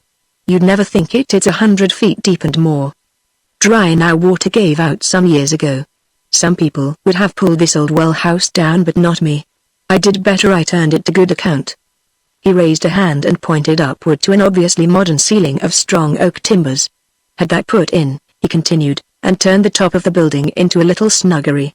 "Come up." He led the way to a flight of steps in one corner of the lower room, pushed open a door at their head, and showed his companion into a small apartment arranged and furnished in something closely approaching to luxury. The walls were hung with thick fabrics, the carpeting was equally thick, there were pictures, books, and curiosities. The 2 or 3 chairs were deep and big enough to lie down in. The 2 windows commanded pleasant views of the cathedral towers on one side and of the close on the other. "Nice little place to be alone in, GC?" said Folliot. "Cool in summer, warm in winter, modern fire grate, you notice. Come here when I want to do a bit of quiet thinking." "What? Good place for that, certainly," agreed Bryce. Folliot pointed his visitor to one of the big chairs and turning to a cabinet brought out some glasses, a siphon of soda water, and a heavy cut glass decanter. He nodded at a box of cigars which lay open on a table at Bryce's elbow as he began to mix a couple of drinks. "Help yourself," he said. Good stuff, those. Not until he had given Bryce a drink, and had carried his own glass to another easy chair, did Folliot refer to any reason for Bryce's visit. But once settled down, he looked at him speculatively. "What did you want to see me about?" he asked. Bryce, who had lighted a cigar, looked across its smoke at the imperturbable face opposite. "You've just had Glassdale here," he observed quietly. "I saw him leave you." Folliot nodded without any change of expression. "Aye, Doctor," he said. "And what do you know about Glassdale, now?" Bryce, who would have cheerfully hobnobbed with a man whom he was about to conduct to the scaffold, lifted his glass and drank. "A good deal," he answered as he set the glass down. "The fact is I came here to tell you so!" "I know a good deal about everything." "A wide term," remarked Folliot. "You've got some limitation to it, I should think." "What do you mean by everything?" "I mean about recent matters," replied Bryce. "I've interested myself in them for reasons of my own.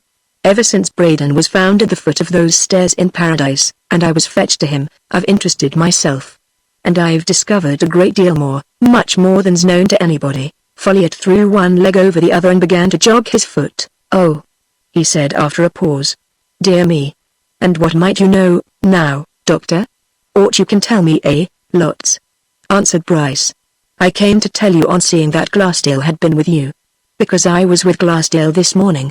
Folliot made no answer. But Bryce saw that his cool, almost indifferent manner was changing. He was beginning, under the surface, to get anxious. "When I left Glassdale at noon," continued Bryce, "I'd no idea, and I don't think he had, that he was coming to see you. But I know what put the notion into his head. I gave him copies of those 2 reward bills. He no doubt thought he might make a bit, and so he came into town. And to you, well?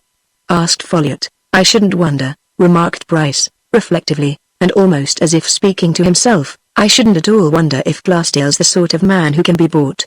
He, no doubt, has his price. But all that Glassdale knows is nothing to what I know. Folliot had allowed his cigar to go out. He threw it away, took a fresh one from the box, and slowly struck a match and lighted it. What might you know, now? He asked after another pause. I've a bit of a faculty for finding things out, answered Bryce boldly. And I've developed it. I wanted to know all about Braden and about who killed him and why. There's only one way of doing all that sort of thing, you know. You've got to go back a long way, back to the very beginnings. I went back to the time when Braden was married. Not as Braden, of course, but as who he really was, John Brake. That was at a place called Braden Medworth, near Buthope, in Leicestershire. He paused there, watching Folliot. But Folliot showed no more than close attention, and Bryce went on.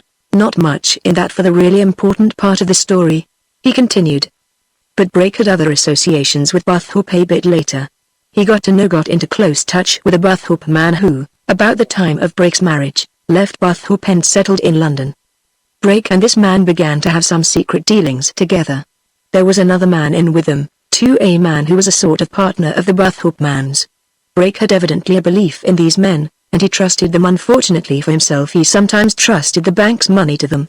I know what happened. He used to let them have money for short financial transactions to be refunded within a very brief space. But he went to the fire too often, and got his fingers burned in the end. The 2 men did him, one of them in particular, and cleared out. He had to stand the racket. He stood it to the tune of 10 years penal servitude. And, naturally, when he'd finished his time, he wanted to find those 2 men and began a long search for them. Like to know the names of the men, Mr. Folliot? You might mention M if you know M, answered Folliot. The name of the particular one was Ray Falconer Ray, replied Bryce promptly. Of the other, the man of lesser importance, Flood. The 2 men looked quietly at each other for a full moment's silence. And it was Bryce who first spoke, with a ring of confidence in his tone which showed that he knew he had the whip hand. Shall I tell you something about Falconer Ray? He asked. I will! It's deeply interesting. Mr. Falconer Ray, after cheating and deceiving Brake, and leaving him to pay the penalty of his over-trustfulness, cleared out of England and carried his money-making talents to foreign parts. He succeeded in doing well, he would! And eventually he came back and married a rich widow and settled himself down in an out-of-the-world English town to grow roses. You're Falconer Ray, you know, Mr. Folliot. Bryce laughed as he made this direct accusation, and sitting forward in his chair, pointed first to Folliot's face and then to his left hand. Falconer Ray, he said, had an unfortunate gun accident in his youth which marked him for life. He lost the middle finger of his left hand, and he got a bad scar on his left jaw. There they are, those marks. Fortunate for you, Mr. Folliot, that the police don't know all that I know, for if they did, those marks would have done for you days ago. For a minute or two Folliot sat joggling his leg, a bad sign in him of rising temper if Bryce had but known it. While he remained silent he watched Bryce narrowly, and when he spoke, his voice was calm as ever. And what use do you intend to put your knowledge to, if one may ask? He inquired, half sneeringly.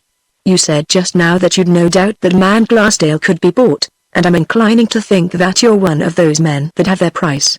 What is it? We've not come to that, retorted Bryce. You're a bit mistaken. If I have my price, it's not in the same commodity that Glassdale would want.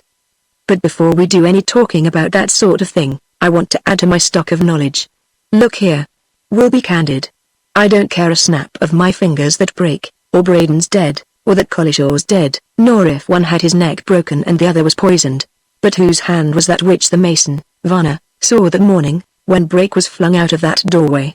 Come, now! Whose? Not mine, my lad, answered Folliot, confidently. That's a fact. Bryce hesitated, giving Folliot a searching look. And Folliot nodded solemnly. I tell you, not mine, he repeated. I'd naught to do with it. Then who had? Demanded Bryce. Was it the other man, Flood? And if so, who is Flood? Folliot got up from his chair and, cigar between his lips and hands under the tails of his old coat, walked silently about the quiet room for a while. He was evidently thinking deeply, and Bryce made no attempt to disturb him. Some minutes went by before Folliot took the cigar from his lips and leaning against the chimney-piece looked fixedly at his visitor. "Look here, my lad," he said, earnestly. "You're no doubt, as you say, a good hand at finding things out, and you've doubtless done a good bit of ferreting, and done it well enough in your own opinion. But there's one thing you can't find out, and the police can't find out either, and that's the precise truth about Braden's death. I'd no hand in it, it couldn't be fastened onto me, anyhow." Bryce looked up and interjected one word, "Collishaw?" "Nor that, neither," answered Folliot, hastily.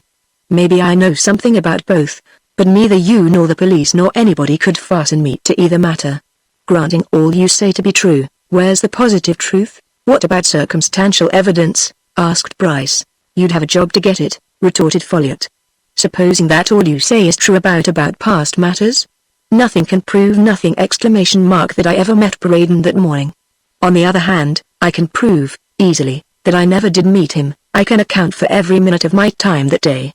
As to the other affair, not an ounce of direct evidence." "Then it was the other man," exclaimed Bryce. "Now then, who is he?" Folliot replied with a shrewd glance. "A man who by giving away another man gave himself away would be a damned fool," he answered. "If there is another man, as if there must be," interrupted Bryce, "then he's safe," concluded Folliot. "You'll get nothing from me about him, and nobody can get at you except through him?" asked Bryce. "That's about it," assented Folliot laconically. Bryce laughed cynically. "A pretty coil," he said forth a sneer. "Here. You talked about my price. I'm quite content to hold my tongue if you tell me something about what happened 17 years ago." "What?" asked Folliot. "You knew Brake. You must have known his family affairs," said Bryce.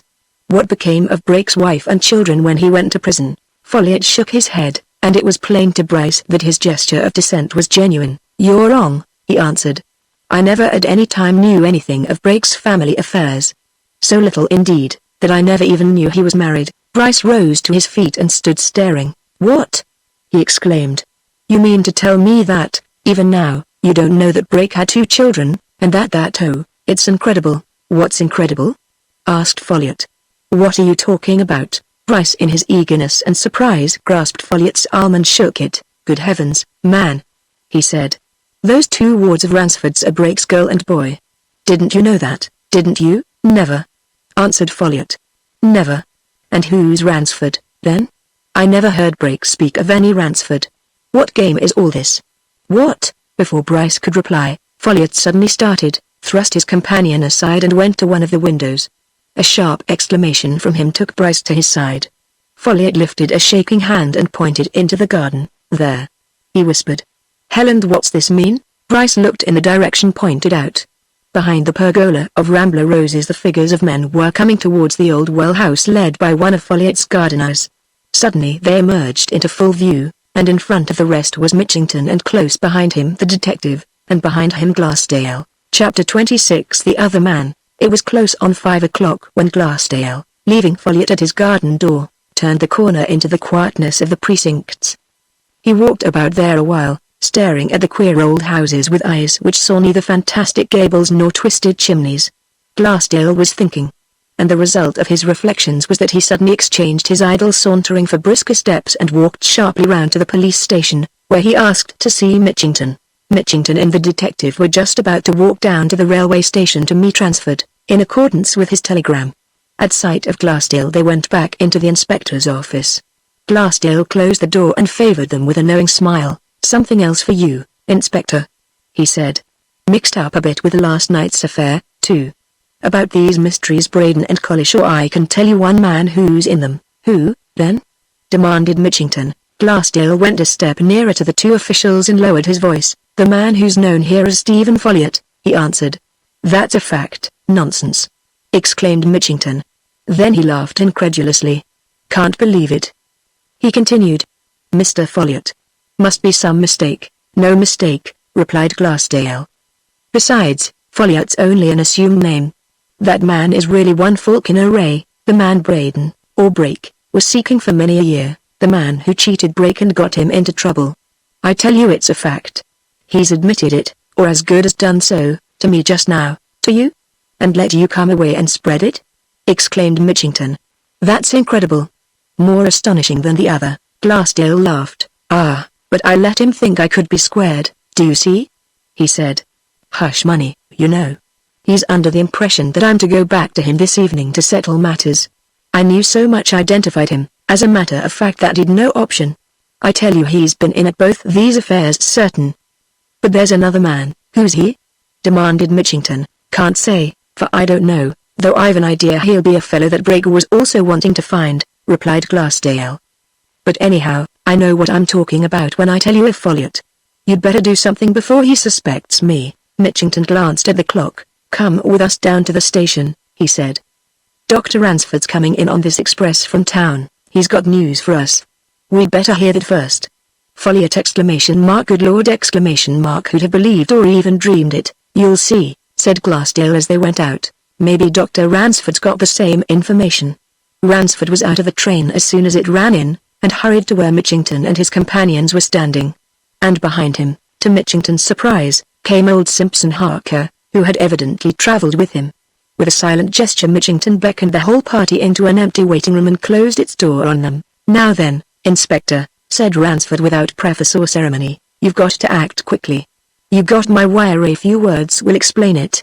I went up to town this morning in answer to a message from the bank where Braden lodged his money when he returned to England. To tell you the truth, the managers there and myself have, since Braden's death, been carrying to a conclusion an investigation which I began on Braden's behalf, though he never knew of it years ago. At the bank I met Mr. Harker here, who had called to find something out for himself. Now I'll sum things up in a nutshell. For years Braden, or Brake, had been wanting to find two men who cheated him. The name of one is Ray, of the other, Flood. I've been trying to trace them, too. At last we've got them. They're in this town, and without doubt the deaths of both Braden and Collishaw are at their door. You know both well enough. Ray is, Mr. Folliot, interrupted Mitchington, pointing to Glassdale. So he's just told us, he's identified him as Ray. But the other, who's he, Doctor? Ransford glanced at Glassdale as if he wished to question him, but instead he answered Mitchington's question. The other man, he said, the man Flood, is also a well-known man to you. Flagellate, Mitchington started, evidently more astonished than by the first news. What? He exclaimed. The verger. You don't say. Do you remember, continued Ransford, that Folliot got Flagellate his appointment as verger not so very long after he himself came here? He did, anyway, and Flagellate is Flood. We've traced everything through Flood.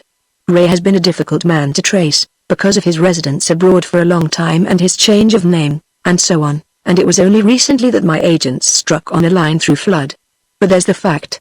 And the probability is that when Braden came here he recognized and was recognized by these two, and that one or other of them is responsible for his death and for Collishaw's too. Circumstantial evidence, all of it, no doubt, but irresistible. Now, what do you propose to do?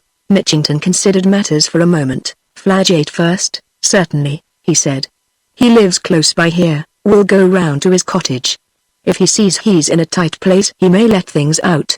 Let's go there at once. He led the whole party out of the station and down the high street until they came to a narrow lane of little houses which ran towards the close.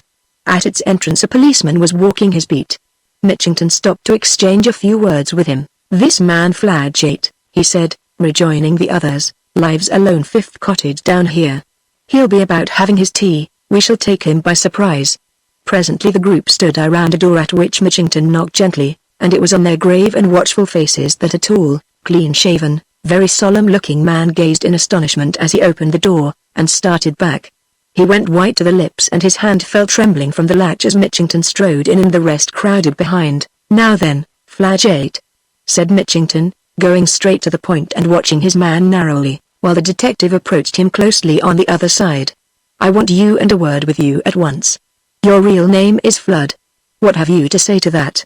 And it's no use beating about the bush. What have you to say about this Braden affair, and your share with Folliot in it, whose real name is Ray? It's all come out about the two of you. If you've anything to say, you'd better say it. The verger, whose black gown lay thrown across the back of a chair, looked from one face to another with frightened eyes.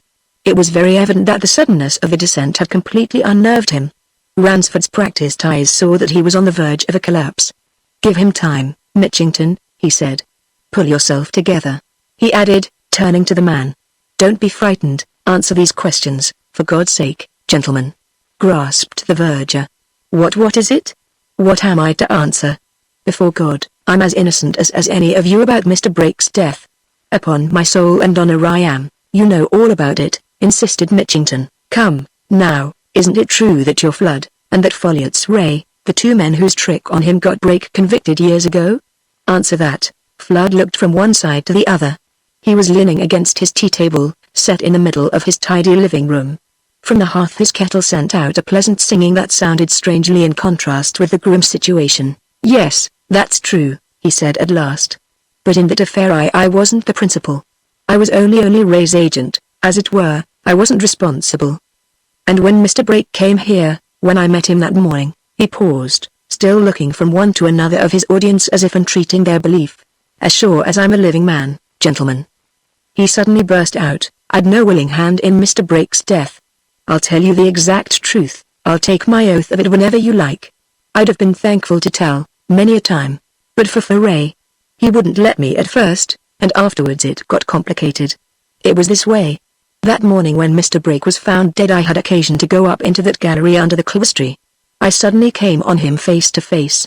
He recognized me. And I'm telling you the solemn, absolute truth, gentlemen! ! He'd no sooner recognized me than he attacked me, seizing me by the arm. I hadn't recognized him at first, I did when he laid hold of me. I tried to shake him off, tried to quiet him. He struggled. I don't know what he wanted to do. He began to cry out. It was a wonder he wasn't heard in the church below, and he would have been only the organ was being played rather loudly. And in the struggle he slipped. It was just by that open doorway, and before I could do more than grasp at him, he shot through the opening and fell. It was sheer, pure accident, gentlemen. Upon my soul, I hadn't the least intention of harming him. And after that? Asked Mitchington, at the end of a brief silence. I saw Mr. Folliot Ray, continued Flood. Just afterwards, that was. I told him, he bade me keep silence until we saw how things went. Later he forced me to be silent. What could I do? As things were, Ray could have disclaimed me. I shouldn't have had a chance. So I held my tongue. Now, then, Collishaw? Demanded Mitchington. Give us the truth about that. Whatever the other was, that it was murder. Flood lifted his hand and wiped away the perspiration that had gathered on his face. Before God, gentlemen, he answered. I know no more, at least, little more about that than you do. I'll tell you all I do know. Ray and I, of course, met now and then and talked about this. It got to our ears at last that Collishaw knew something. My own impression is that he saw what occurred between me and Mr. Brake. He was working somewhere up there. I wanted to speak to Collishaw. Ray wouldn't let me, he bade me leave it to him. A bit later, he told me he'd squared Collishaw with £50. Mitchington and the detective exchanged looks. Ray, that's Folliot paid Collishaw £50. Did he? Asked the detective. He told me so, replied Flood. To hold his tongue.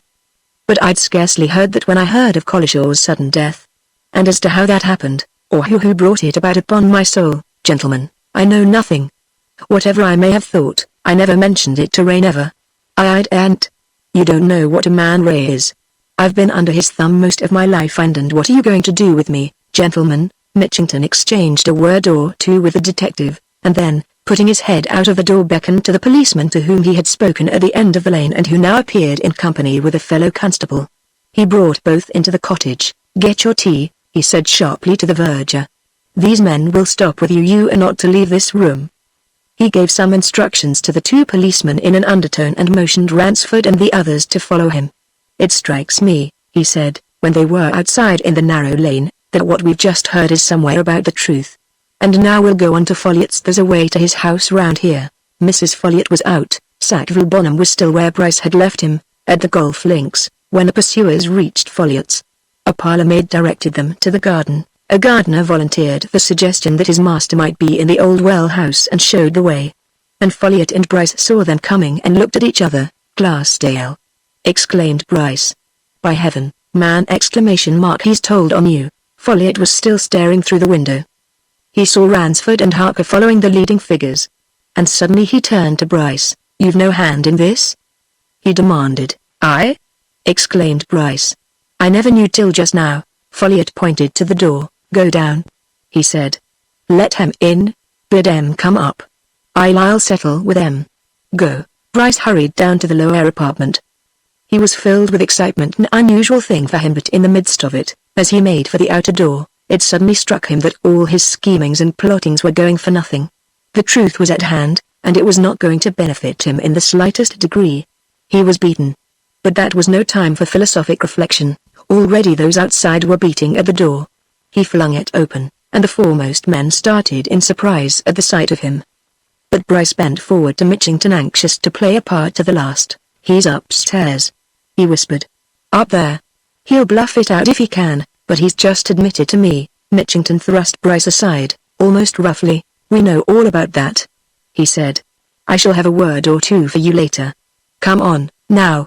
The men crowded up the stairway into Folliot's snuggery, Bryce, wondering at the inspector's words and manner, following closely behind him, and the detective and Glassdale, who led the way. Folliot was standing in the middle of the room, one hand behind his back, the other in his pocket. And as the leading three entered the place, he brought his concealed hand sharply round and, presenting a revolver at Glassdale, fired point blank at him. But it was not Glassdale who fell. He, wary and watching, started aside as he saw Folliot's movement, and the bullet, passing between his arm and body, found its billet in Bryce, who fell, with little more than a groan, shot through the heart. And as he fell, Folliot, scarcely looking at what he had done, drew his other hand from his pocket, slipped something into his mouth and sat down in the big chair behind him. And within a moment the other men in the room were looking with horrified faces from one dead face to another. Chapter 27. The Guarded Secret. When Bryce had left her, Mary Berry had gone into the house to await Ransford's return from town. She meant to tell him of all that Bryce had said and to beg him to take immediate steps to set matters right, not only that he himself might be cleared of suspicion but that Bryce's intrigues might be brought to an end. She had some hope that Ransford would bring back satisfactory news. She knew that his hurried visit to London had some connection with these affairs, and she also remembered what he had said on the previous night. And so, controlling her anger at Bryce and her impatience of the whole situation, she waited as patiently as she could until the time drew near when Ransford might be expected to be seen coming across the close.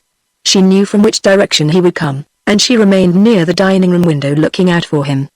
But 6 o'clock came and she had seen no sign of him. Then, as she was beginning to think that he had missed the afternoon train, she saw him, at the opposite side of the close, talking earnestly to Dick, who presently came towards the house while Ransford turned back into Folliot's garden. Dick Berry came hurriedly in. His sister saw at once that he had just heard news which had had a sobering effect on his usually effervescent spirits. He looked at her as if he wondered exactly how to give her his message. "I saw you with the doctor just now," she said, using the term by which she and her brother always spoke of their guardian. "Why hasn't he come home?" Dick came close to her, touching her arm. "I say," he said, almost whispering. "Don't be frightened, the doctor's all right, but there's something awful just happened." "At Folliot's?" "What?" she demanded. "Speak out, Dick." "I'm not frightened." "What is it?" Dick shook his head as if he still scarcely realized the full significance of his news. "It's all a liquor to me yet," he answered. "I don't understand it. I only know what the doctor told me to come and tell you. Look here, it's pretty bad. Folliot and Bryce are both dead." In spite of herself, Mary started back as from a great shock and clutched at the table by which they were standing. "Dead?" she exclaimed. "Why, Bryce was here, speaking to me, not an hour ago." "Maybe," said Dick. "But he's dead now. The fact is, Folliot shot him with a revolver, killed him on the spot. And then Folliot poisoned himself, took the same stuff, the doctor said, that finished that chap Collishaw, and died instantly. It was in Folliot's old well house. The doctor was there and the police." "What does it all mean?" asked Mary. "Don't know. Except this," added Dick, "they've found out about those other affairs, the Braden and the Collishaw affairs. Folliot was concerned in them, and who do you think the other was? You'd never guess. That man Fladgate, the verger.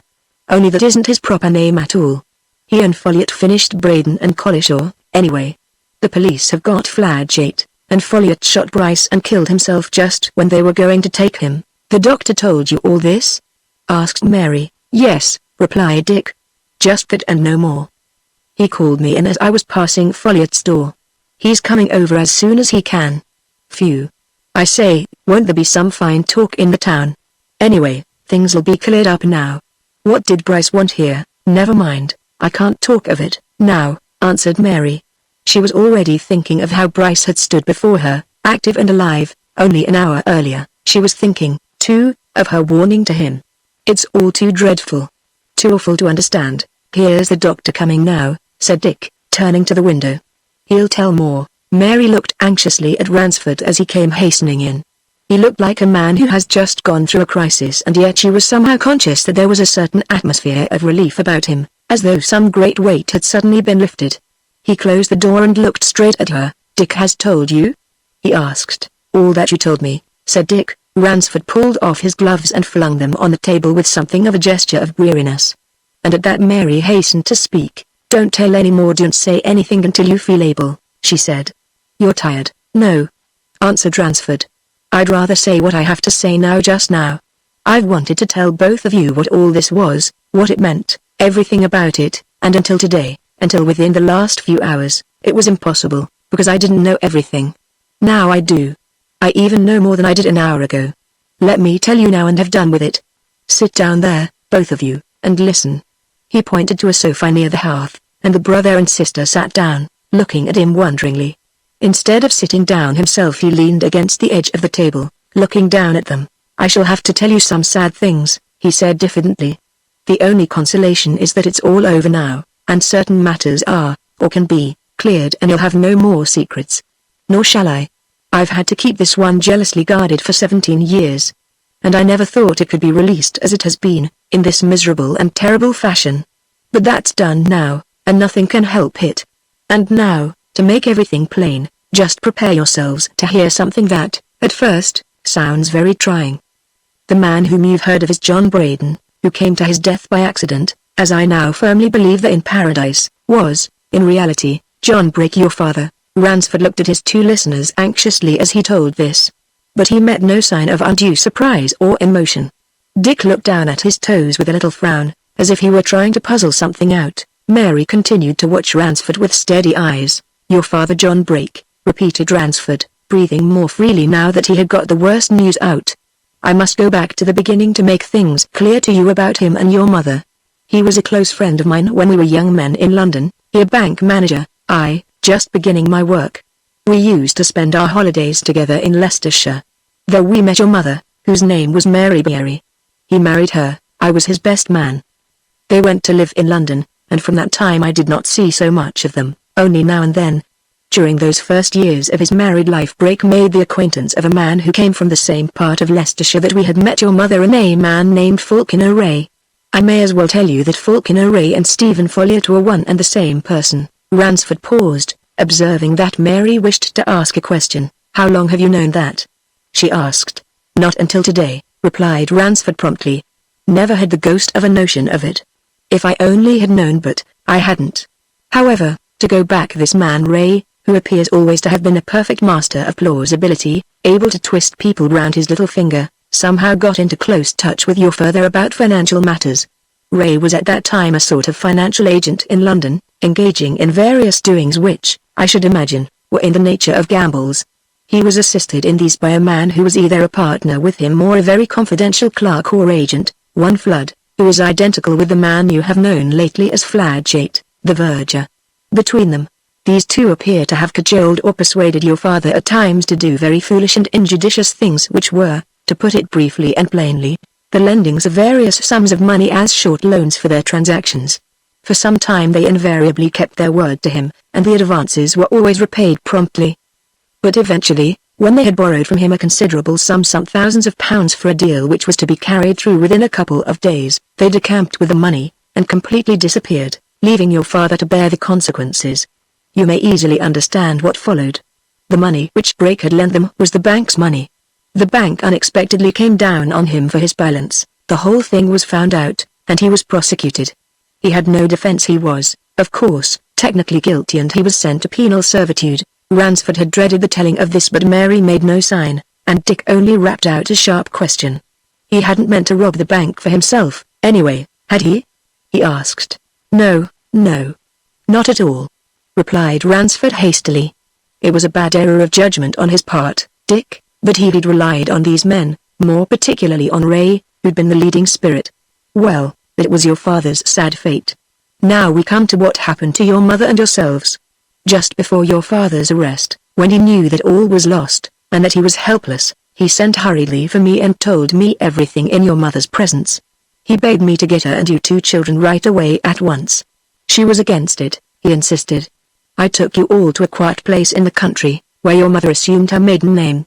There, within a year, she died. She wasn't a strong woman at any time. After that, well, you both know pretty well what has been the run of things since you began to know anything. We'll leave that, it's nothing to do with the story. I want to go back to your father. I saw him after his conviction. When I had satisfied him that you and your mother were safe, he begged me to do my best to find the two men who had ruined him. I began that search at once. But there was not a trace of them. They had disappeared as completely as if they were dead. I used all sorts of means to trace them without effect.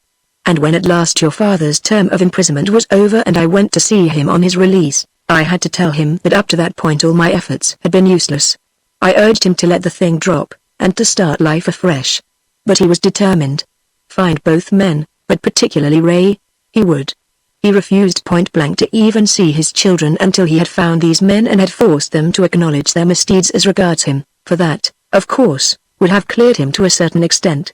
And in spite of everything I could say, he there and then went off abroad in search of them. He had got some clue, faint and indefinite, but still there, as to Ray's presence in America, and he went after him.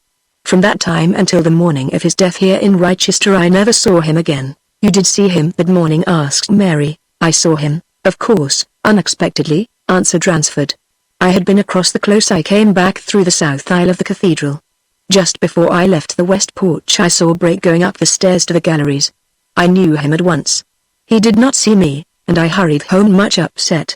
Unfortunately, I think, Bryce came in upon me in that state of agitation. I have reason to believe that he began to suspect and to plot from that moment. And immediately on hearing of Brake's death, and its circumstances, I was placed in a terrible dilemma. For I had made up my mind never to tell you two of your father's history until I had been able to trace these two men and wring out of them a confession which would have cleared him of all but the technical commission of the crime of which he was convicted. Now I had not the least idea that the two men were close at hand, nor that they had had any hand in his death, and so I kept silence, and let him be buried under the name he had taken, John Braden. Ransford paused and looked at his two listeners as if inviting question or comment. But neither spoke, and he went on. You know what happened after that, he continued. It soon became evident to me that sinister and secret things were going on. There was the death of the labourer Collishaw. There were other matters. But even then I had no suspicion of the real truth. The fact is, I began to have some strange suspicions about Bryce and that old man Harker based upon certain evidence which I got by chance. But, all this time, I had never ceased my investigations about Ray and Flood, and when the bank manager on whom Brake had called in London was here at the inquest, I privately told him the whole story and invited his cooperation in a certain line which I was then following. That line suddenly ran up against the man Flood, otherwise Flagellate. It was not until this very week, however, that my agents definitely discovered Flagellate to be Flood, and that through the investigations about Flood Folliot was found to be Ray. Today, in London, where I met old Harker at the bank at which Brake had lodged the money he had brought from Australia, the whole thing was made clear by the last agent of mine who has had the searching in hand. And it shows how men may easily disappear from a certain round of life, and turn up in another years after. When those two men cheated your father out of that money, they disappeared and separated each, no doubt, with his share. Flood went off to some obscure place in the north of England. Ray went over to America. He evidently made a fortune there, knocked about the world for a while, changed his name to Folliot, and under that name married a wealthy widow, and settled down here in Rochester to grow roses.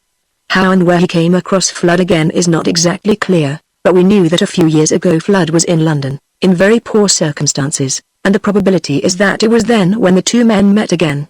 What we do know is that Folliot, as an influential man here, got Flood the post which he has held, and that things have resulted as they have. And that's all! All that I need tell you at present. There are details, but they're of no importance. Mary remained silent, but Dick got up with his hands in his pockets. There's one thing I want to know, he said. Which of those two chaps killed my father? You said it was accident, but was it? I want to know about that. Are you saying it was accident just to let things down a bit? Don't. I want to know the truth. I believe it was accident, answered Ransford. I listened most carefully just now to Flagellate's account of what happened. I firmly believe the man was telling the truth. But I haven't the least doubt that Folliot poisoned Collishaw, not the least. Folliot knew that if the least thing came out about Flagellate, everything would come out about himself. Dick turned away to leave the room. Well, Folliot's done for, he remarked. I don't care about him, but I wanted to know for certain about the other. When Dick had gone, and Ransford and Mary were left alone, a deep silence fell on the room.